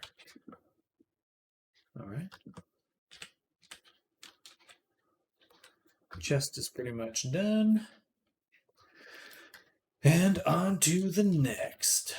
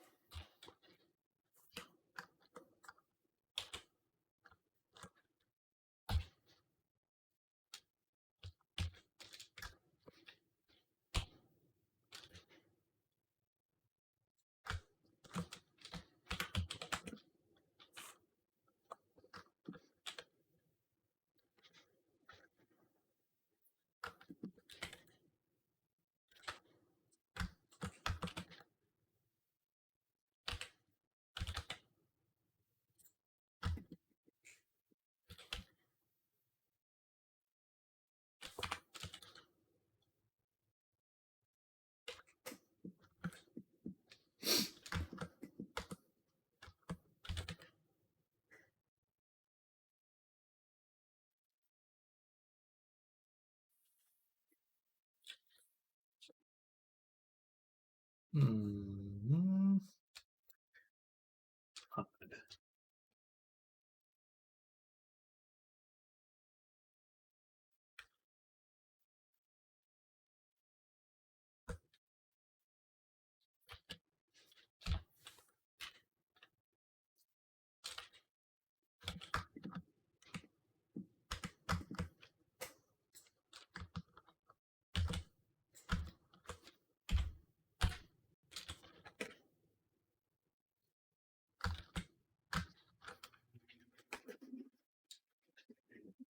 Okay.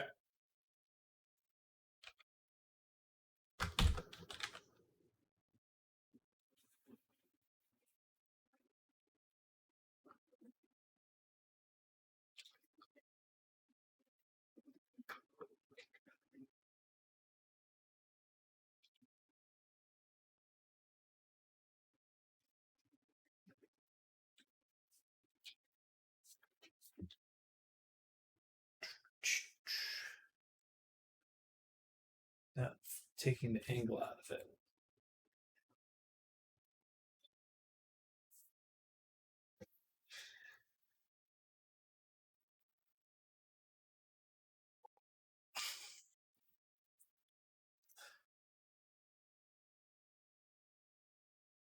Um,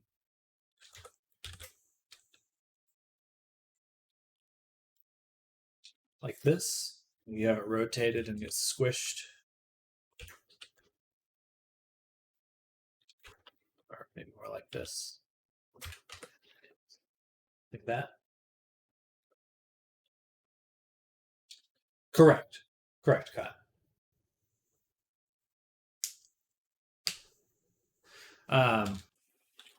So if you've squished your cube,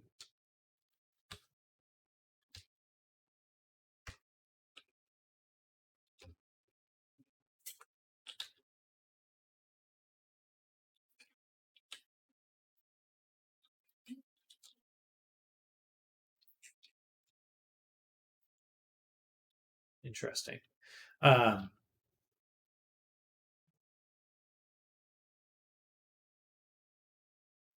It's kind of difficult. I want to get it flatter without changing the cube shape. Yeah, I think the only way would go to edit mode and just squish it. You could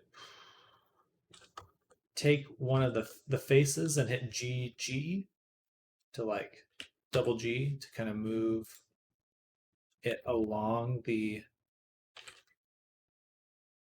face in whatever direction it is. So if it's like super squished, you could do GG to kind of move it that direction. That's pretty much it. There's not a lot of options for that. There's no like tool as far as I can think of off the top of my head.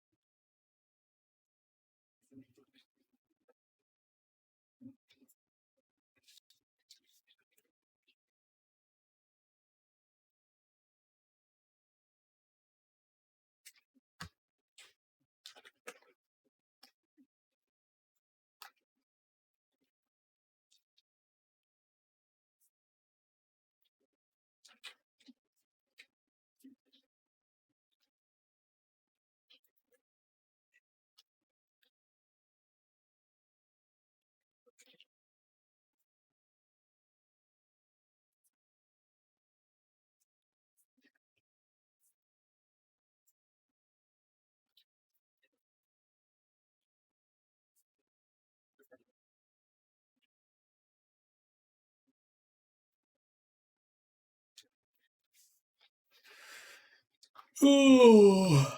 Hmm.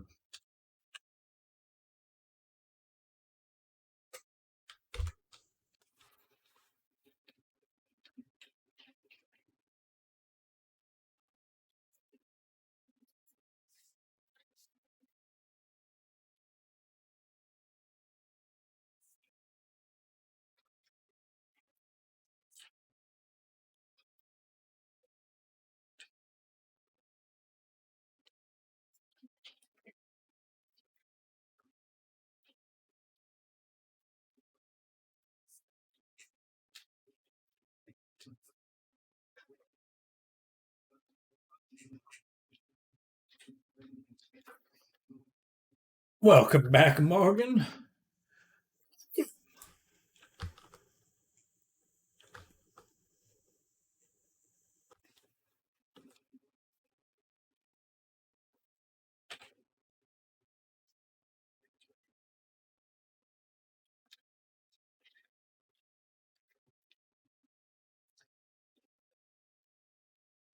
Did you get your nose cleaned? I had to run to the production office. How was lunch? It was good. I had what did I have? Oh, I just had guacamole with salsa. Delicious.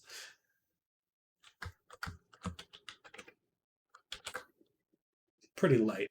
Maybe should have eaten a little bit more, but it was tasty. It was tasty.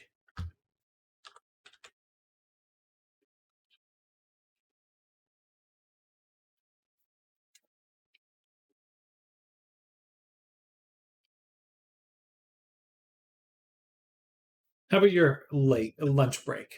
If it was a break at all.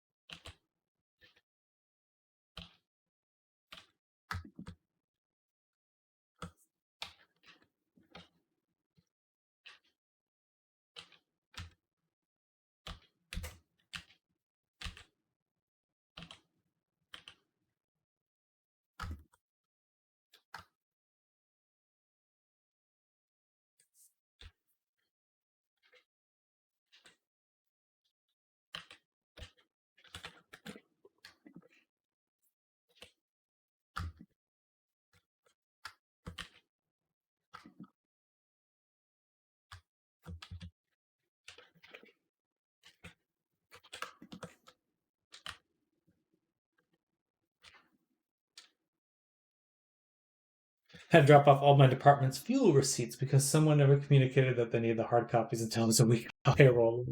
That's silliness. Hey, it turns out this is really important.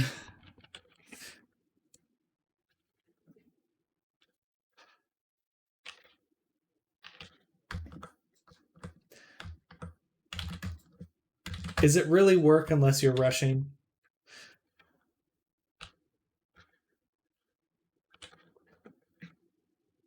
I got a text from the guy who does all the Marvel shows about with him again, and I had to let him down since I agreed to a show already. Oh, I hate saying no.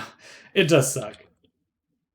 You're like, sorry, I have commitments.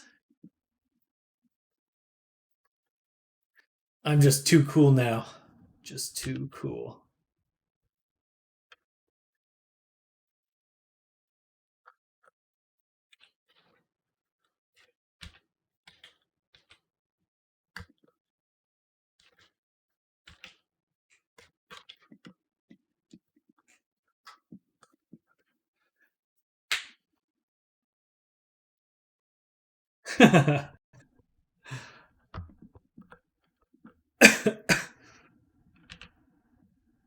Well, I hope you're enjoying your new show. Is it something you're looking forward to?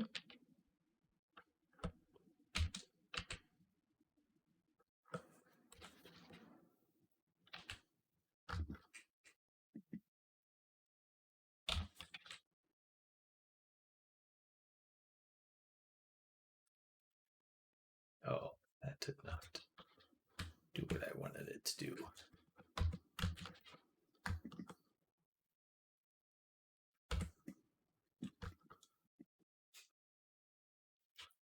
Won't start till the end of June. Like about months.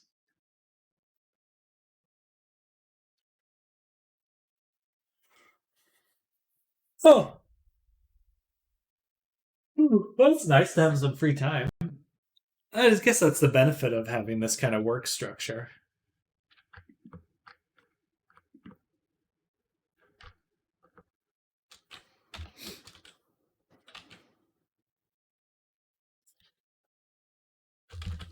May offer the other guy to help him out for that month, but I don't know if my union would frown on that. Fraternizing with another studio. How dare you?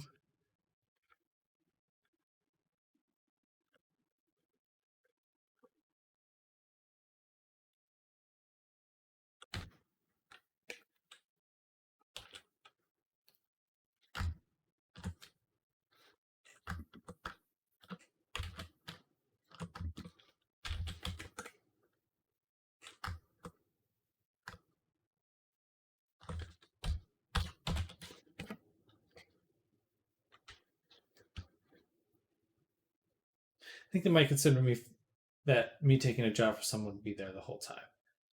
You should probably pay attention to those rules, lol.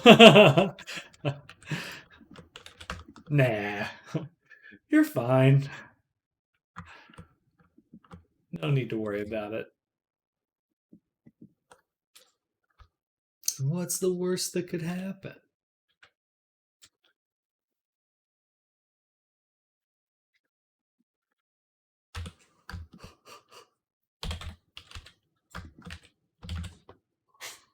Oh!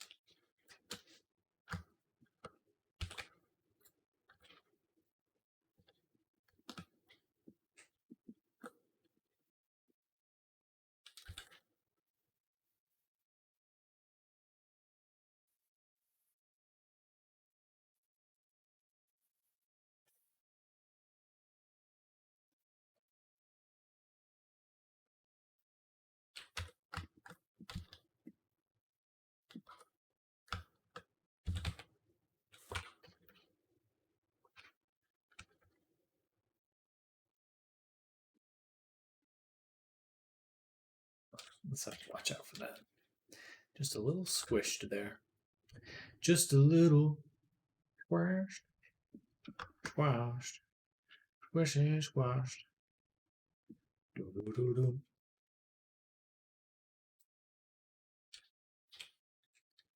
That's probably fine. And then foot.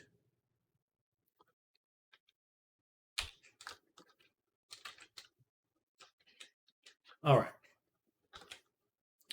So now,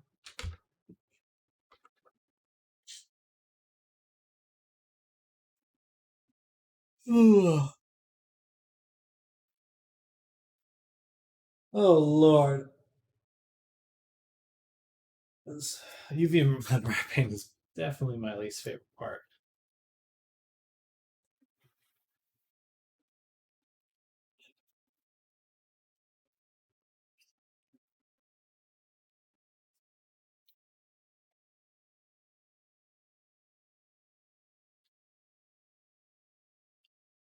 this part, the UV unwrapping here, where I'm making all these little squares and stuff. It's just so involved. It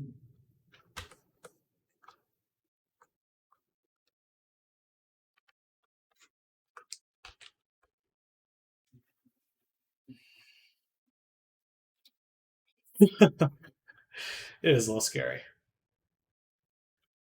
Fear me. Tetris on hard mode. Yeah. Super Tetris. Basically, imagine if Tetris was trying to kill you.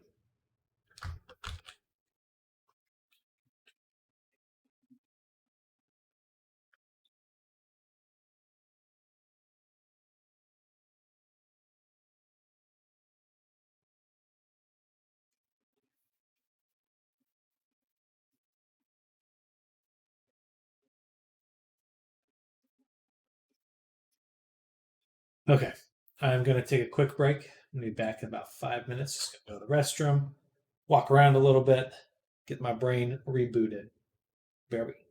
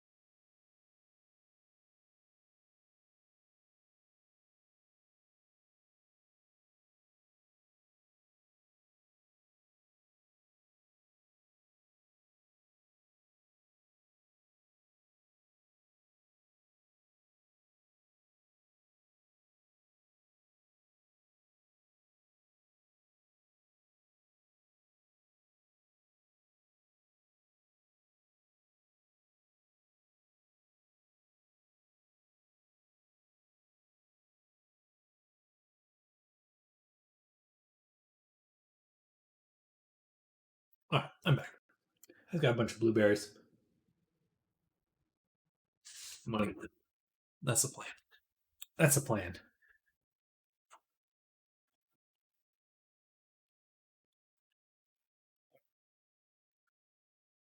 So, the hand. Final piece.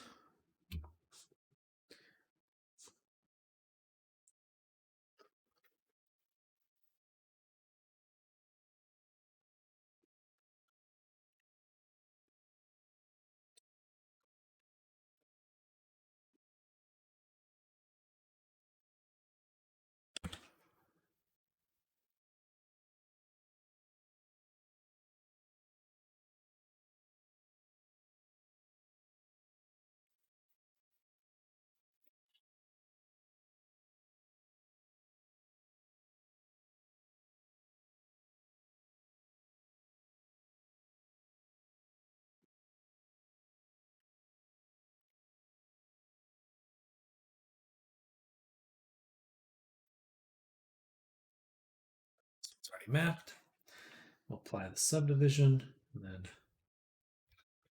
do object, copy vmaps. Awesome. Then I can delete this and combine this back. J.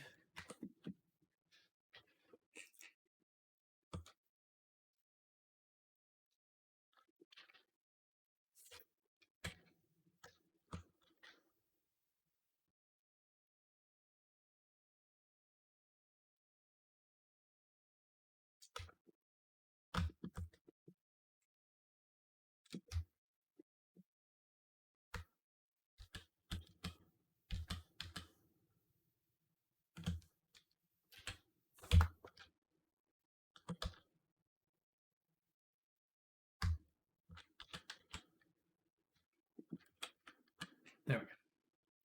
Bit better. Blueberries.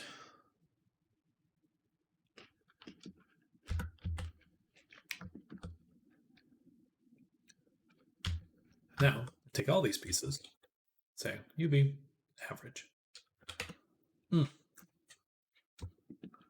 But not before I do a little bit more work.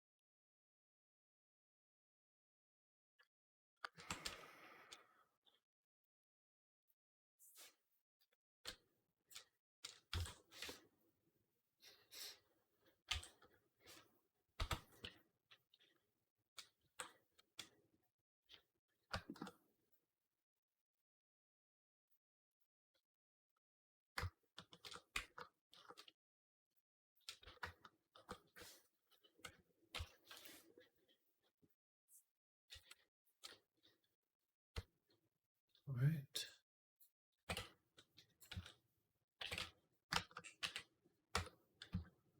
Now we've got the eye there too. Eyebrow, which we just put at the end of all this.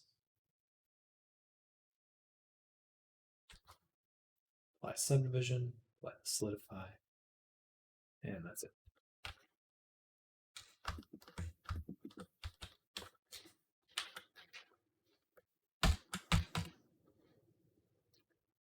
What?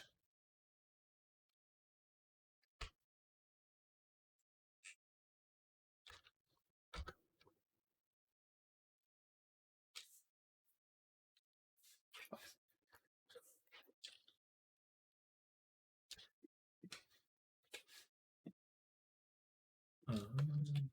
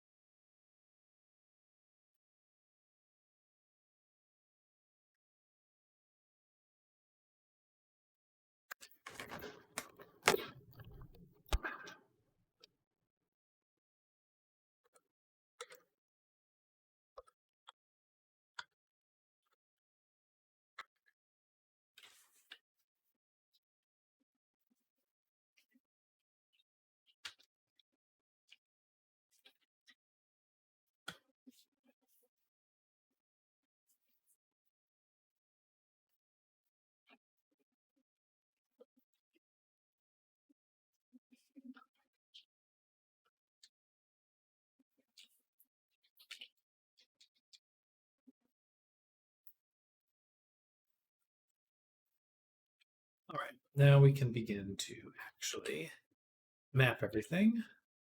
Should be a little bit easier than the last character we worked on, Caramel.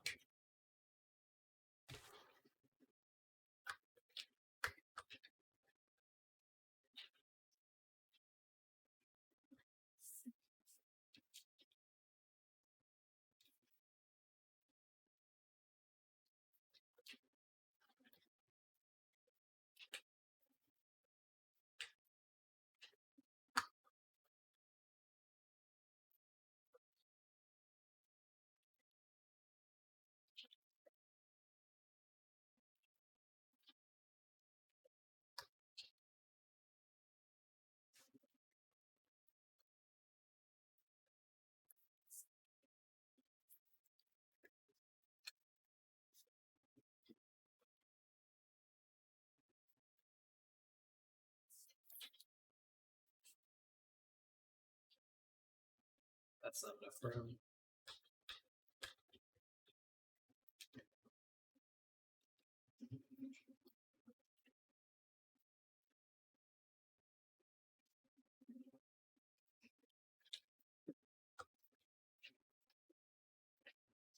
Make the face bigger.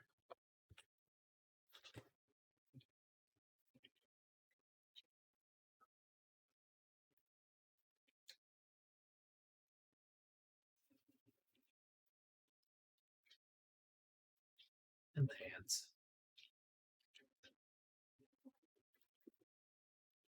Foot. Foot. Most importantly, the eye should be quite large. Use the eyelash and eyebrow.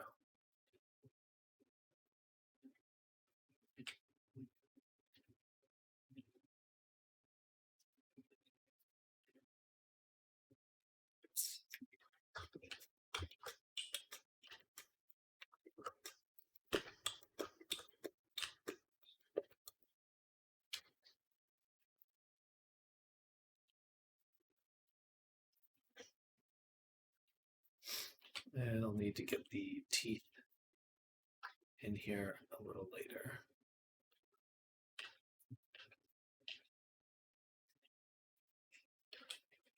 All right.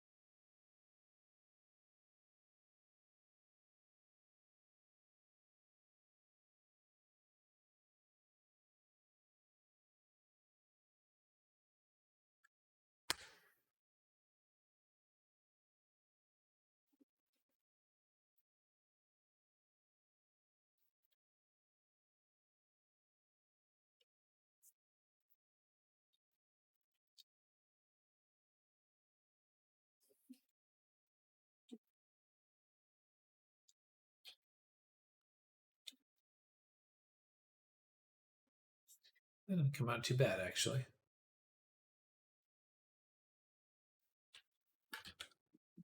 Let's do that for now. I think the hair will have to be its own thing.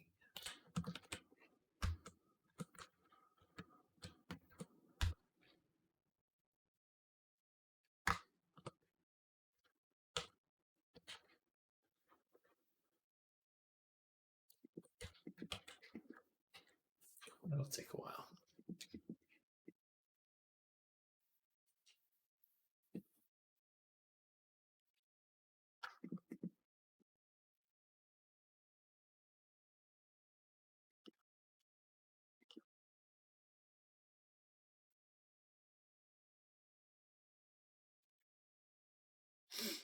How do I do this?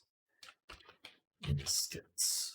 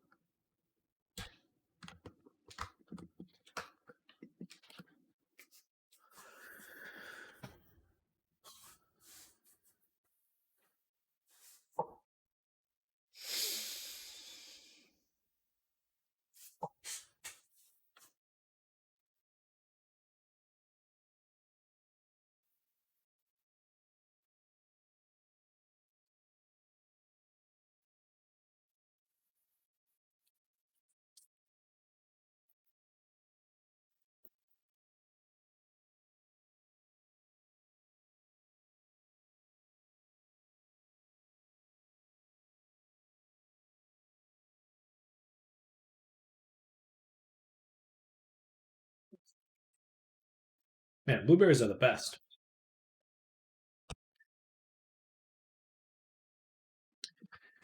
Oh, yes, the hair's not finished yet because I need to fill it in.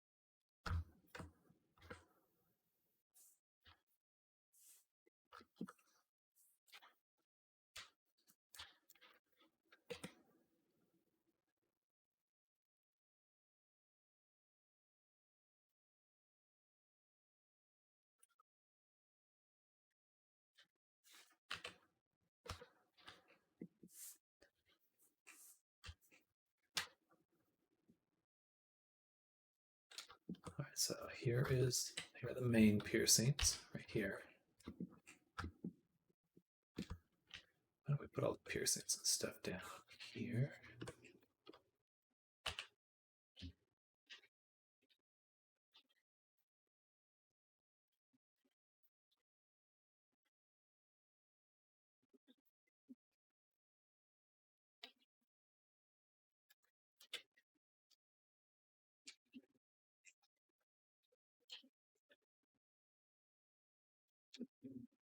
All right, so now the body is unwrapped.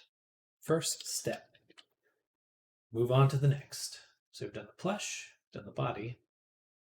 Now outfit A. We begin. Take a little sip.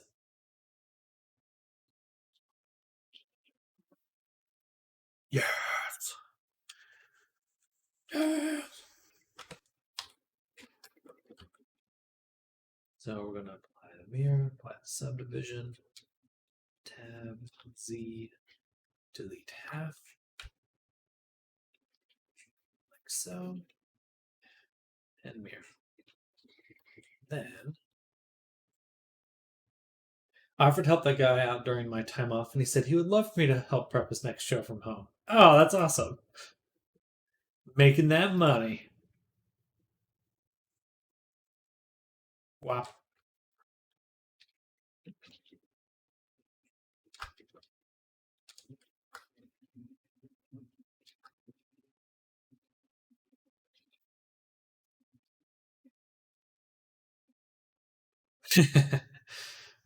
That's pretty ideal.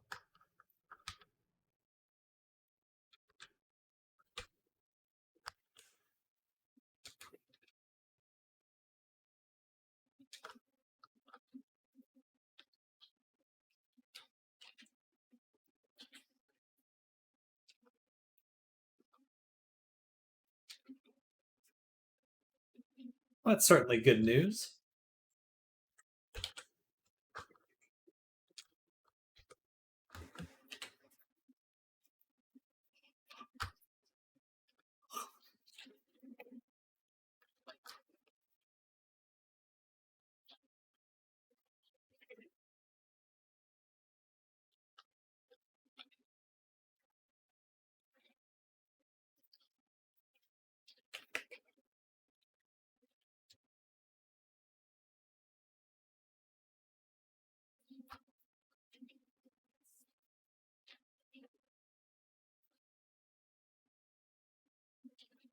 Excited about it. I got to make an impression on this guy and not put Mark in a bind.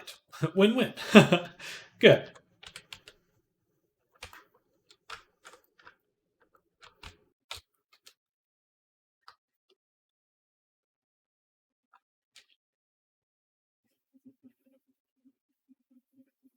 Not a fan of how much it's stretching right here. So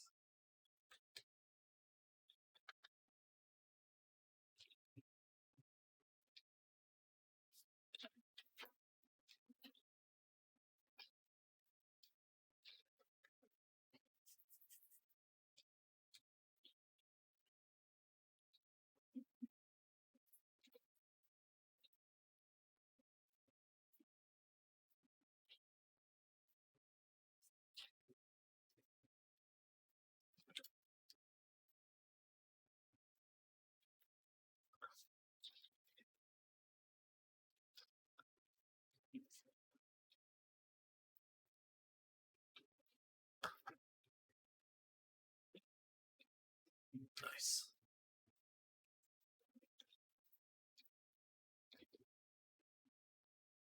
Now for here.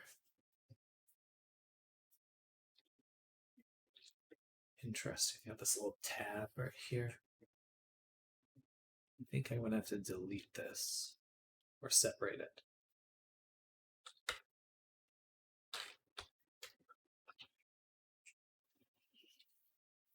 Ooh.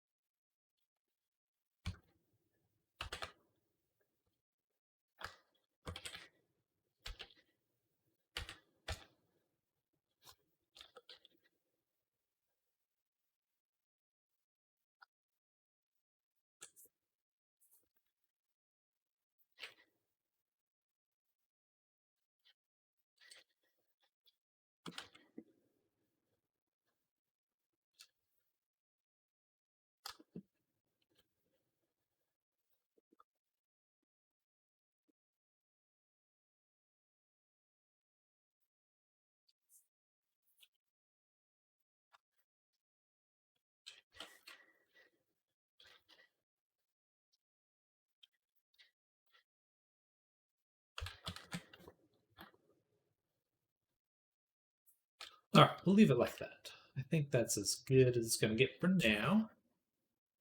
Well, actually, like that. More. So this, bada boom.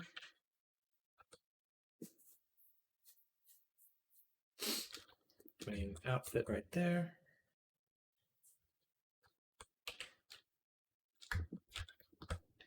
This.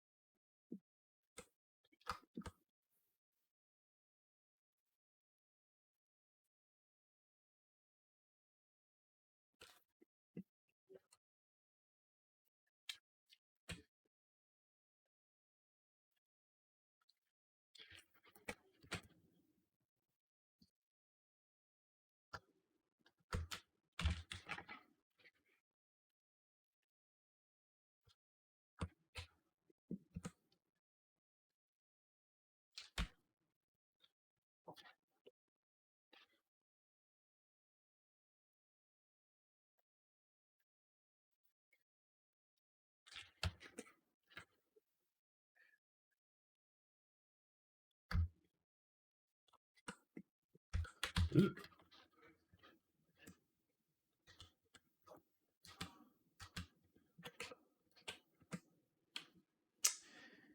Still too much stretching.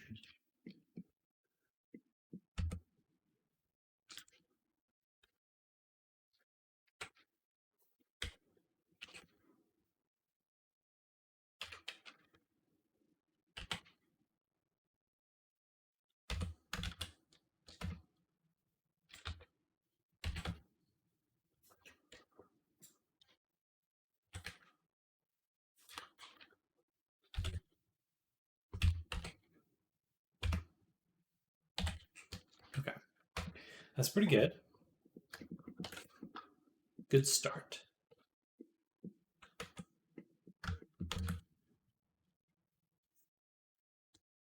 Shouldn't there be more here on the shoe? Yes.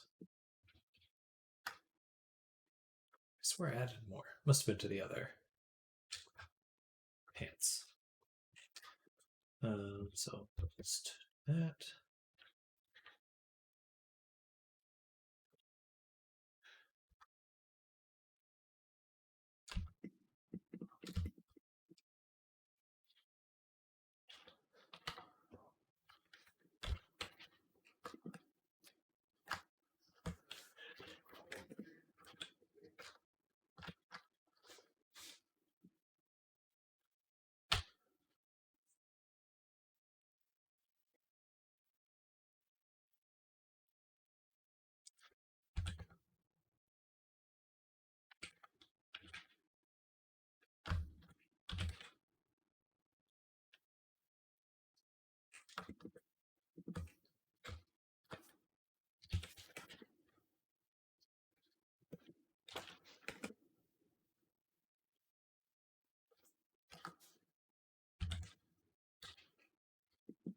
All right, there we go.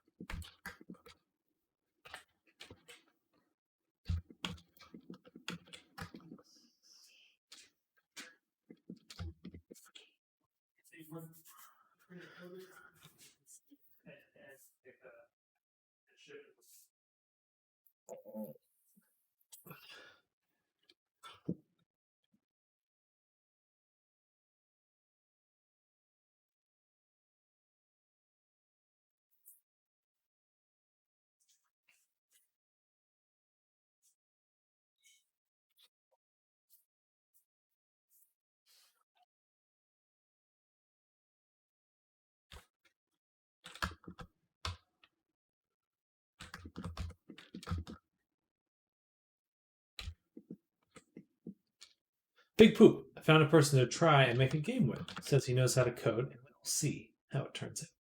Well, I wish you well in that endeavor.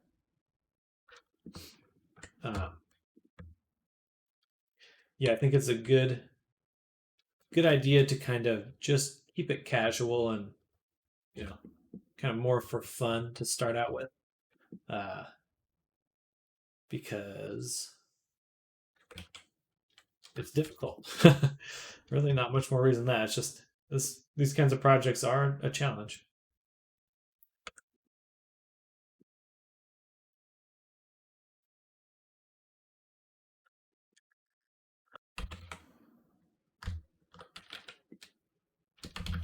By the way, the game jams, where are they and where can I join them?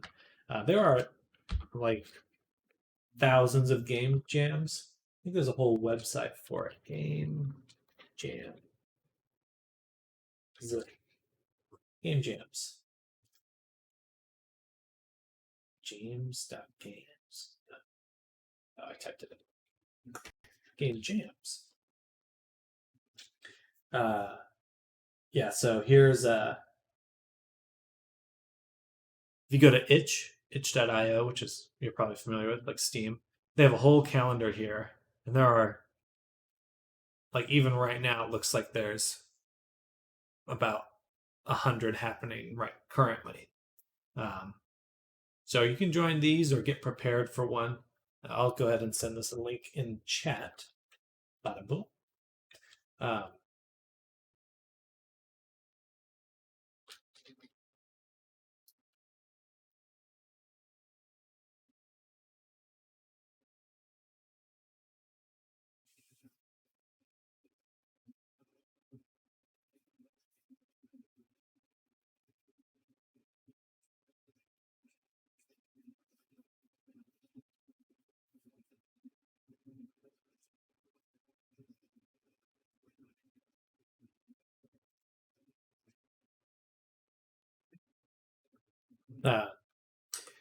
But yeah, then there are ones for VR chat as well, but they're less frequent.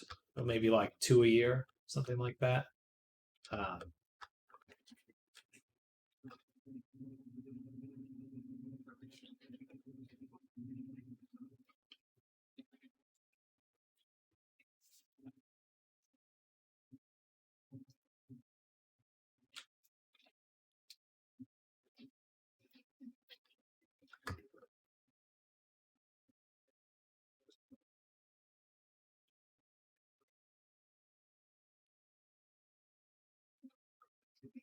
We'll go ahead and do a cut here. And here.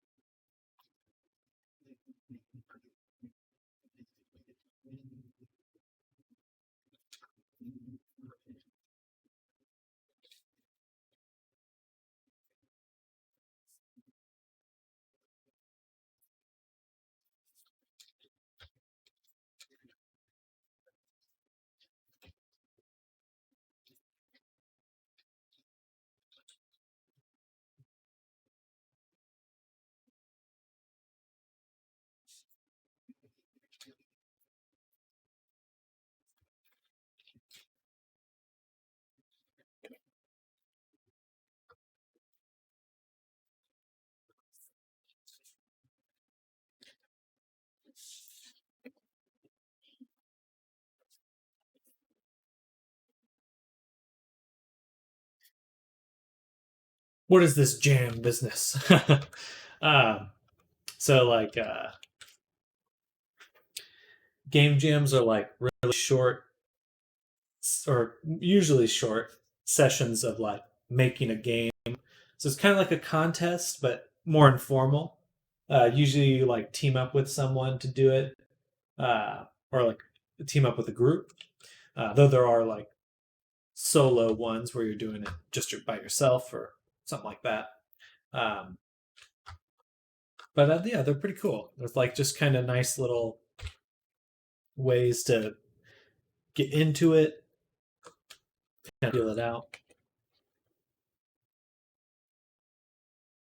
Sandwich and jelly. Jelly and sandwich. There certainly are a lot of funny ones out there. But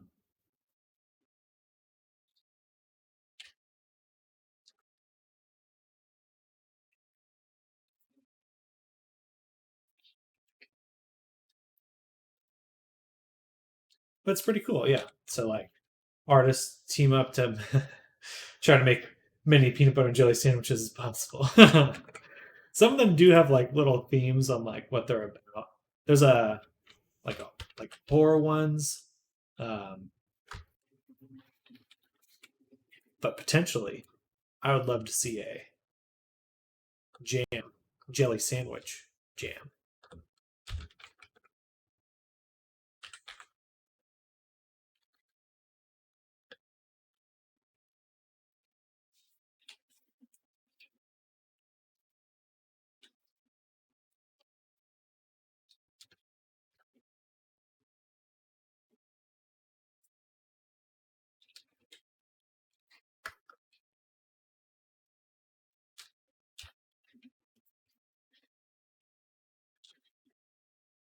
My cat is a very, very weird sleeper. The curse of all cats. To be goofy as fuck.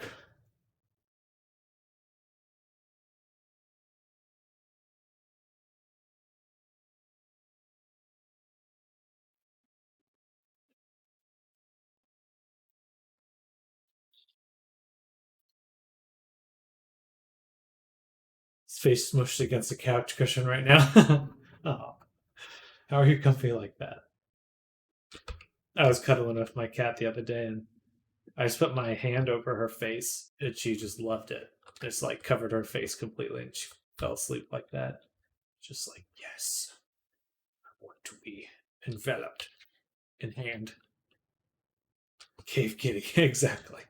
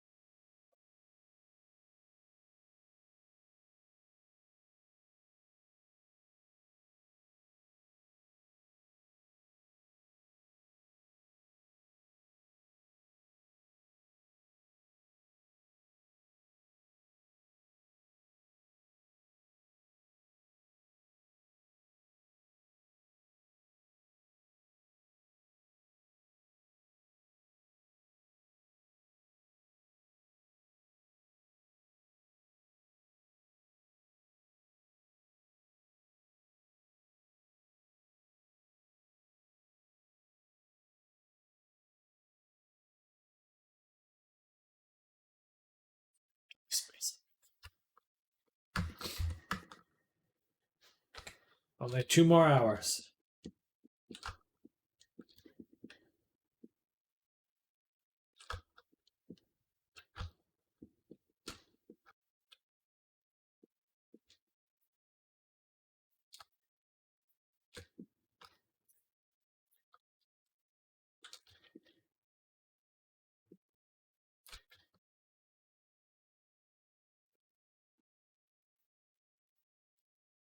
I think we should be able to get the full character or everything unwrapped. Maybe finish the hair. Then we are just ready to go at that. We are just ready to go.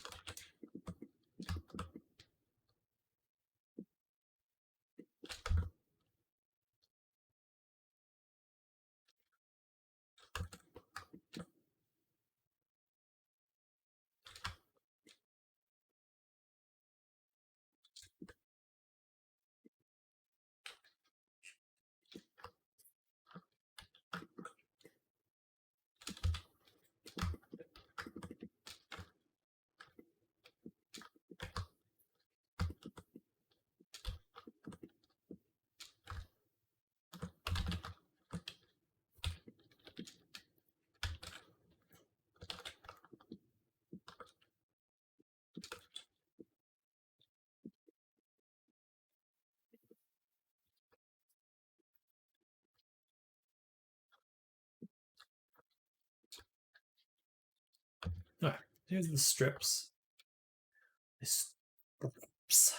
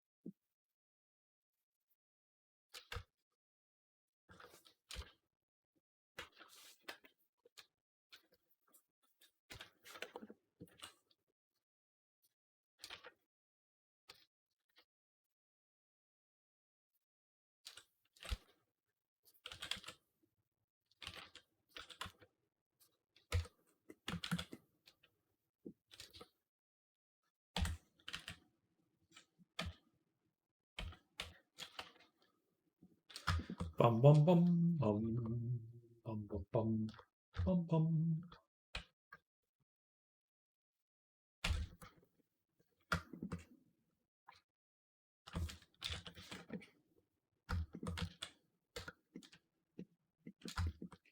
Oh, that was the wrong edge to straighten.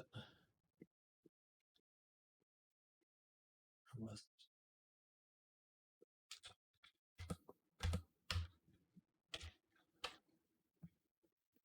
that's what I thought. Ah, I see. Okay.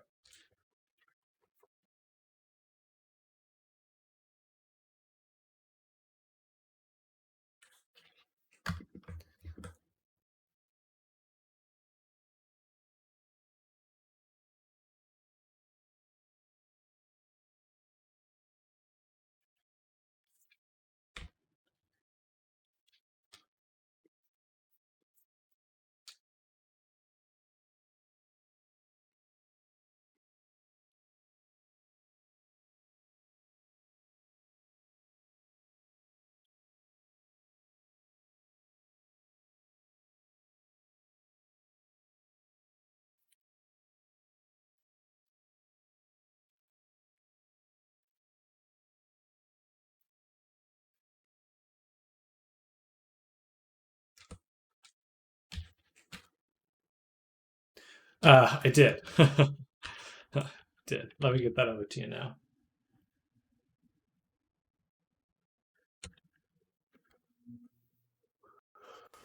Ooh.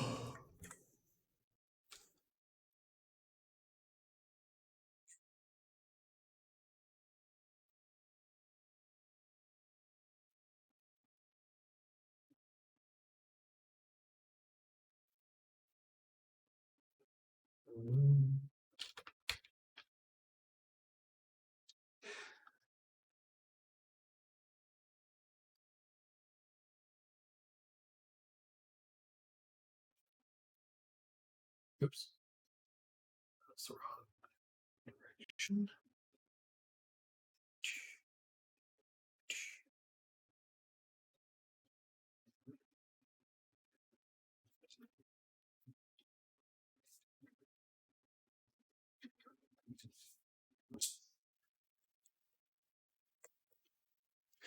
How do you send people your Unity Blender files? Usually I send that through Google Drive. Yeah, that's usually how I send it.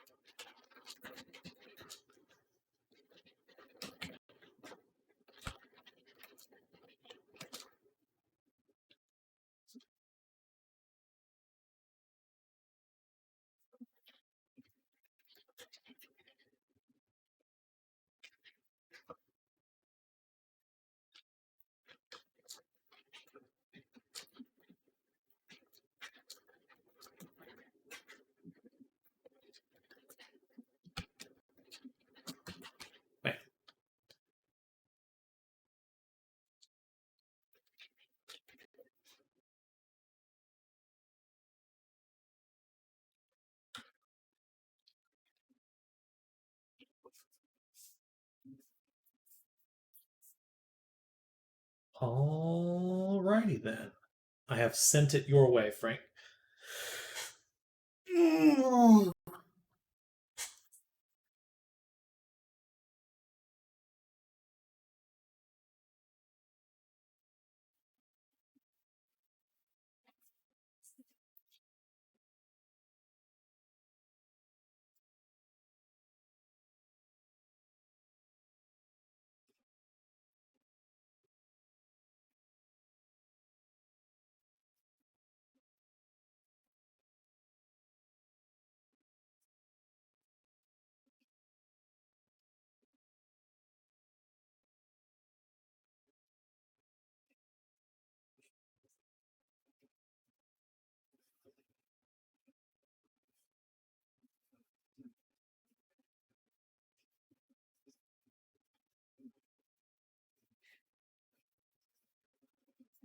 But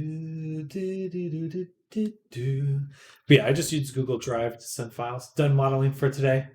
Emotionally, I'm ready to go to sleep. But I'll probably be working for another 2 hours or so. I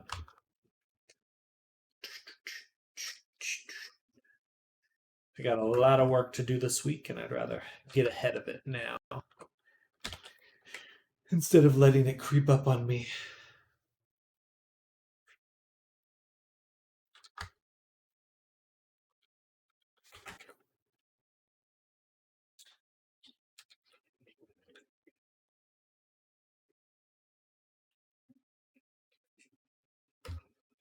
I was just oh, sorry. Yeah, I just switched it back. Yeah, I was sending an invoice to Frank there. We're going to be working on an avatar of his relatively soon.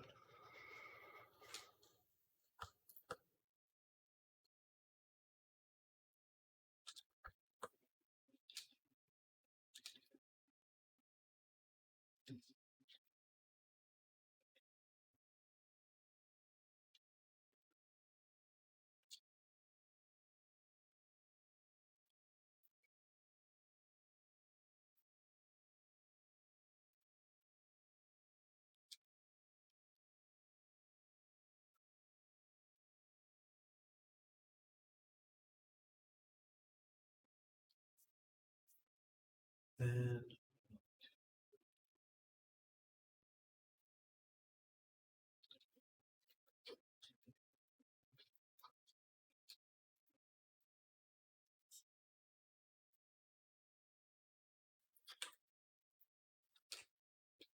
there we go.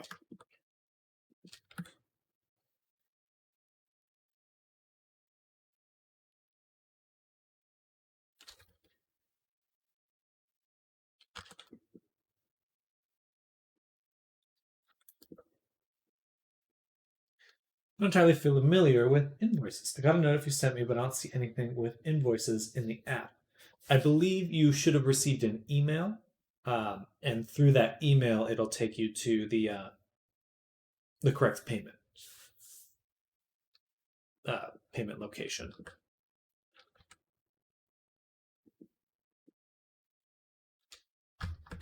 I believe so. Yeah.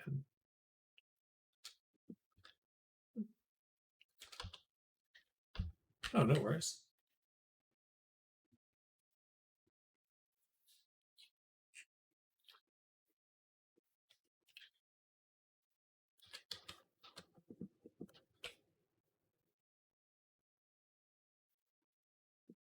Did something break here? I swear I had this connected before. Boom, boom, boom, boom.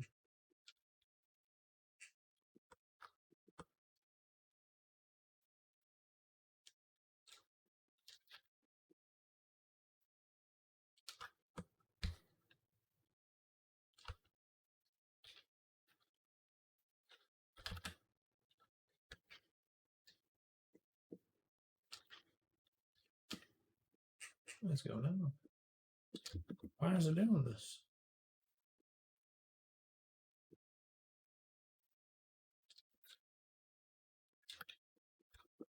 Must have been interesting. There we go. Oh, now it's fixed.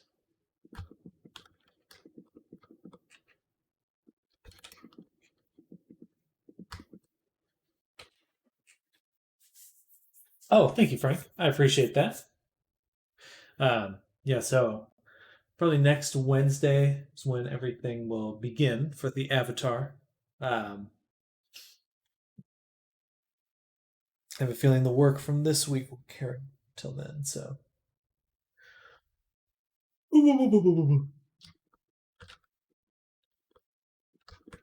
ugh. Apologies to Jan.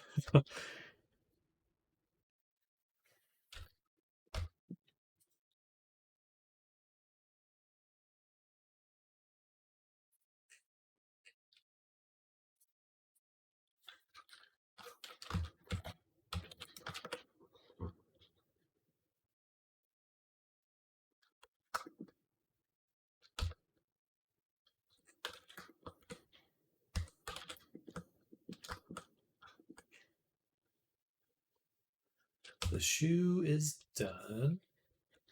The laces can be converted.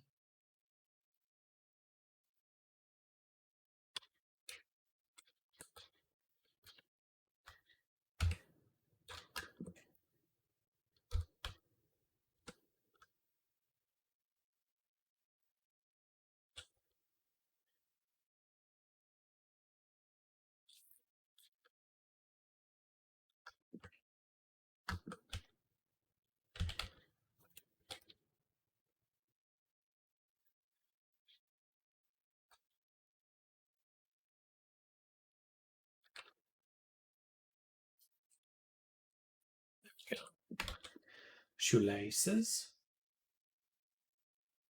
Add a mirror back.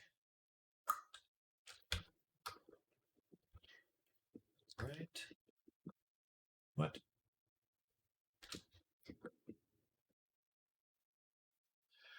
Shoesies.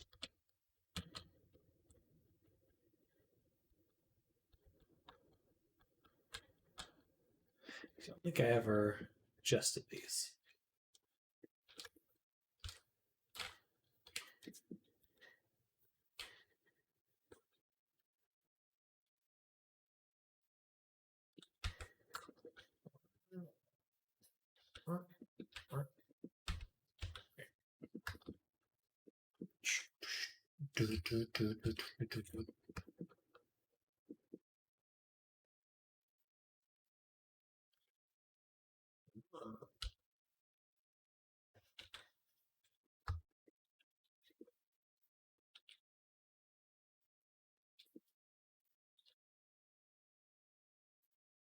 There we go. Then we can apply.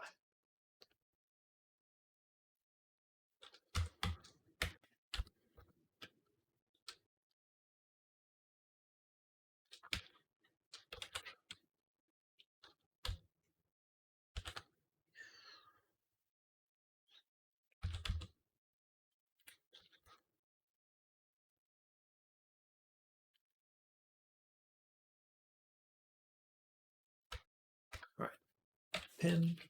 Good to go. Legs are done. The chain here. Now, shoelaces, did you make them out of a cylinder? I used a curve. So if you go Shift A, there's the mesh section, but then there's also this curve section. So I used a Bezier curve. And a Bezier curve you can turn into a cylinder when you go to the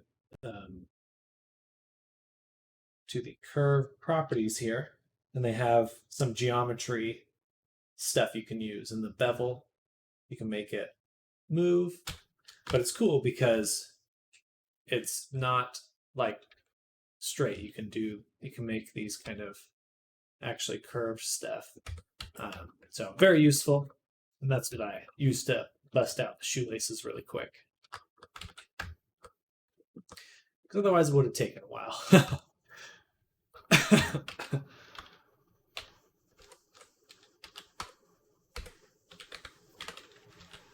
Bust them out.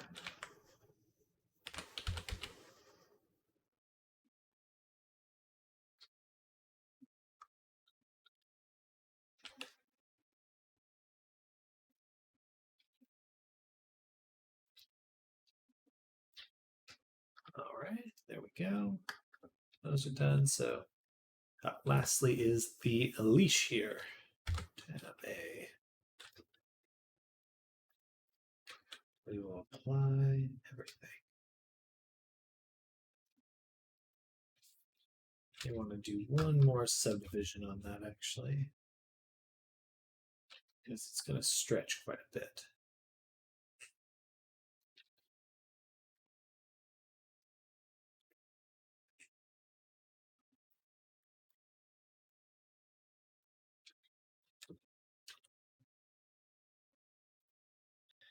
And I think we can just get away with 2 cuts.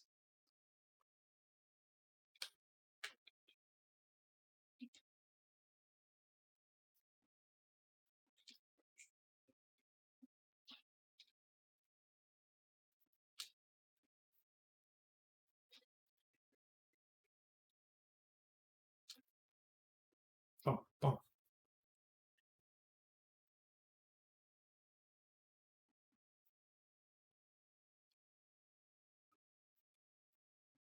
Line, range, distribute.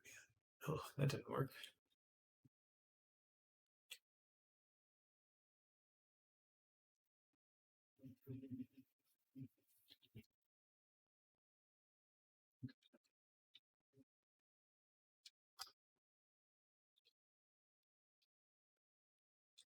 There we go.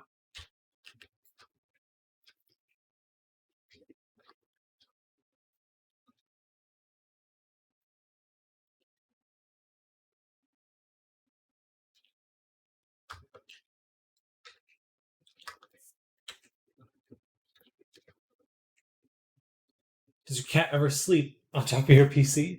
No. That's probably because it's just not very comfy on top of the PC. I'm sure she'd like the heat,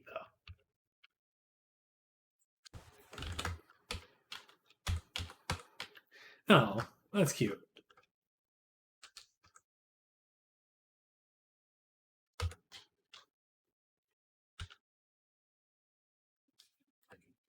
Just a happy little Kit Kat. Doing happy Kit Kat things. Like sleeping.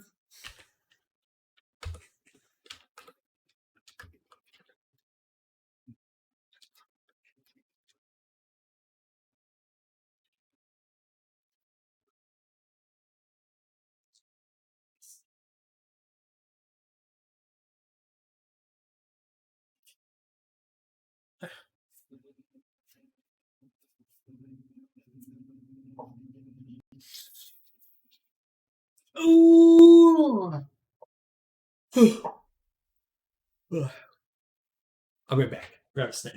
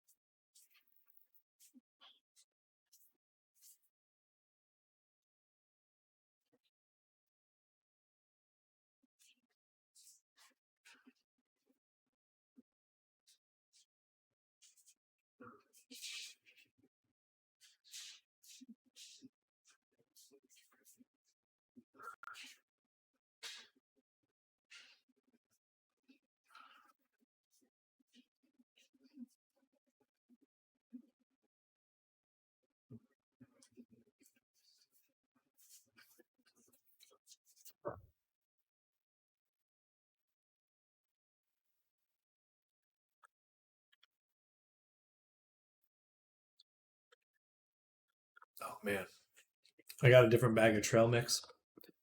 It was a mistake. It's not good. It's really not good trail mix. Damn it.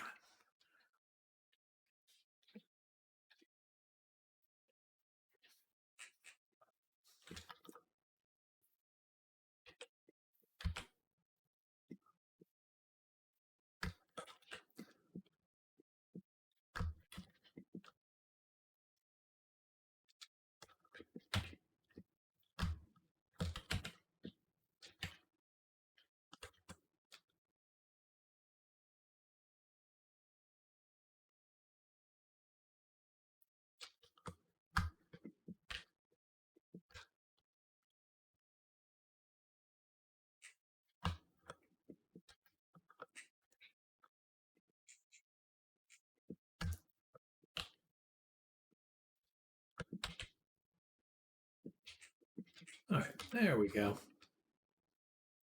Now we've got a nice little spot for this.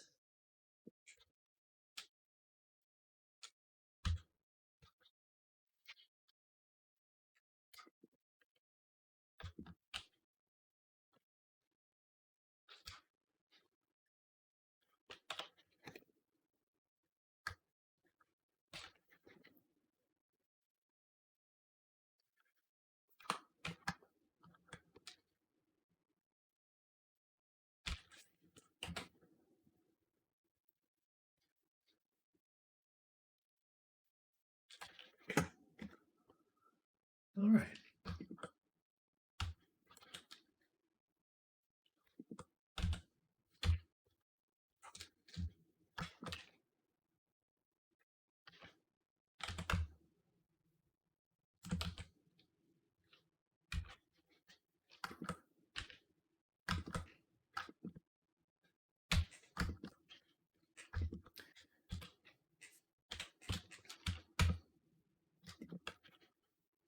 Why is it when I have 2K triangles, my object lags when I try to move an edge? I'm moving an edge only. You could have snapping on. Yeah,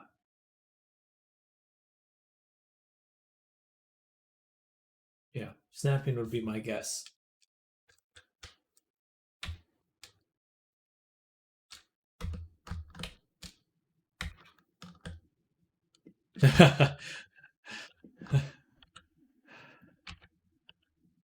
Yeah, at that point I was like, it can't be your computer, so it's got to be something.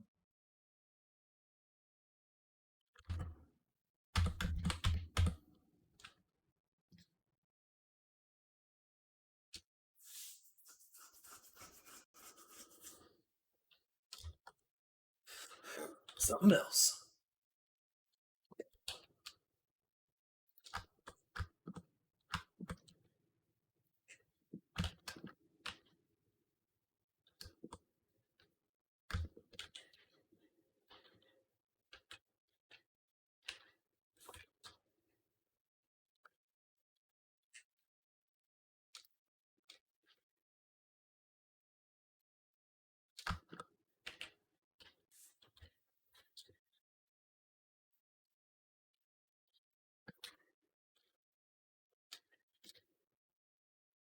Well,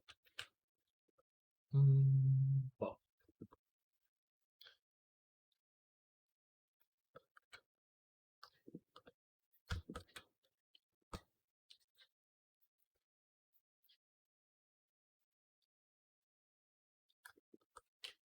It's the shoe. Shoe. Shoe on you.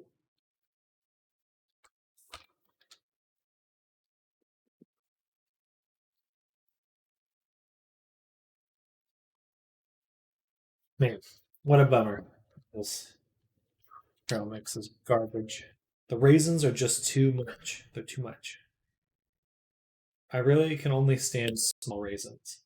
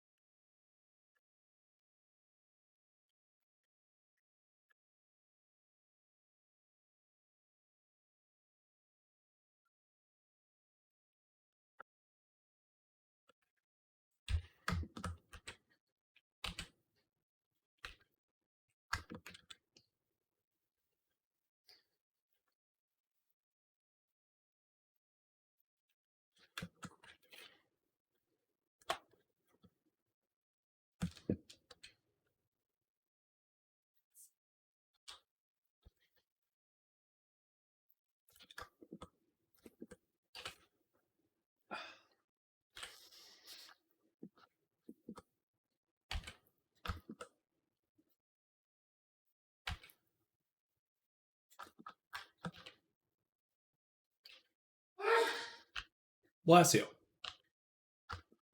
My brother just sneezed. Again. We gotta chop off his nose now.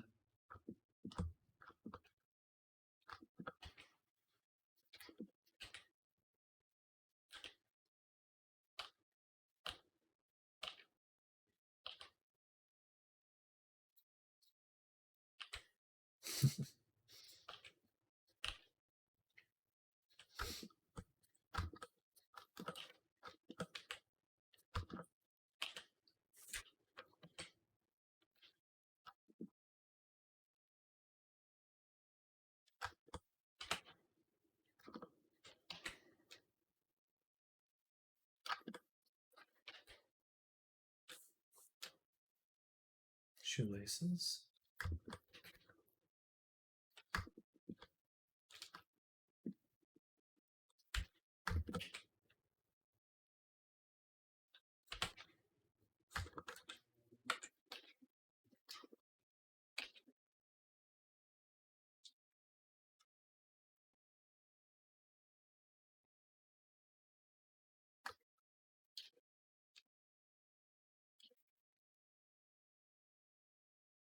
Gotcha.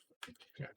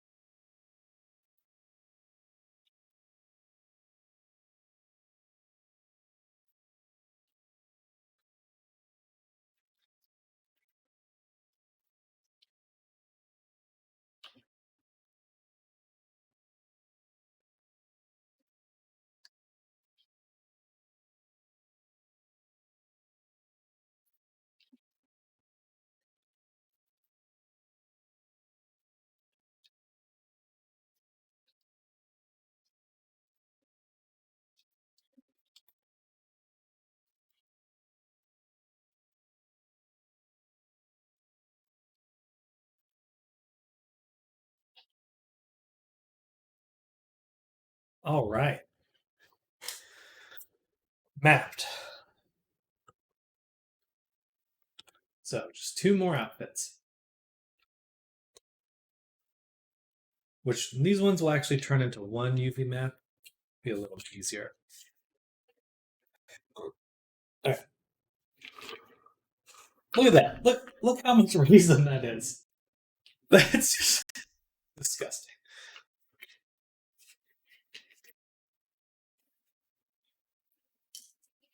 Oh. Well, that wasn't reason, but whatever.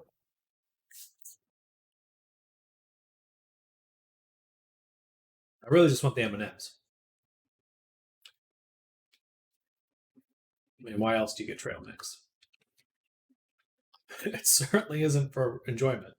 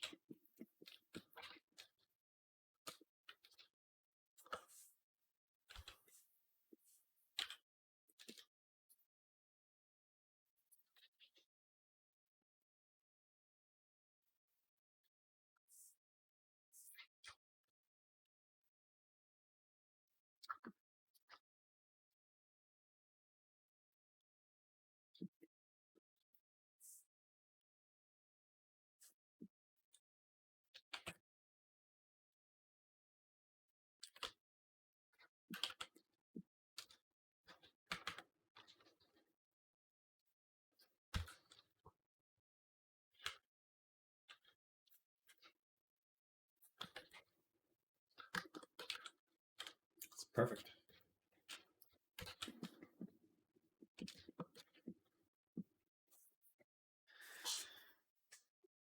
Oh, no.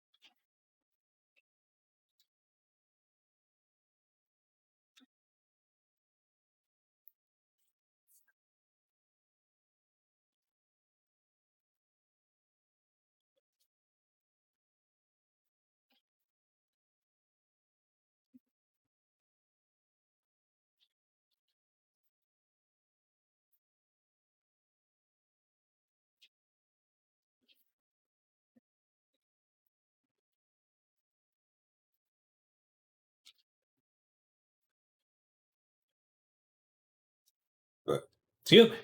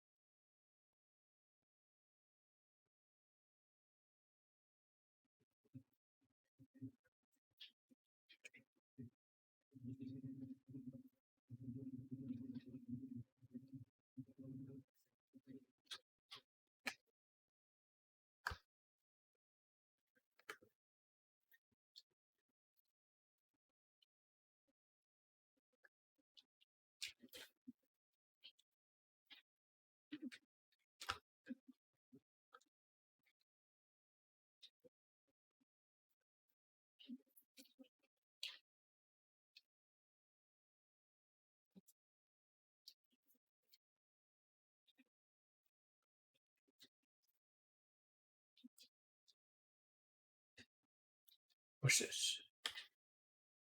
Oh shit.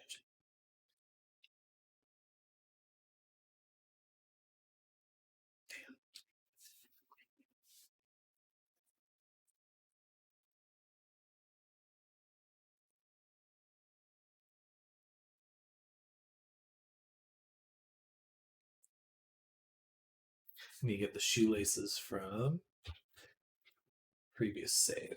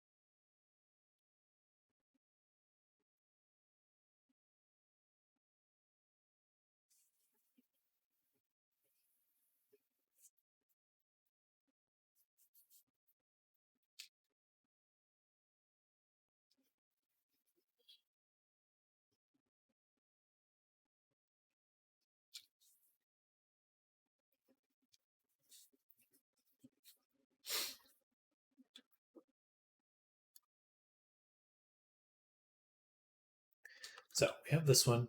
Now we want to open up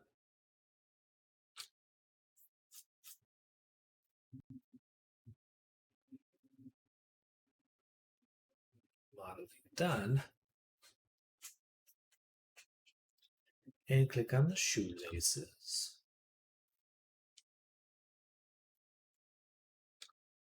Copy them. Paste them. All right. And now we can do object convert to mesh.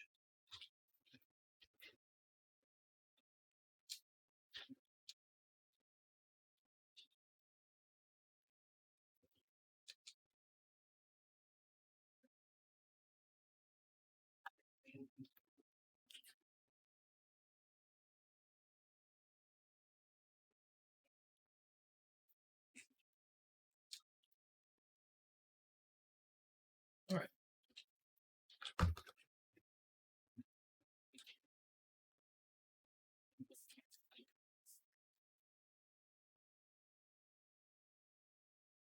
Did I create a duplicate?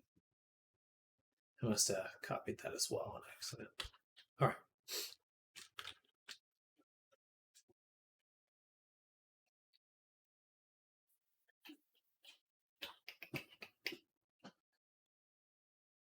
So everything's unwrapped.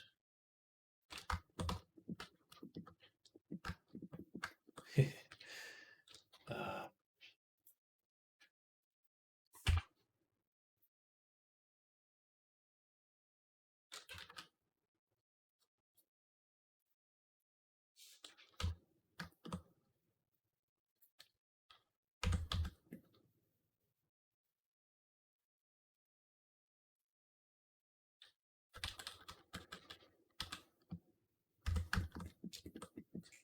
it's kind of unwedgy here.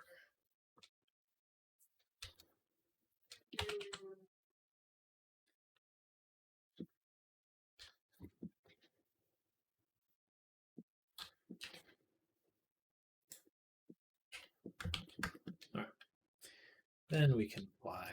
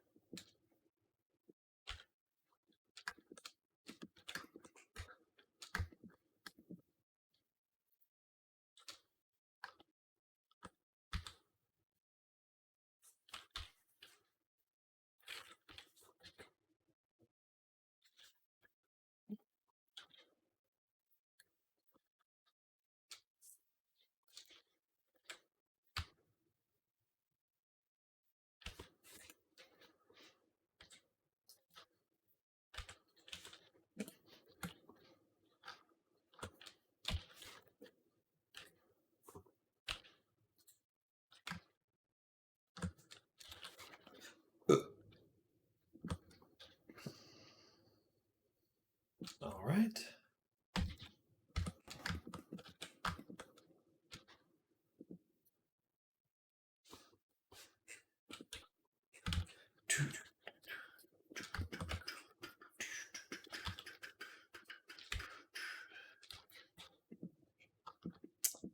This one we might want to subdivide just once more.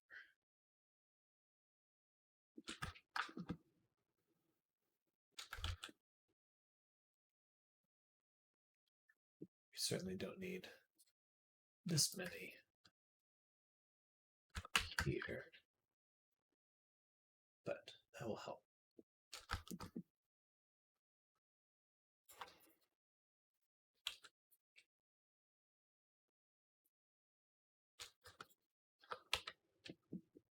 All right. So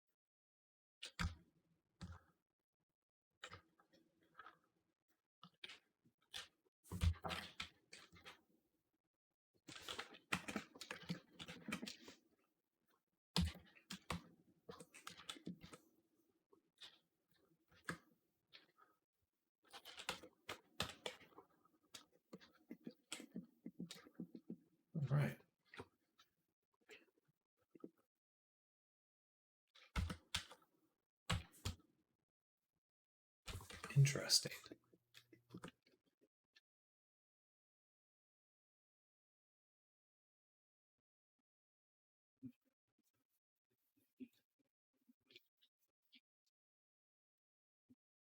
Interesting little unwrap there. All right.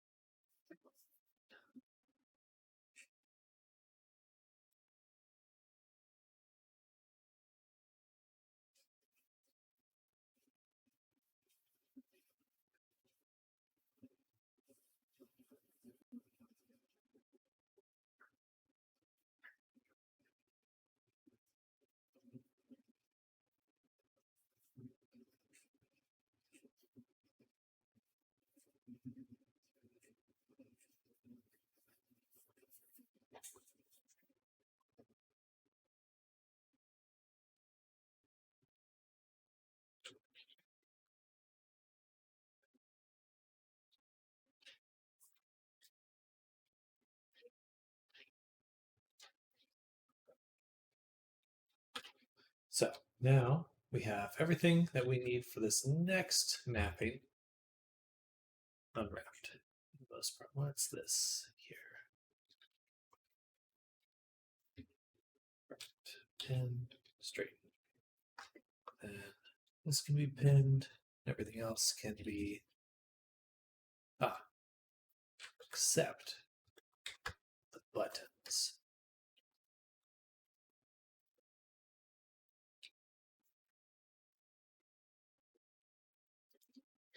All right. Control-S, V, average, shrink.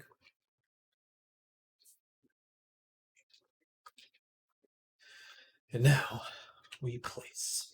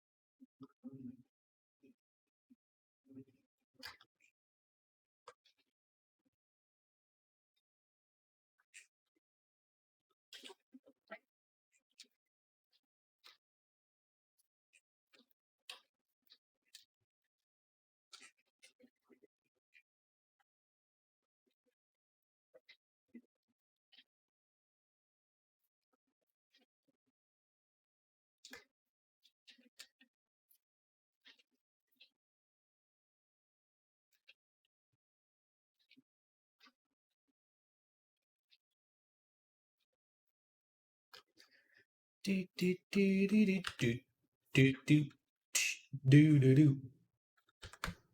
Da, da, da, da, da, da, da, do.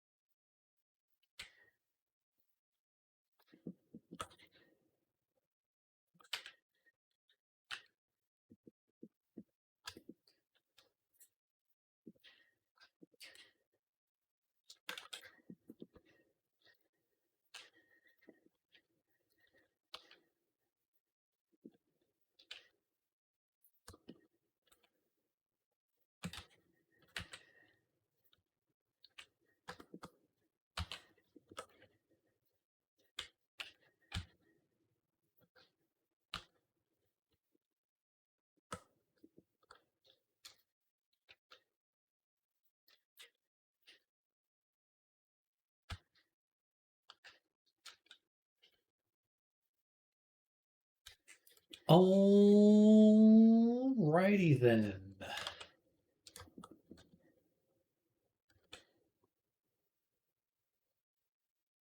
Alrighty.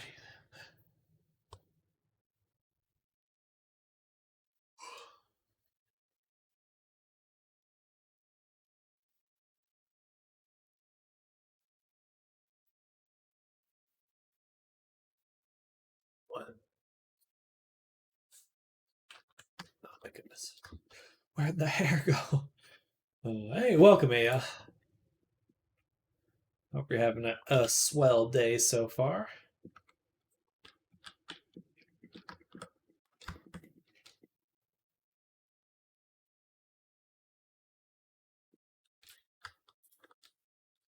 It's going well.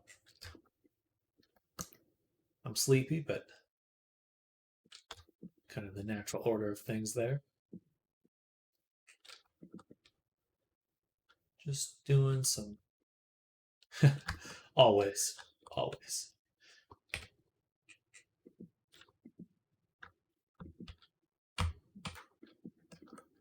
Ugh.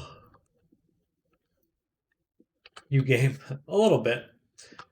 I could definitely be a part of it.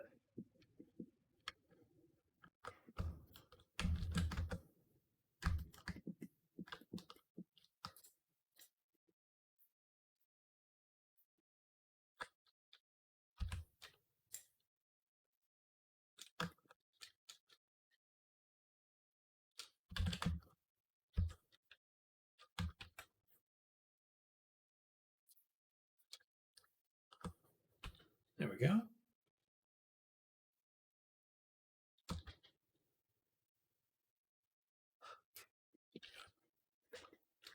All right, so now we're filling in this little hair there. Must be a hard grind.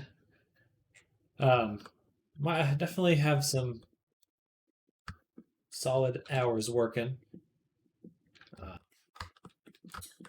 Send a picture of the Discord of the game idea. I mean, this other person I think of making. What do you think of it?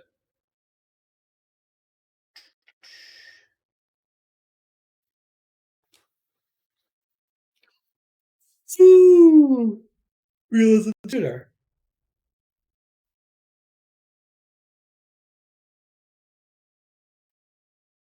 I think that is a perfect little setup. You know, just keep the goals straightforward.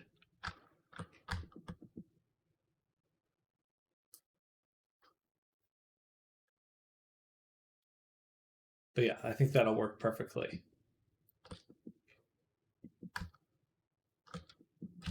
The wave shooter.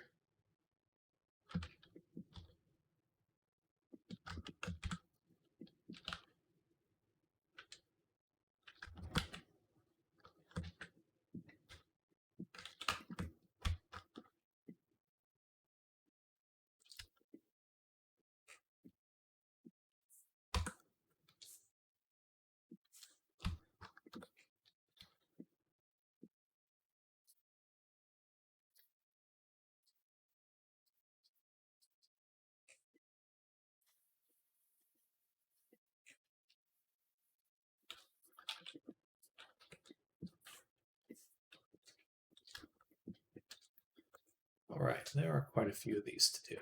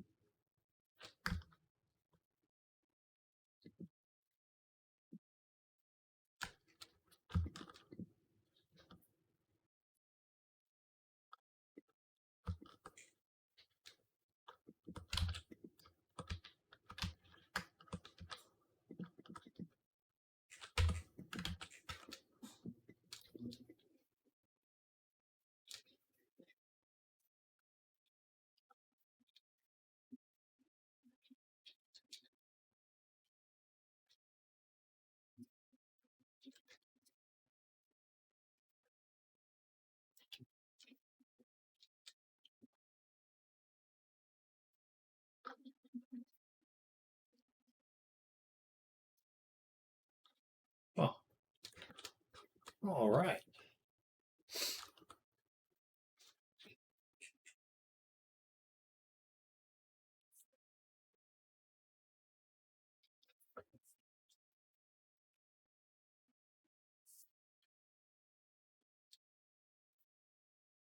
This is a little messy right here.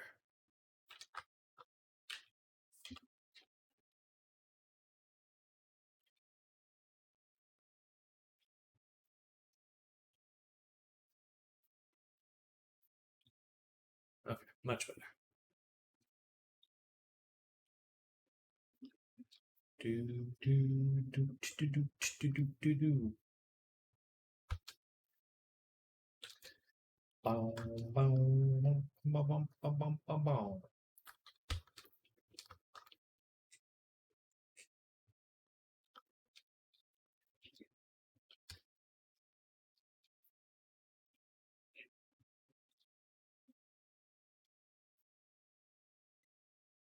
This one's interesting.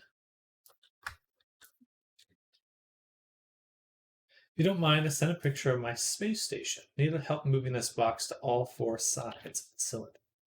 One moment.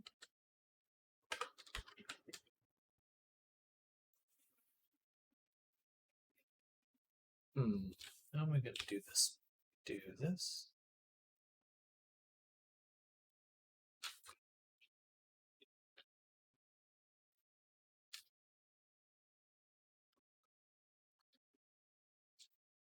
Bang.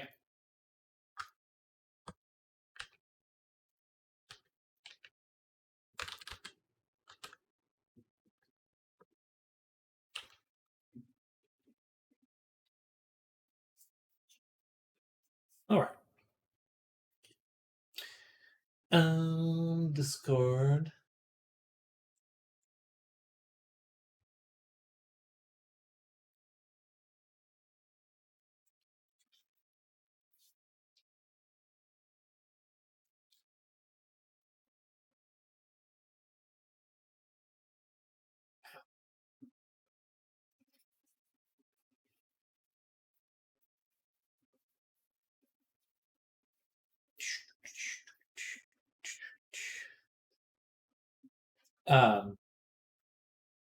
So you're looking to move that to all 4 sides of your cylinder. This little object here. So if it's an extrusion directly off the mesh, I would just perhaps turn your cylinder into a mirror modifier. So delete portions of it, half and the bottom. So you can do a mirror. Then that'll appear on all 4 sides. That's probably what I'd do. Especially if you're going to make other changes that you want on all sides of the cylinder. Alternatively, what you'd want to do to like move something. So let's say I have this, really wasn't really going to do that, but I guess I will have to do that. The other option is to use your 3D cursor to move something. So I hit 0.6 so that this is set to 3D cursor up here, the pivot point. And then you do RY, or duplicate it, RY, and then move it into position. You can hold Control to be a little bit more exact. So it's an extrusion. Then yeah, I would probably do a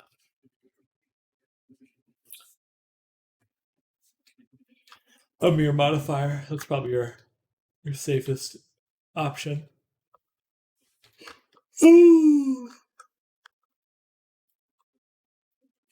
But it might make working with it a little bit difficult. So just be prepared for that. Be prepared.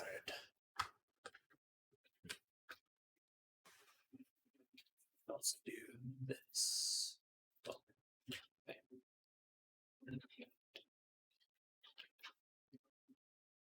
Q bridge.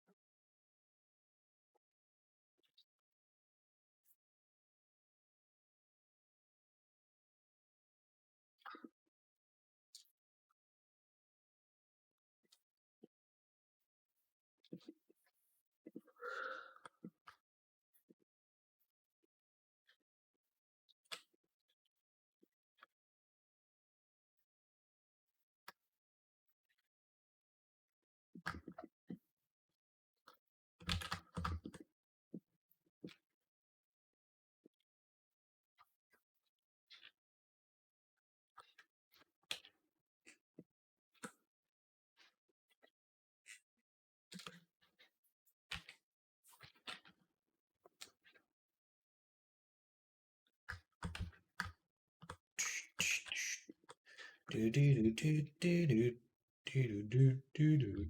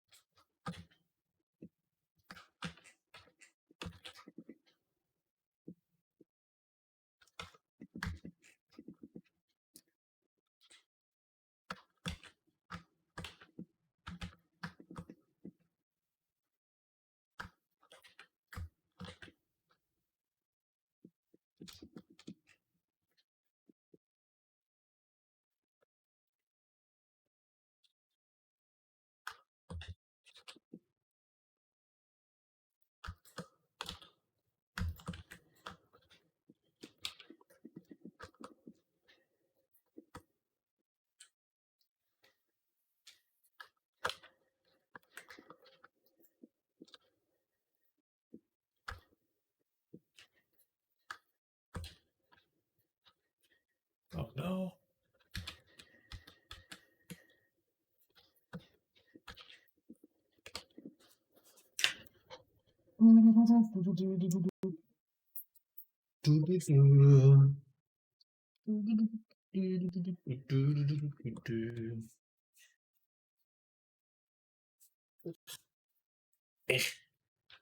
What is that?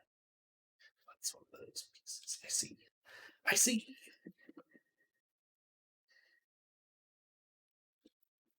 Getting there, getting there, getting there.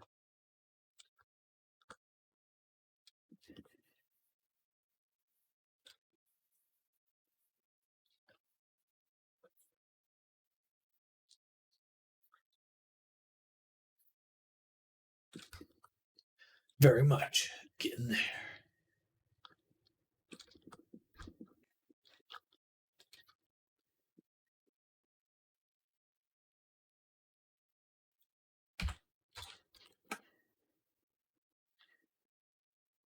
Just a little bit at a time. Can't see what I'm doing.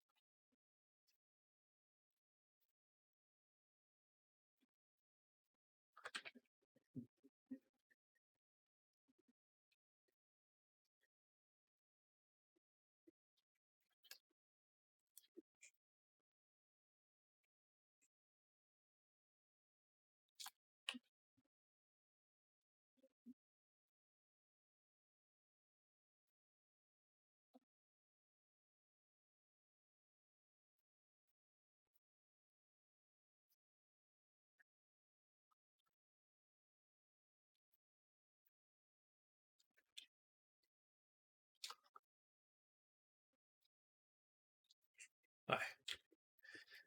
So that will prevent anything from being seen through the bottom of the head. And then for the top, we are pretty much good to go.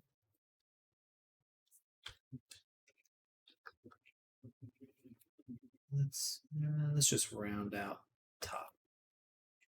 Cannot see. Cannot see anything.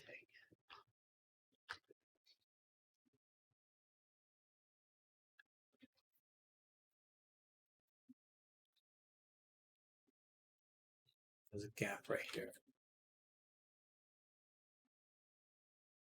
I think we'll merge those. Let's do that now.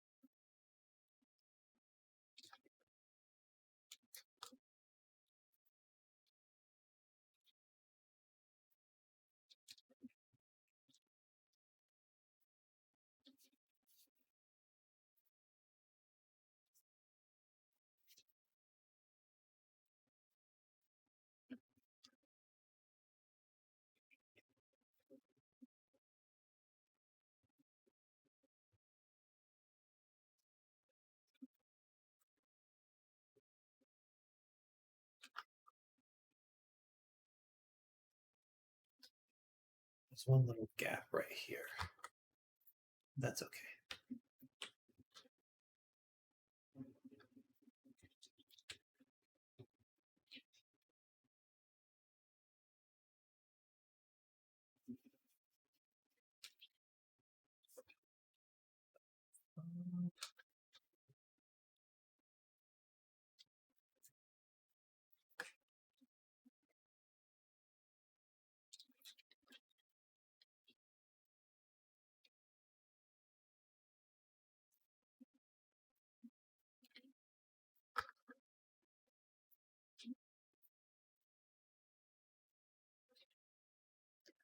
All right.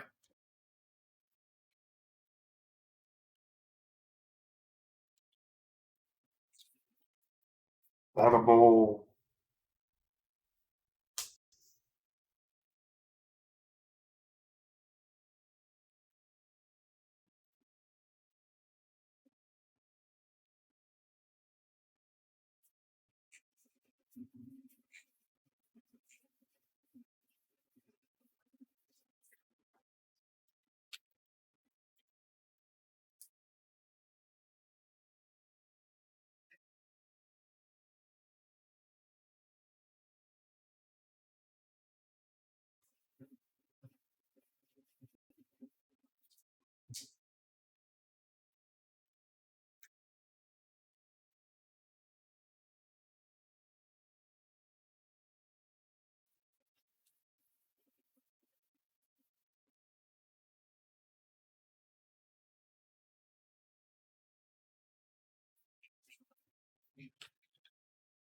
So I think we are pretty much good on the character.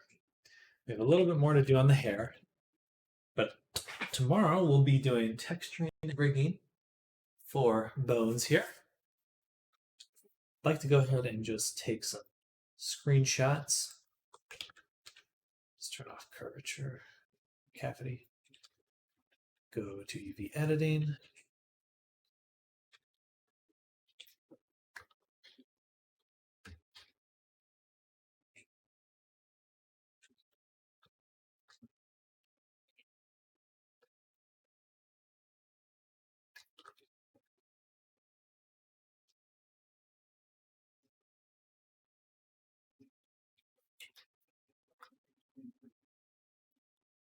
Right.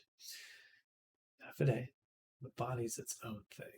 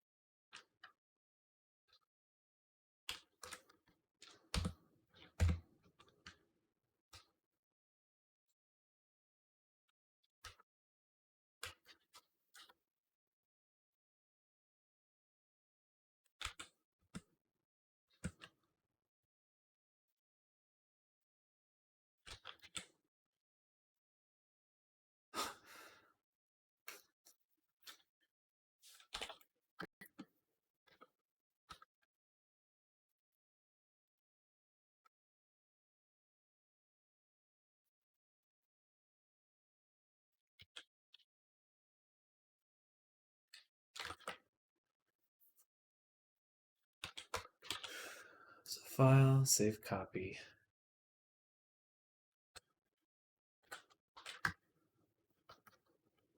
Only hair unmapped.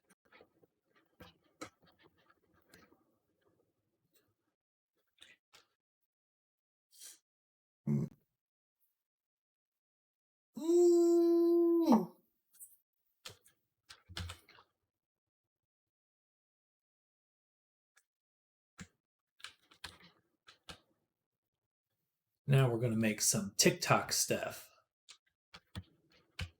Because that's what I need to be doing over the last 30 minutes of my days working. That I'm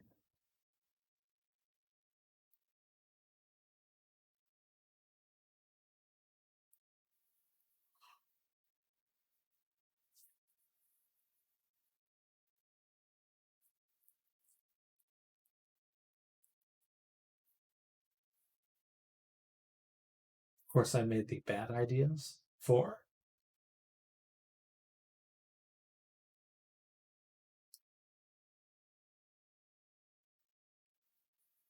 What do you mean?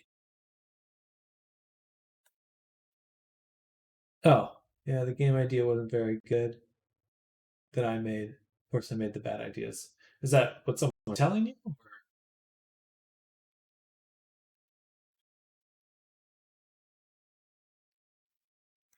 I think for a very first game, that's pretty good.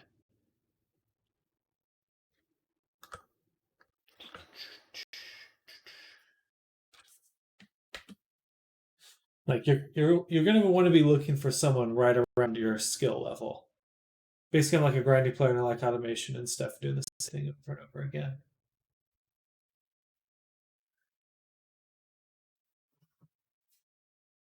Oh.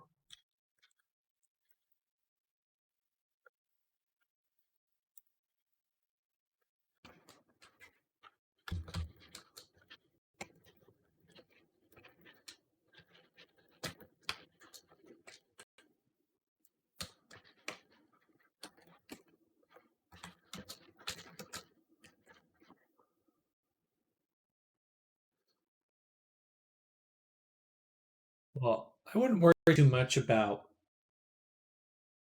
what, like, your concern with where you're at right now. The other person isn't saying it's bad. It's just that I'm looking at what he's writing. It's way better than what I thought of making.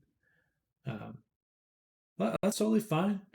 Like, that's part of why collaboration is fun, is interesting. And interest. You know, working with other people helps you learn, and I wouldn't put yourself down um, with your ideas, because there's no wrong thing to like. So I just want to make sure that you're not feeling bad about what you're suggesting, because there is no such thing as a bad game. You know, Flappy Bird is the simplest idea in the world. People love it, but it's not like the most nuanced idea in the world. It's just an idea. It's just one idea. So don't put yourself down, because what fun is not, it's not the same. Yeah. Just keep your chin up. I think you'll enjoy this process of learning things and kind of getting to know how to make things, because it'll help you identify what you want out of things as well.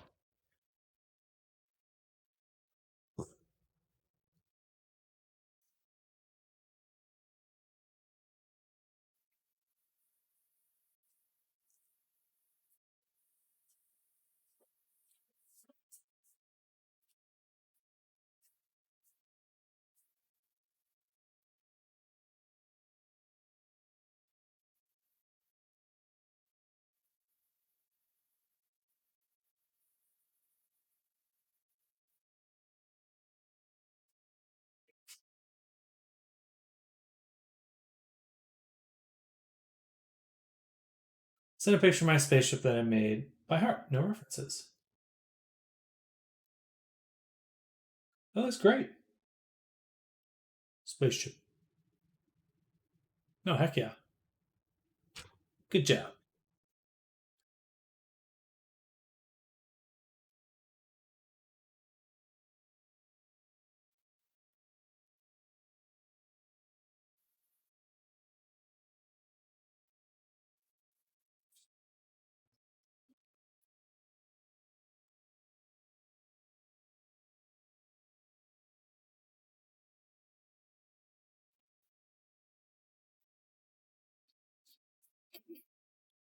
I got solar panels. Solar panels.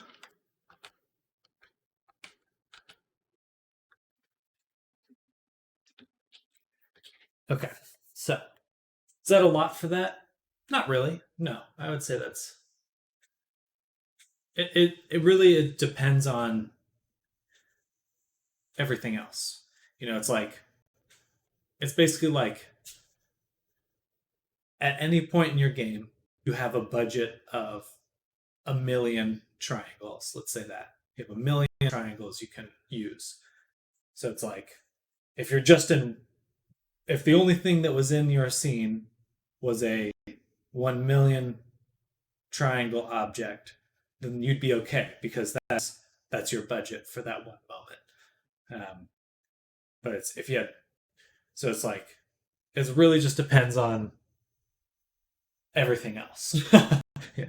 It's more like a balance. It's like, okay, well, this is how much we could put in a scene, so this is how many things we can have at that one time. And then you put a big thing in, that means you'll can't put other big things in, etc. Or you can put a bunch of small things in.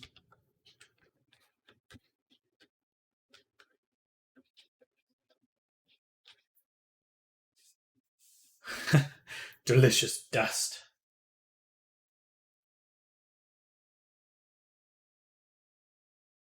I want to do this.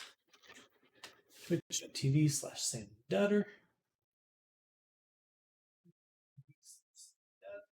Dash me. We're gonna go look at my video producer.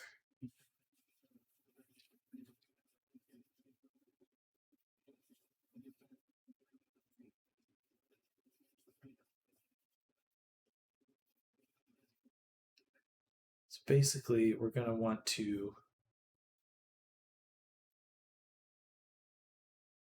we'll focus on cotton for this one. Turn over the light.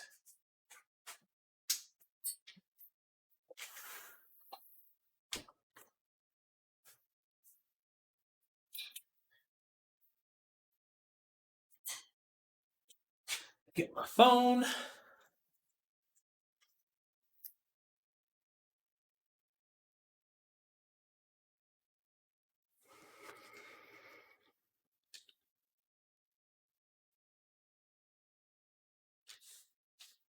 So we're just looking to, right now I'm just making a bunch of clips for TikTok.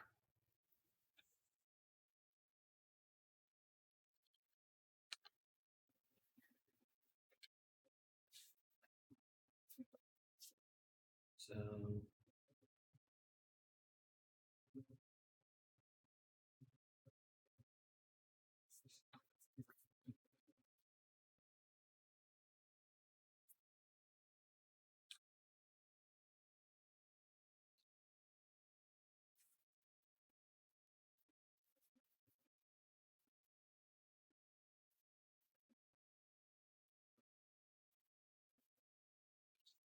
something like that.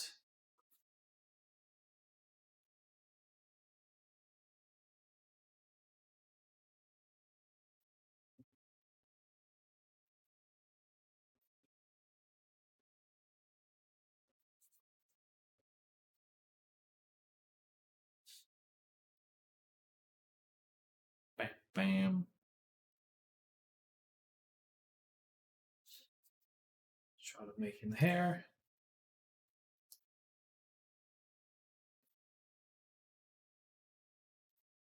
That's perfect.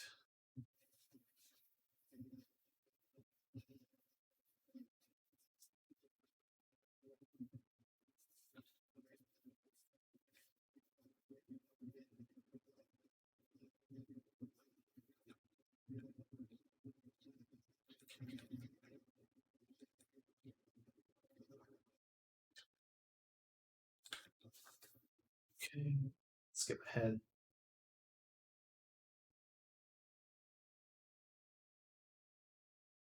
Do the toe beans.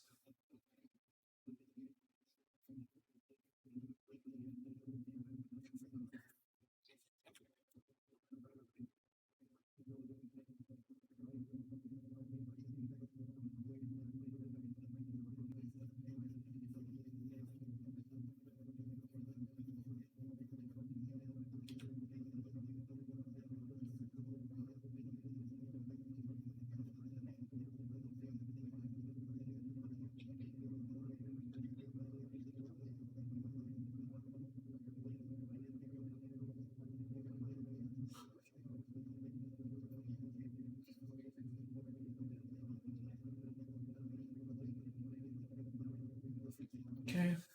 Beans recorded.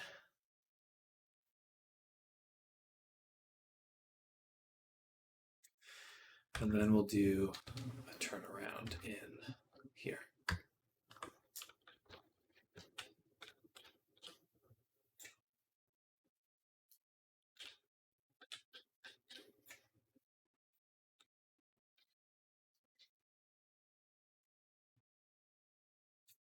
Wow.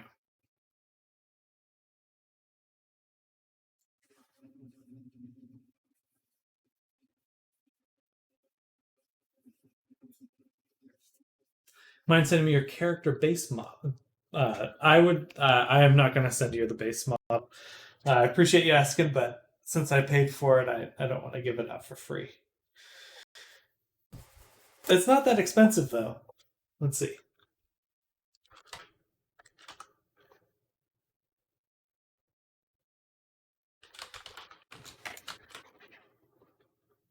So, well,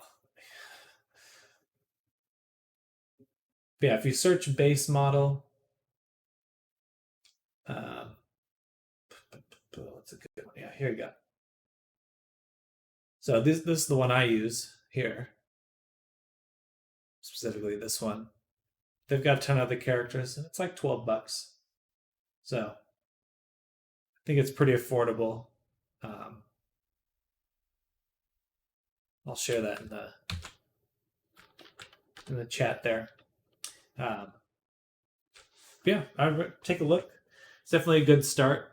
A lot of them are already rigged, so you can kind of use them as a jumping off point. But anyway, that brings me to the end of my stream for now. I'm going to go ahead and finish up that TikTok, put some music over it, all that jazz. And then tomorrow we'll pick up and we'll be working on the other models. Well,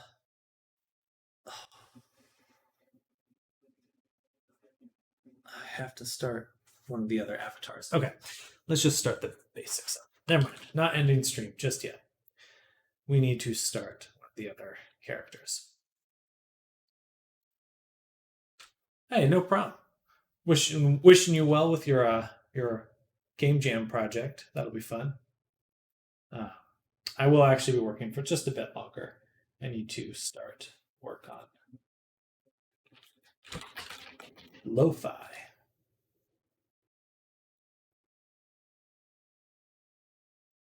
Won't be game jam, a game collaboration.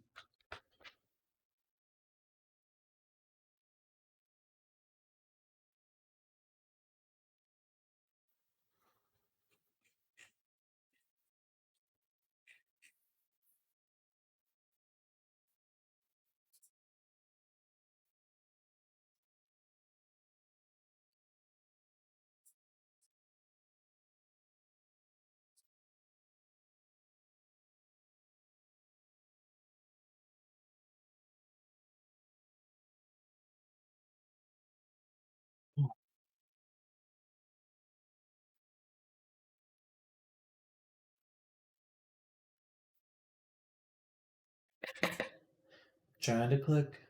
Give me the image.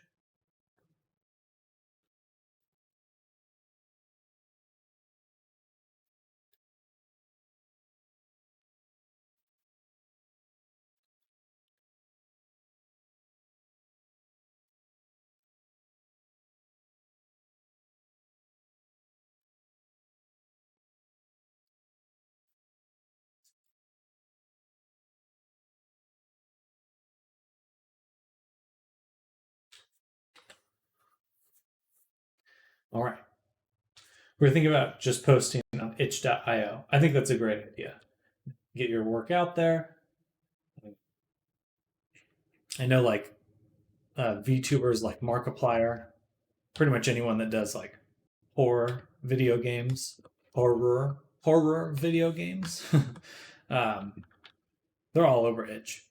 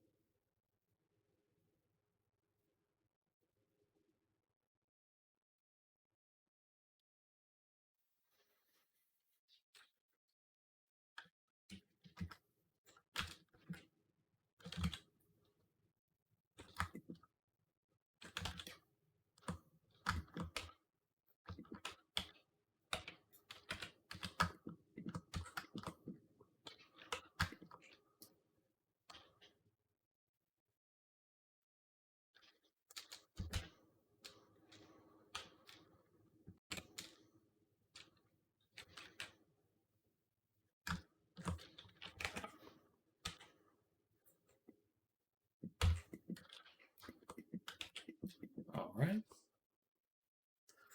So, also need to identify the other outfits.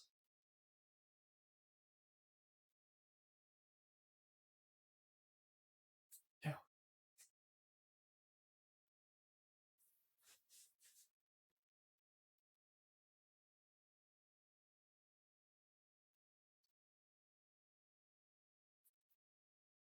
Just going to switch to full screen for a little bit. I don't know if I don't think the client would mind me showing this. It's pretty well put together, honestly.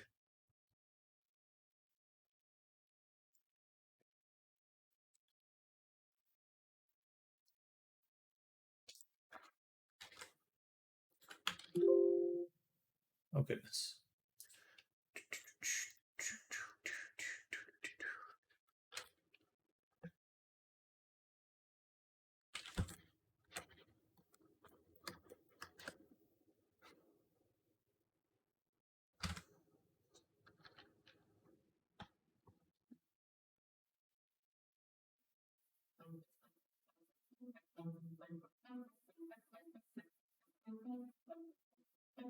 It's going well, Cotton. Oops. Damn it. Let me get that side view. Yeah,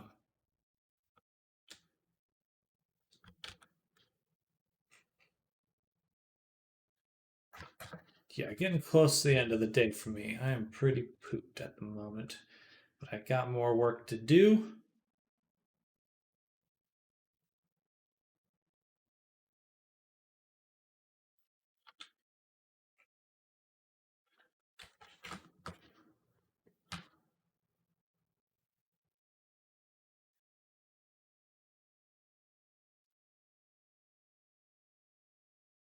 And there's a sling. Got front view. Perfect. This is another commission starting up.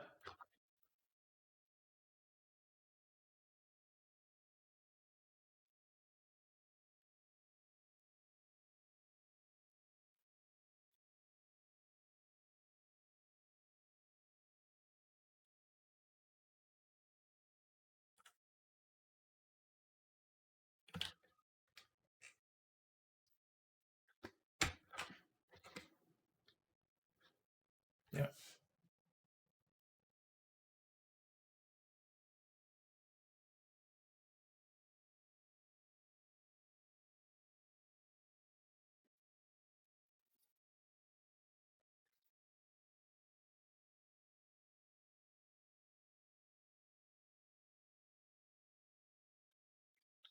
Just for reference, or another avatar. This is the reference the client sent me for their avatar, which is like kind of an IRL analog.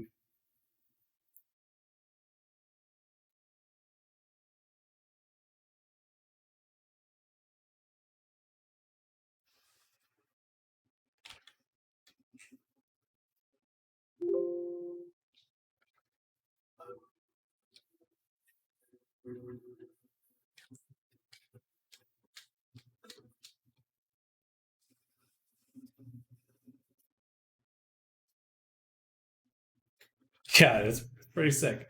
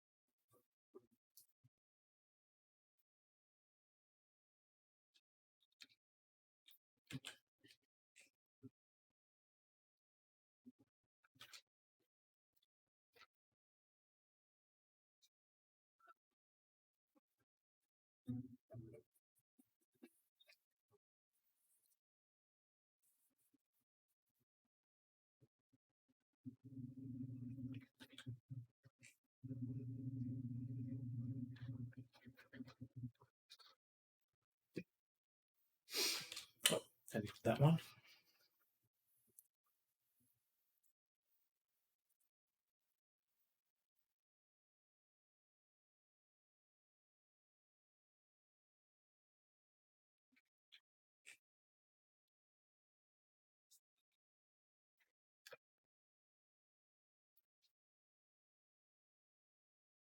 Did I not get the...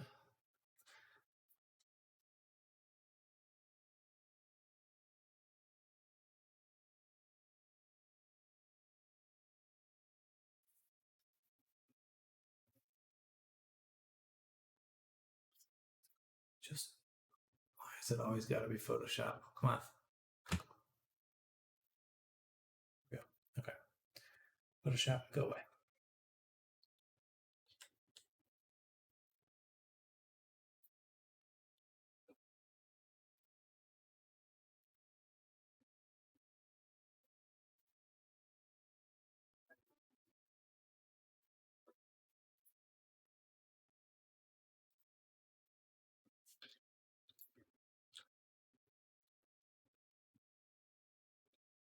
So this is actually outfit 3.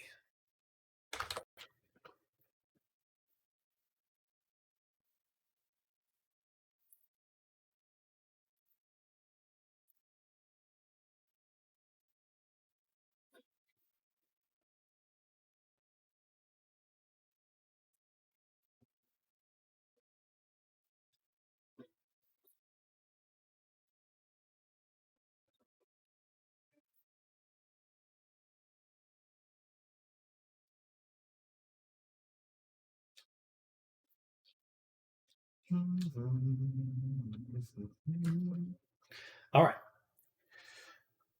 That should be about it. Okay. There's all my reference.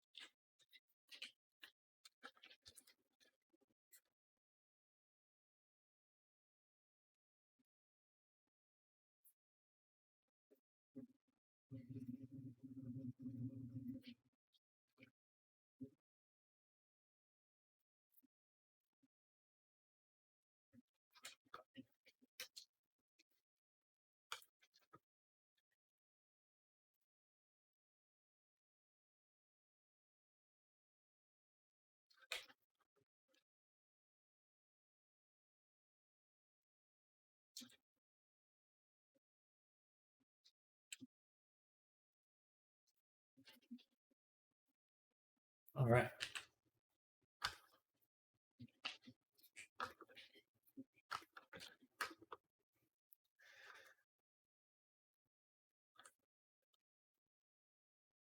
There was one more. There was a black jacket.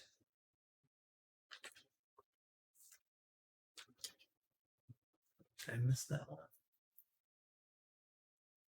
No, it's in outfit 2C.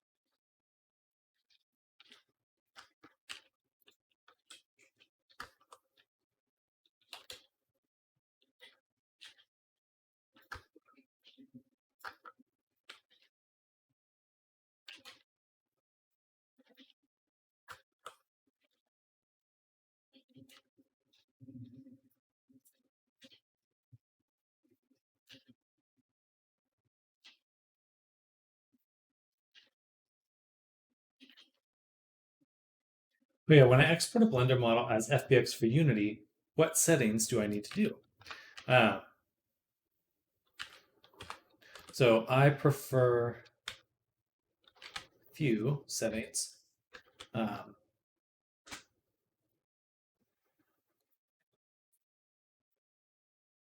when you're exporting, I'm just going to screenshot these. This is what I do.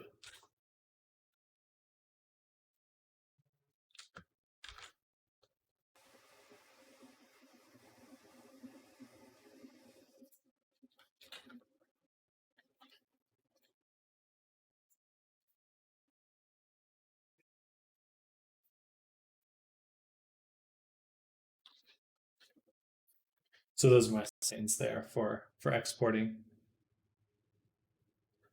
It's really just adjusting those settings. And then everything else should be relatively self-explanatory, but sometimes there's some difficulty there because it's all. We got to bake the textures on because the nodes don't work for him in Unity, like the color ramps and stuff. Yeah, so for your materials, you need to make a Unity version of them. The materials you make in Blender don't work in Unity. So he's saying is that you got to take the images painted, and those should be files, like a JPEG file, and then you drag them into your Unity project, or just include them in the FBX file, like in the same folder. So if you're sending him a folder with the FBX file, also include the textures you've made for that model, and then just send it his way.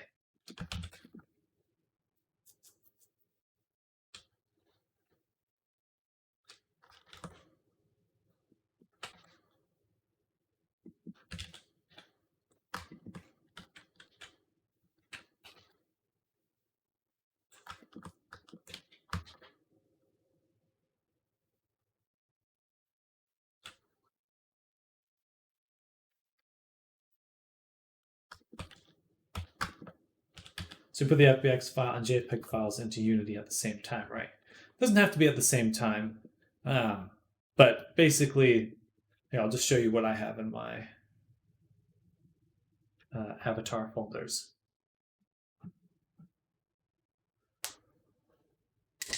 Ooh, whoa, whoa, whoa, whoa, whoa, whoa,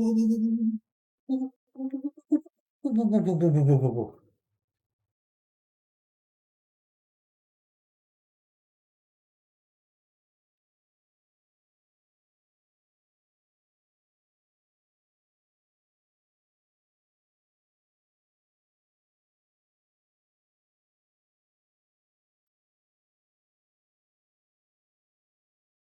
So for Cotton here, Caramel, the avatar has, or no, it's not a good example. We'll go to Graken. So Graken here has just one material. I have his FBX file here in its own folder. So here's his FBX file in its folder.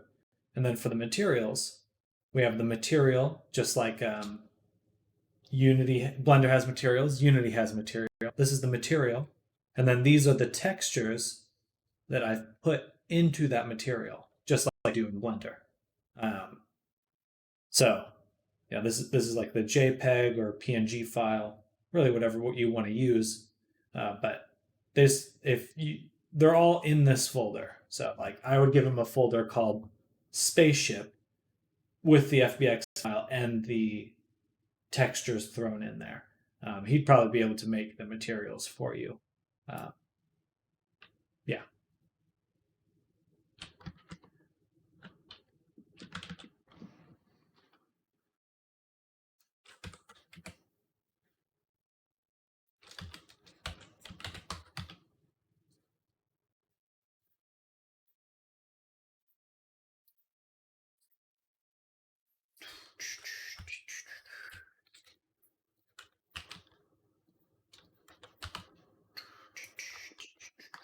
I'm going to duplicate this one, move it up.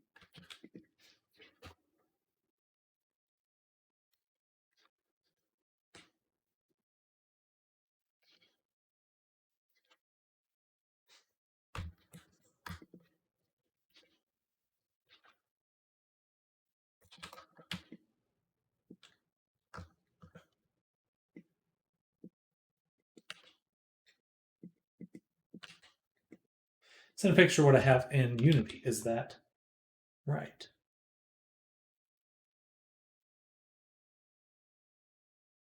Yeah.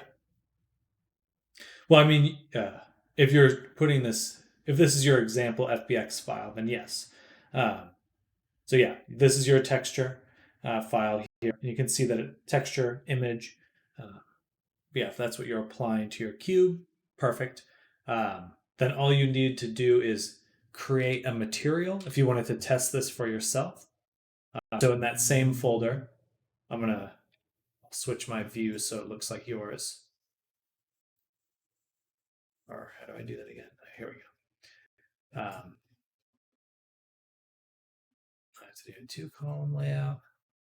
So pretty much in your folder, say Bracken here.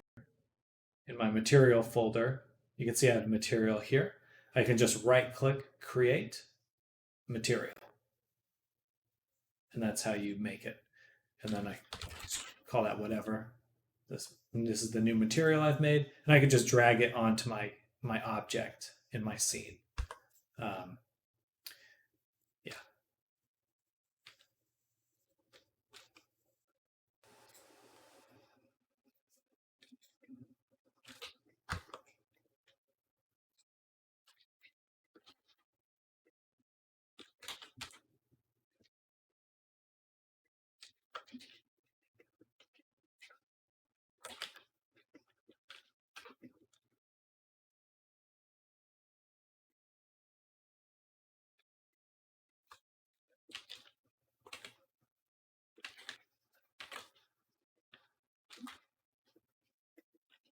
If I click the little arrow on the cube, it already has material, but it's empty.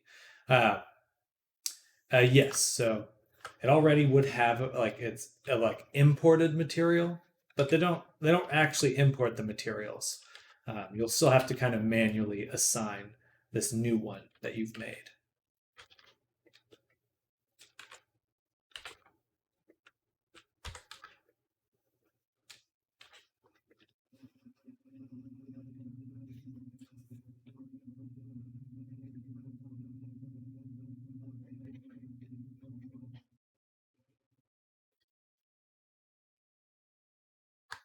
You just want to right click in your project window. So this is like the example folder. You just right click, create material. And then if you want to create a scene is like this empty area that I'm in. So a level, you could think of it like a level. You just create scene, you can call it whatever, test scene, and then you just double click it to enter it. And now I'm inside the scene.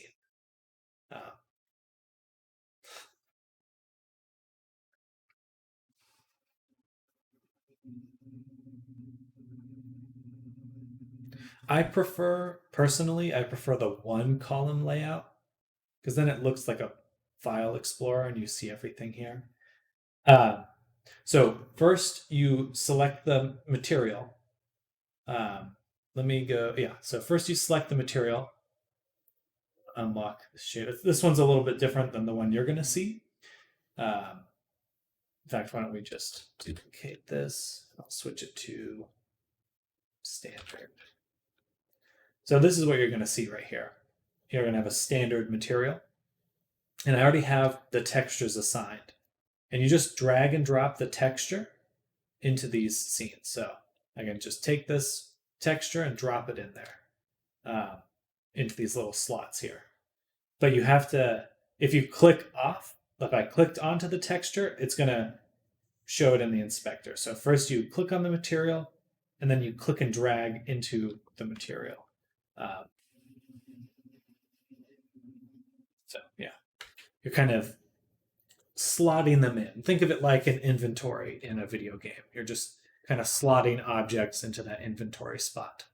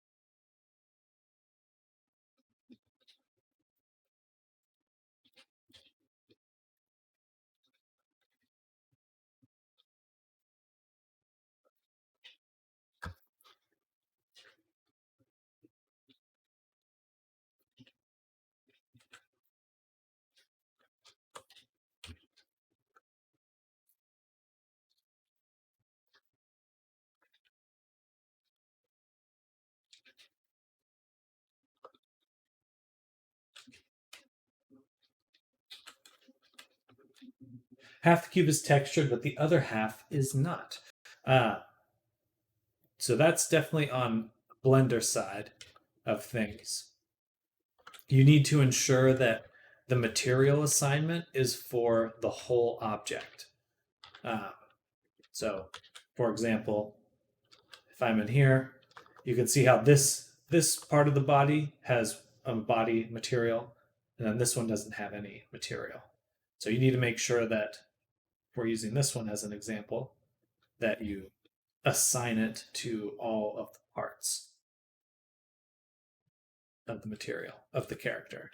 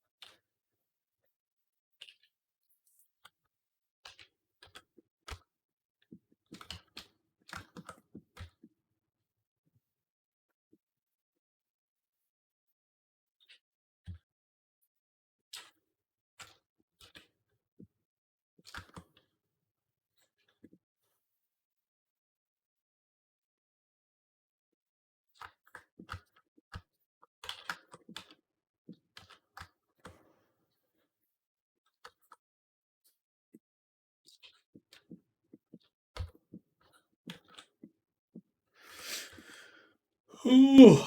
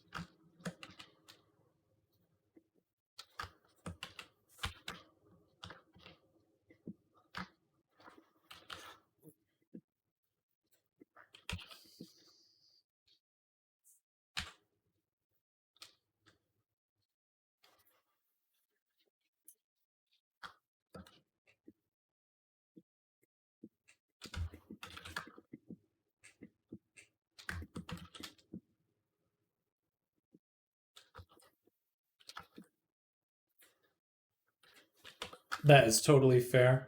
Wish you luck on your project, my friend. It's definitely. Hey, same to you.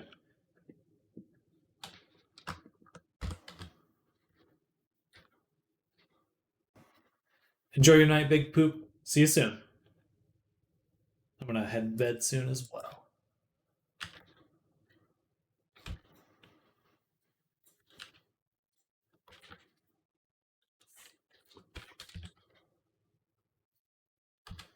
Well, eating dinner and then going to bed.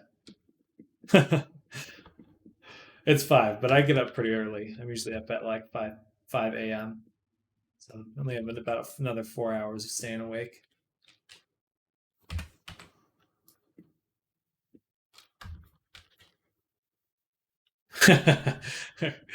Good night.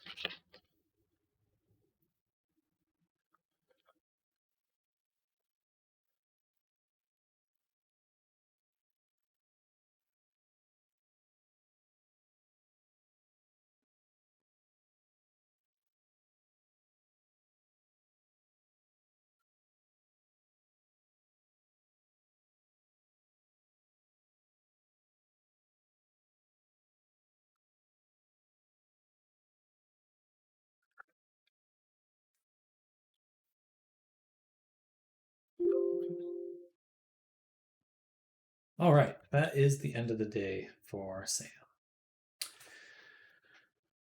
thank you everyone for hanging out with me, for lurking and twerking. And I will be back tomorrow for our normal. I'm actually going to be trying to start at 8 a.m. nowadays. Try to get an extra hour in. I was kind of cutting my day a little early in the past. So anyway, looking forward to continuing working. We're gonna not try to finish Caramel tomorrow. I think, or majority of work on Caramel tomorrow. Anyway, see you all then. Hope you have a fantastic evening in the meantime, and catch you tomorrow, y'all. Nice. There we go.